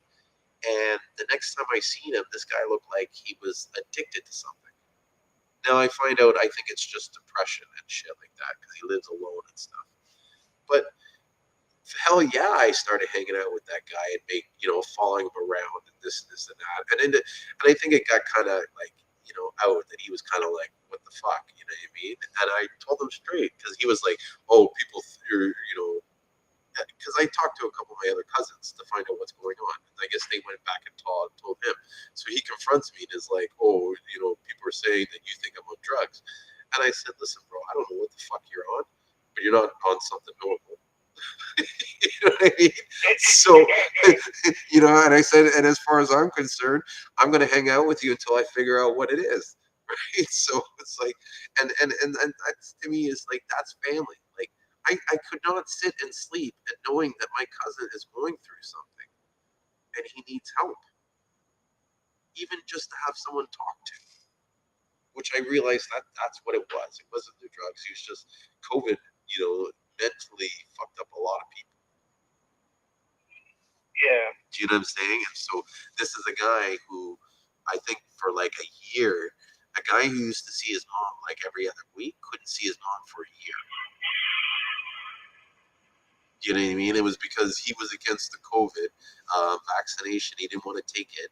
And his mom refused to see him until he got it. I think he's vaccinated now. But do you know what I'm saying? Like, so imagine your mom is your world and you can't see your world. Because that's what it was like. He's very close to his mom. You know what I mean? Like, of course it's going to mess you up. You know what I mean? Like, anyways. Yeah. The good thing is he's hanging out with me now. He comes by the warehouse almost every day, even just to hang out and talk. And I mean, he talks my ear off, which drives me crazy. But I love him, and I'll sit through that in order to make, like, if it's going to make him happy, I'll do it. And sometimes you have to do that for family. That's what's called sacrifice.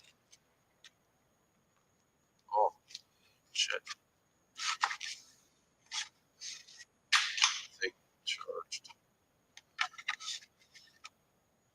Oh, this sucks. That's the problem. Let me see if I can get another charger. So, in case anybody's wondering, like, they just died.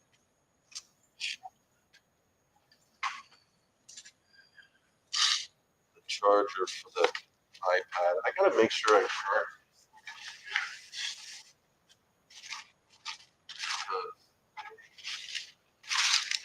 cool to be running out of power mid the show. Let's see if I can get something back. Dum, dum, dum.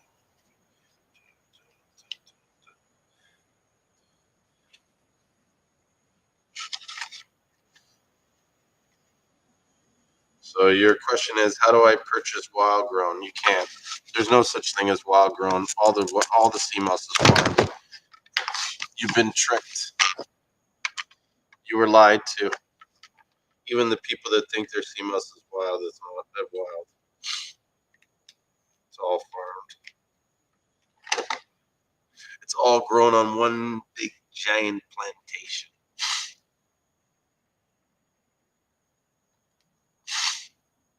Oh, I think I'm gonna come back and I'm gonna probably end it because it's getting late. Wow, 1.1 likes. That's quite a bit of likes. And I'm tired. I want to go to sleep. I gotta get up early in the morning. I don't always why I look at my when I blow my nose like there's gonna be something there.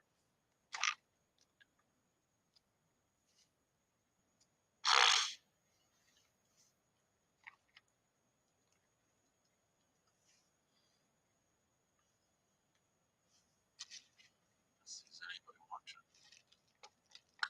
Oh, Sean, I didn't even see you there.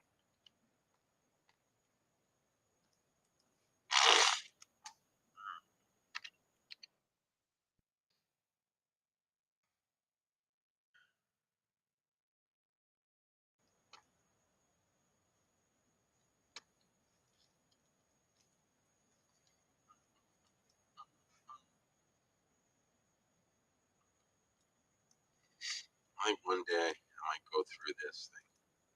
See, I don't know if everybody's less ready to read this thing and go through it. Practical guide.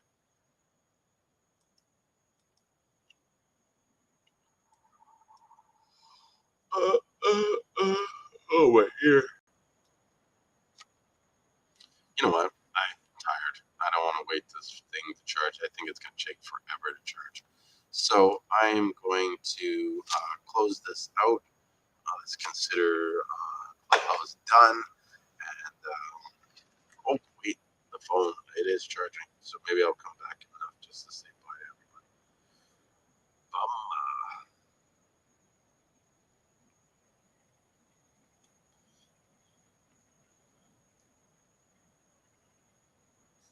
Waiting for this to happen. Actually, to come back here tomorrow. And shit, I gotta pack a lot of fucking sea moss. I just realized that. I gotta probably pack like 170. I probably have to pack like 200 pounds tomorrow. 300 pounds. It's like, wow, that's crazy. That's a lot of bullshit. You know what? I shouldn't even be playing with this. Let me go to Clubhouse and see if that room is still going on. I have a feeling it's there.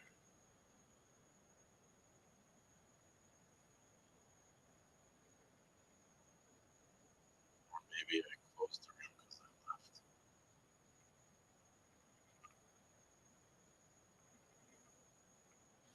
Oh, there it is. I'm back.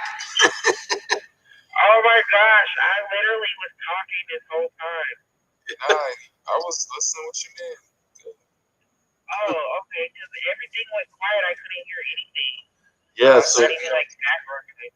So what happened was my iPad died, so I had to wait to charge it up. Yeah, well, I was just dabbling. What were you babbling about? Oh man. You want to start again? It was a good one. I'm such a long-winded person. I'm trying to learn how to be more consistent in certain things. Nah, you could have put that one to start with. Let me try to put it in a nutshell, I was just talking about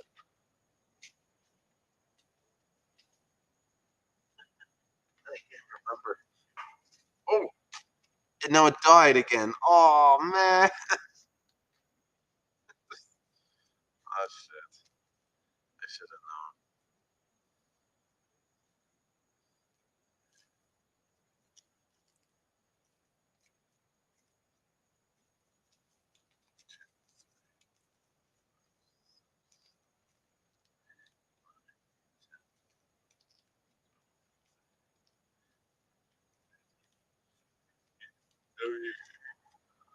Okay. 20.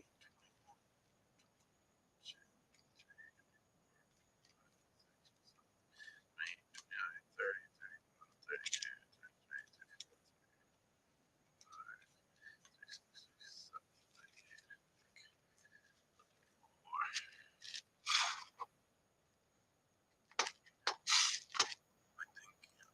gotta try to do at least 50.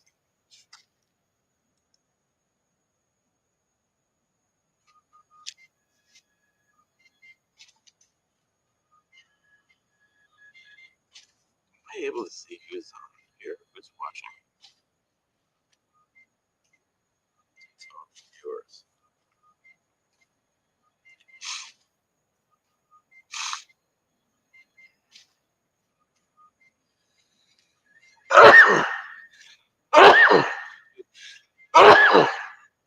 Oh.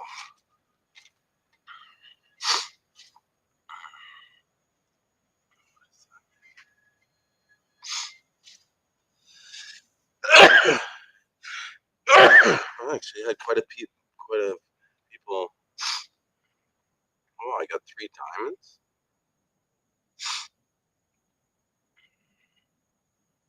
That's not bad.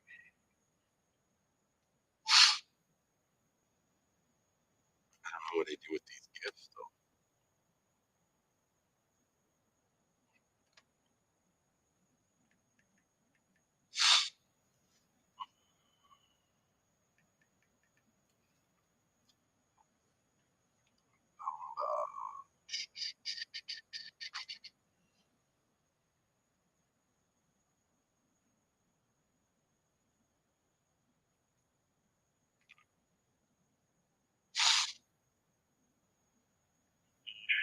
but yeah, so um, you just talking about the young man it reminded me of the different people that have been that for me in my life.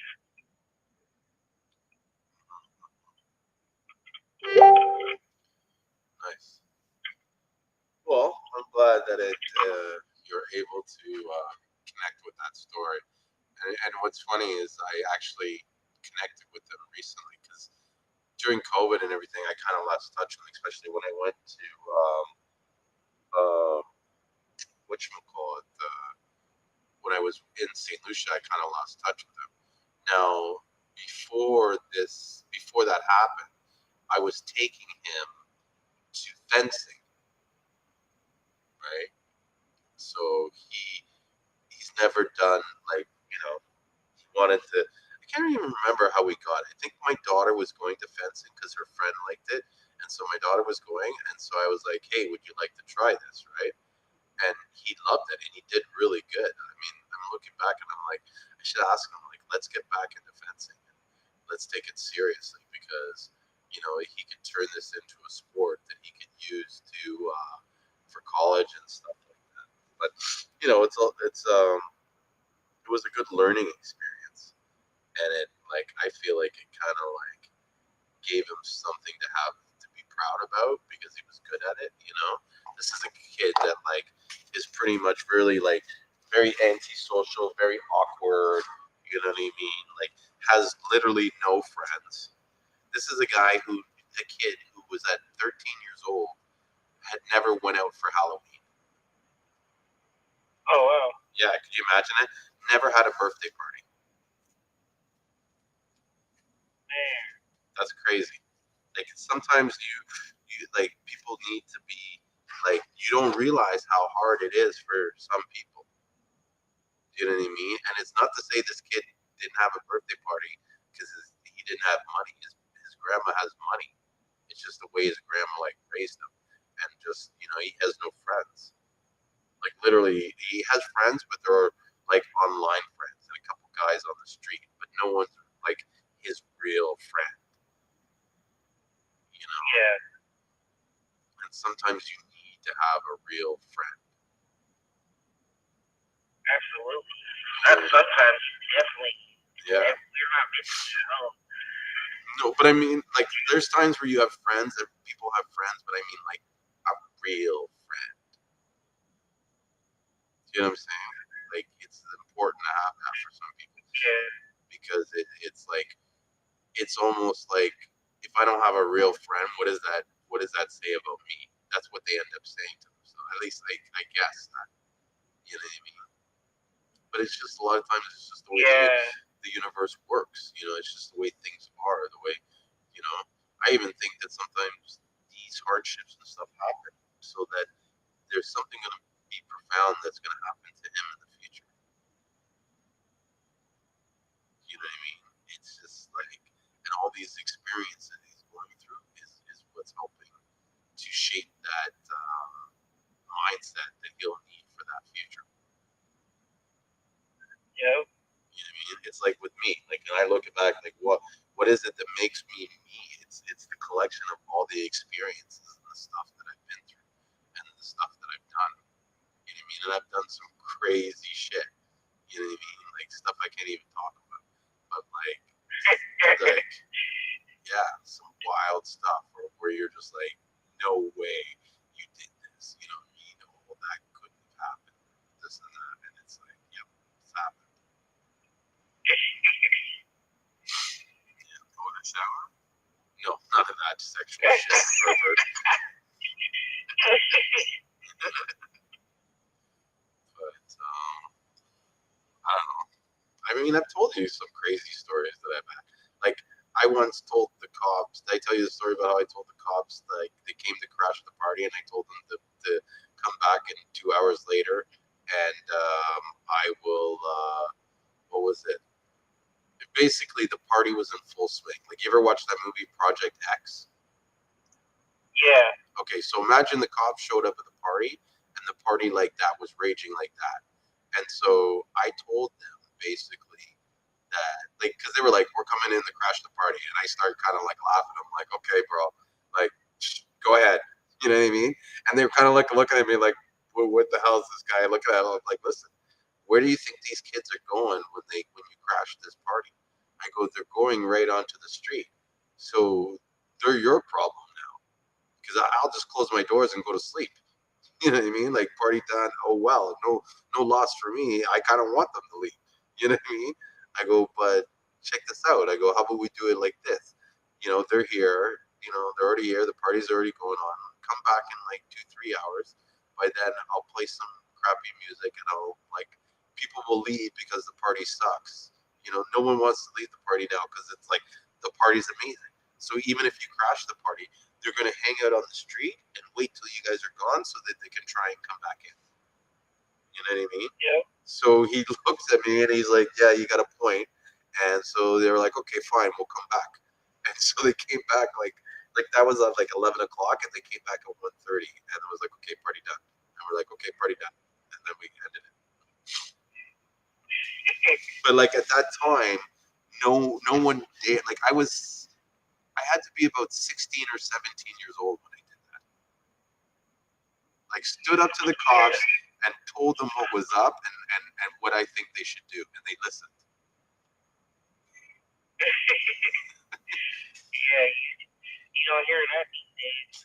Oh, it was crazy. It's crazy. Even then, at the time, I remember everybody like flipping out, like, "What did you just do? They left." I was like, "Yeah, let's go, turn it up." Yeah, and like at 17, I would rent speakers. I had a smoke machine at these parties. I had like bubble machine. Like I went like light show. It was crazy. Had a whole DJ booth. So imagine you went to a house party. This was like say 95, 96 or so, and you walk in and there's a fucking light show with smoke machine and a DJ. Like no one was doing that back then.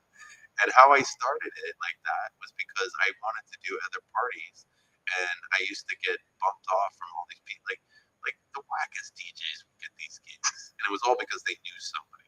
You know what I mean? They knew one of their white friends or whatever, and so I was like, screw you guys, and I started throwing my own parties, and then when other people started realizing how lucrative it was, because I was making money on each party. Like I would throw a party and make like $1,000 or so, and these were all underage parties without alcohol, like with alcohol. I was serving alcohol to underage kids, and I found a loophole in the thing where the cops couldn't do shit. So the loophole was this: is that I would rent these clubs. They were these banquet halls. They were private property, so they couldn't come onto it, right? And I had what's called a special occasions permit. And so the special occasion permit gave permission for them to sell the alcohol on the property, right? But it's like, because it's a private party, they need permission to come in and search and ID everybody. They can't just walk up and say, hey, we're checking everybody. You know what I mean? As long as I maintain the attendance and I have that license, they can't do shit. And I found that out because I was DJing another party where someone was copying what I was doing, and they didn't have because I was throwing house parties, right? So this person was, you know what I mean, throwing the party at a banquet hall, and the cops came in and smashed the place. And the first thing, I'll never forget it, the first thing they asked was, where's your special occasion permit? And then the girl was like, special occasion permit? And they're like, pushed her aside. Okay, everybody, this, like, no permit? Party done. Shut it down. Get everybody out. And I looked at it, I was like, I'm getting that permit. Make sure I got the permit. Yeah. That was crazy. They have that in the U.S. I don't know if they have that in the U.S. I don't know. And then I went to this high school where it was like, I think it was either 75% or 60% of the student body was over the age of 19. Was 19, either 19 and older. Crazy, eh? And so pretty much we couldn't have school dances because no one would go to them, because the first thing they were like, oh, you're serving alcohol? I'm like, no, we can't serve alcohol at a school function. Are you crazy? So I remember being student council president, and one of the things that, and realizing that we couldn't do that, so I started renting like what we call legions up here, and yeah, we did these banquet hall parties, and that's where I would throw them, and like I would sell tickets to go there, and what was it? It was $5 to get into the party, but if you bought a ticket in advance for $5, you got 2 free beers, and the 2 free beers were $2.50 retail, because I was getting I was selling them at the bar for $2.50 or 2 for $5, $3 each, and I was paying $1 for them. Back then it was like $1 a beer, so I was making $2 off every drink. Crazy, yeah. And then I would have like 300 or 400 people at the party, and so you would basically get into the party. Like I pretty much sold it all pre-sale tickets, because everybody looked at it and said, we're basically getting it free because you're going to buy 2 beers anyways. So automatically I made $3 off me. Plus I cleared out the beer to make sure that I didn't get left over with any beer, because that would come out of the profits. And keep in mind, I did this when I was like 17, 18 years old. That's what's amazing about most love stories. Is like who's doing that at that age. No I one mean, was. I was probably the kid at somebody's party that was doing that at that Yeah. age. No one was really doing them that age. But nowadays, you can't do that. Like back then, we could get away with a lot of shit. You know what I mean? And no one have to worry about it. Now, today, you can't do that kind of stuff. You know? Yeah. But it all created character. You know what I mean? It all prepared me for this kind of life, or what I'm doing now. You know what I mean? Having certain Yep. fearless moments, and definitely my ability, my how do you say it, my personable ability, and a lot of that came from hosting and organizing parties and making people feel comfortable and making sure that they didn't feel awkward coming into it. You know, one of the thing that's crazy is that someone just come in and said they just got you in 4K. I don't know what that means, but congratulations. Someone on TikTok told me maybe they're copying what I'm saying. Where was I going? I got distracted. I forgot. That we can't do the party stuff and all that same way these days. And I forgot. Yeah, it's okay. You started talking. No, I was starting into something else, and that's why I know it's like I hadn't really formed my idea yet, so it would be hard to follow. Well, fuck it, it'll come to me. Hey, when you go to St. Lucian, you think you're gonna go to Kailash Mountain? I don't know. I might check out his restaurant. Oh, Buddha 7. Yeah, the Food of Seven. You know, he has a TV show, eh? Yeah. Not every night, but they're on Calabash TV. Yeah, every other night, Calabash TV. Called I think it's called the Group of Seven. It's the Food of Seven. The Food of Seven, yeah. And yeah, it's pretty interesting thing to. So to answer your question, I don't know, but I will be hanging out with some. But you know what? I don't know. Why? I don't know. Because I don't want to talk about someone I really don't know, but I just have a feeling that I wouldn't really vibe with Kailash. You gotta don't put it out there until you feel a person. You gotta like go be around it. I know what you're trying to say because sometimes as a person as how he is and with the position that he holds, how stern he might be sometimes, but he seem funny. It seems like when you get around it, you might have to vibe with him. Mm-hmm. I don't know, but I mean, just in the reason why I say I'm gonna ask you if you're gonna go because it would seem like y'all connect on a whole bunch of levels, spiritually on a spiritual level. But there's I don't know. I'll look into it. But there's so many other healers and stuff. So I probably will hook up with healers and other kind of like herbalists and stuff like that. Like even the guy that collects the herbs for Kailash, he's now working with us, and we're getting herbs from him. That's where we're getting most of our herbs from. And well, like we're getting herbs from other people. It's like the difference that these guys with the herbs, it's like night and day. Like literally night and day. Like, the stuff is so good, cut so well. You know what I mean? Real clean, high premium shit. That's love. Yeah.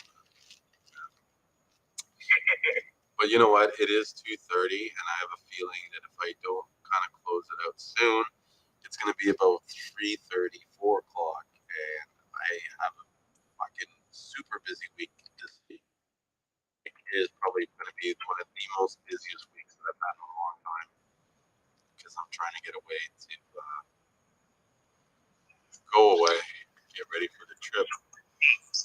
Yeah,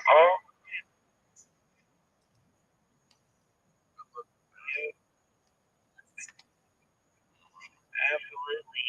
And if we don't hear from you Wednesday, it's all good. Enjoy your trip, and I'll be checking to see if you're posting anything for sure. Cool. Yeah, I'll be back and on Wednesday for sure. Okay. Yeah. All right, y'all. You have a good night. All right. Good night, everyone. Enjoy yourselves. Oh, you're still up? I thought you had fallen asleep. No, I've been actually bagging up this whole entire time. But I had, so I have on the gloves most of the night. And so I can't actually press any buttons until I take off the gloves. I know what that's like. Sometimes you're like, with your hand trying to get it out. So I just sit here and listen. And I just soak up everything. So it's wonderful. Yeah, I've been having a blast the last couple of weeks. yeah, man. All right. Well, fuck, yeah. Then Wednesday. Thanks for listening, guys, and hanging out with me. And hopefully, I'll get my Instagram back by Wednesday. I'm gonna spend a little bit of time and just actually, you know what? That's what I forgot to do. So at some point, I think he like let it out that he was from Belarus, and so I'm gonna wait until like 4 in the morning in Belarus, and then I'm gonna try and get access because I think he's like if he's up, he can stop me when I'm trying to block in because he gets a notification. But if he's sleeping, it might buy me some time to get in there. So let me see what I think it's not too late. What is the time in Belarus? It might be too late. It's 9:30 unless he sleeps in. Anyways, let me get going. I gotta get to bed anyways. So. All right, y'all have a good one. All right, talk to you guys later. That was awesome. Awesome. Thanks, guys, for watching and listening. And hopefully, I'll get my Instagram back. Until then, you guys have a lovely day. And don't forget to take your signals. Take care. And bye, TikTok. Make sure you take your CMOS. And thank you those who bought the purple CMOS. I appreciate it. You guys have a lovely day.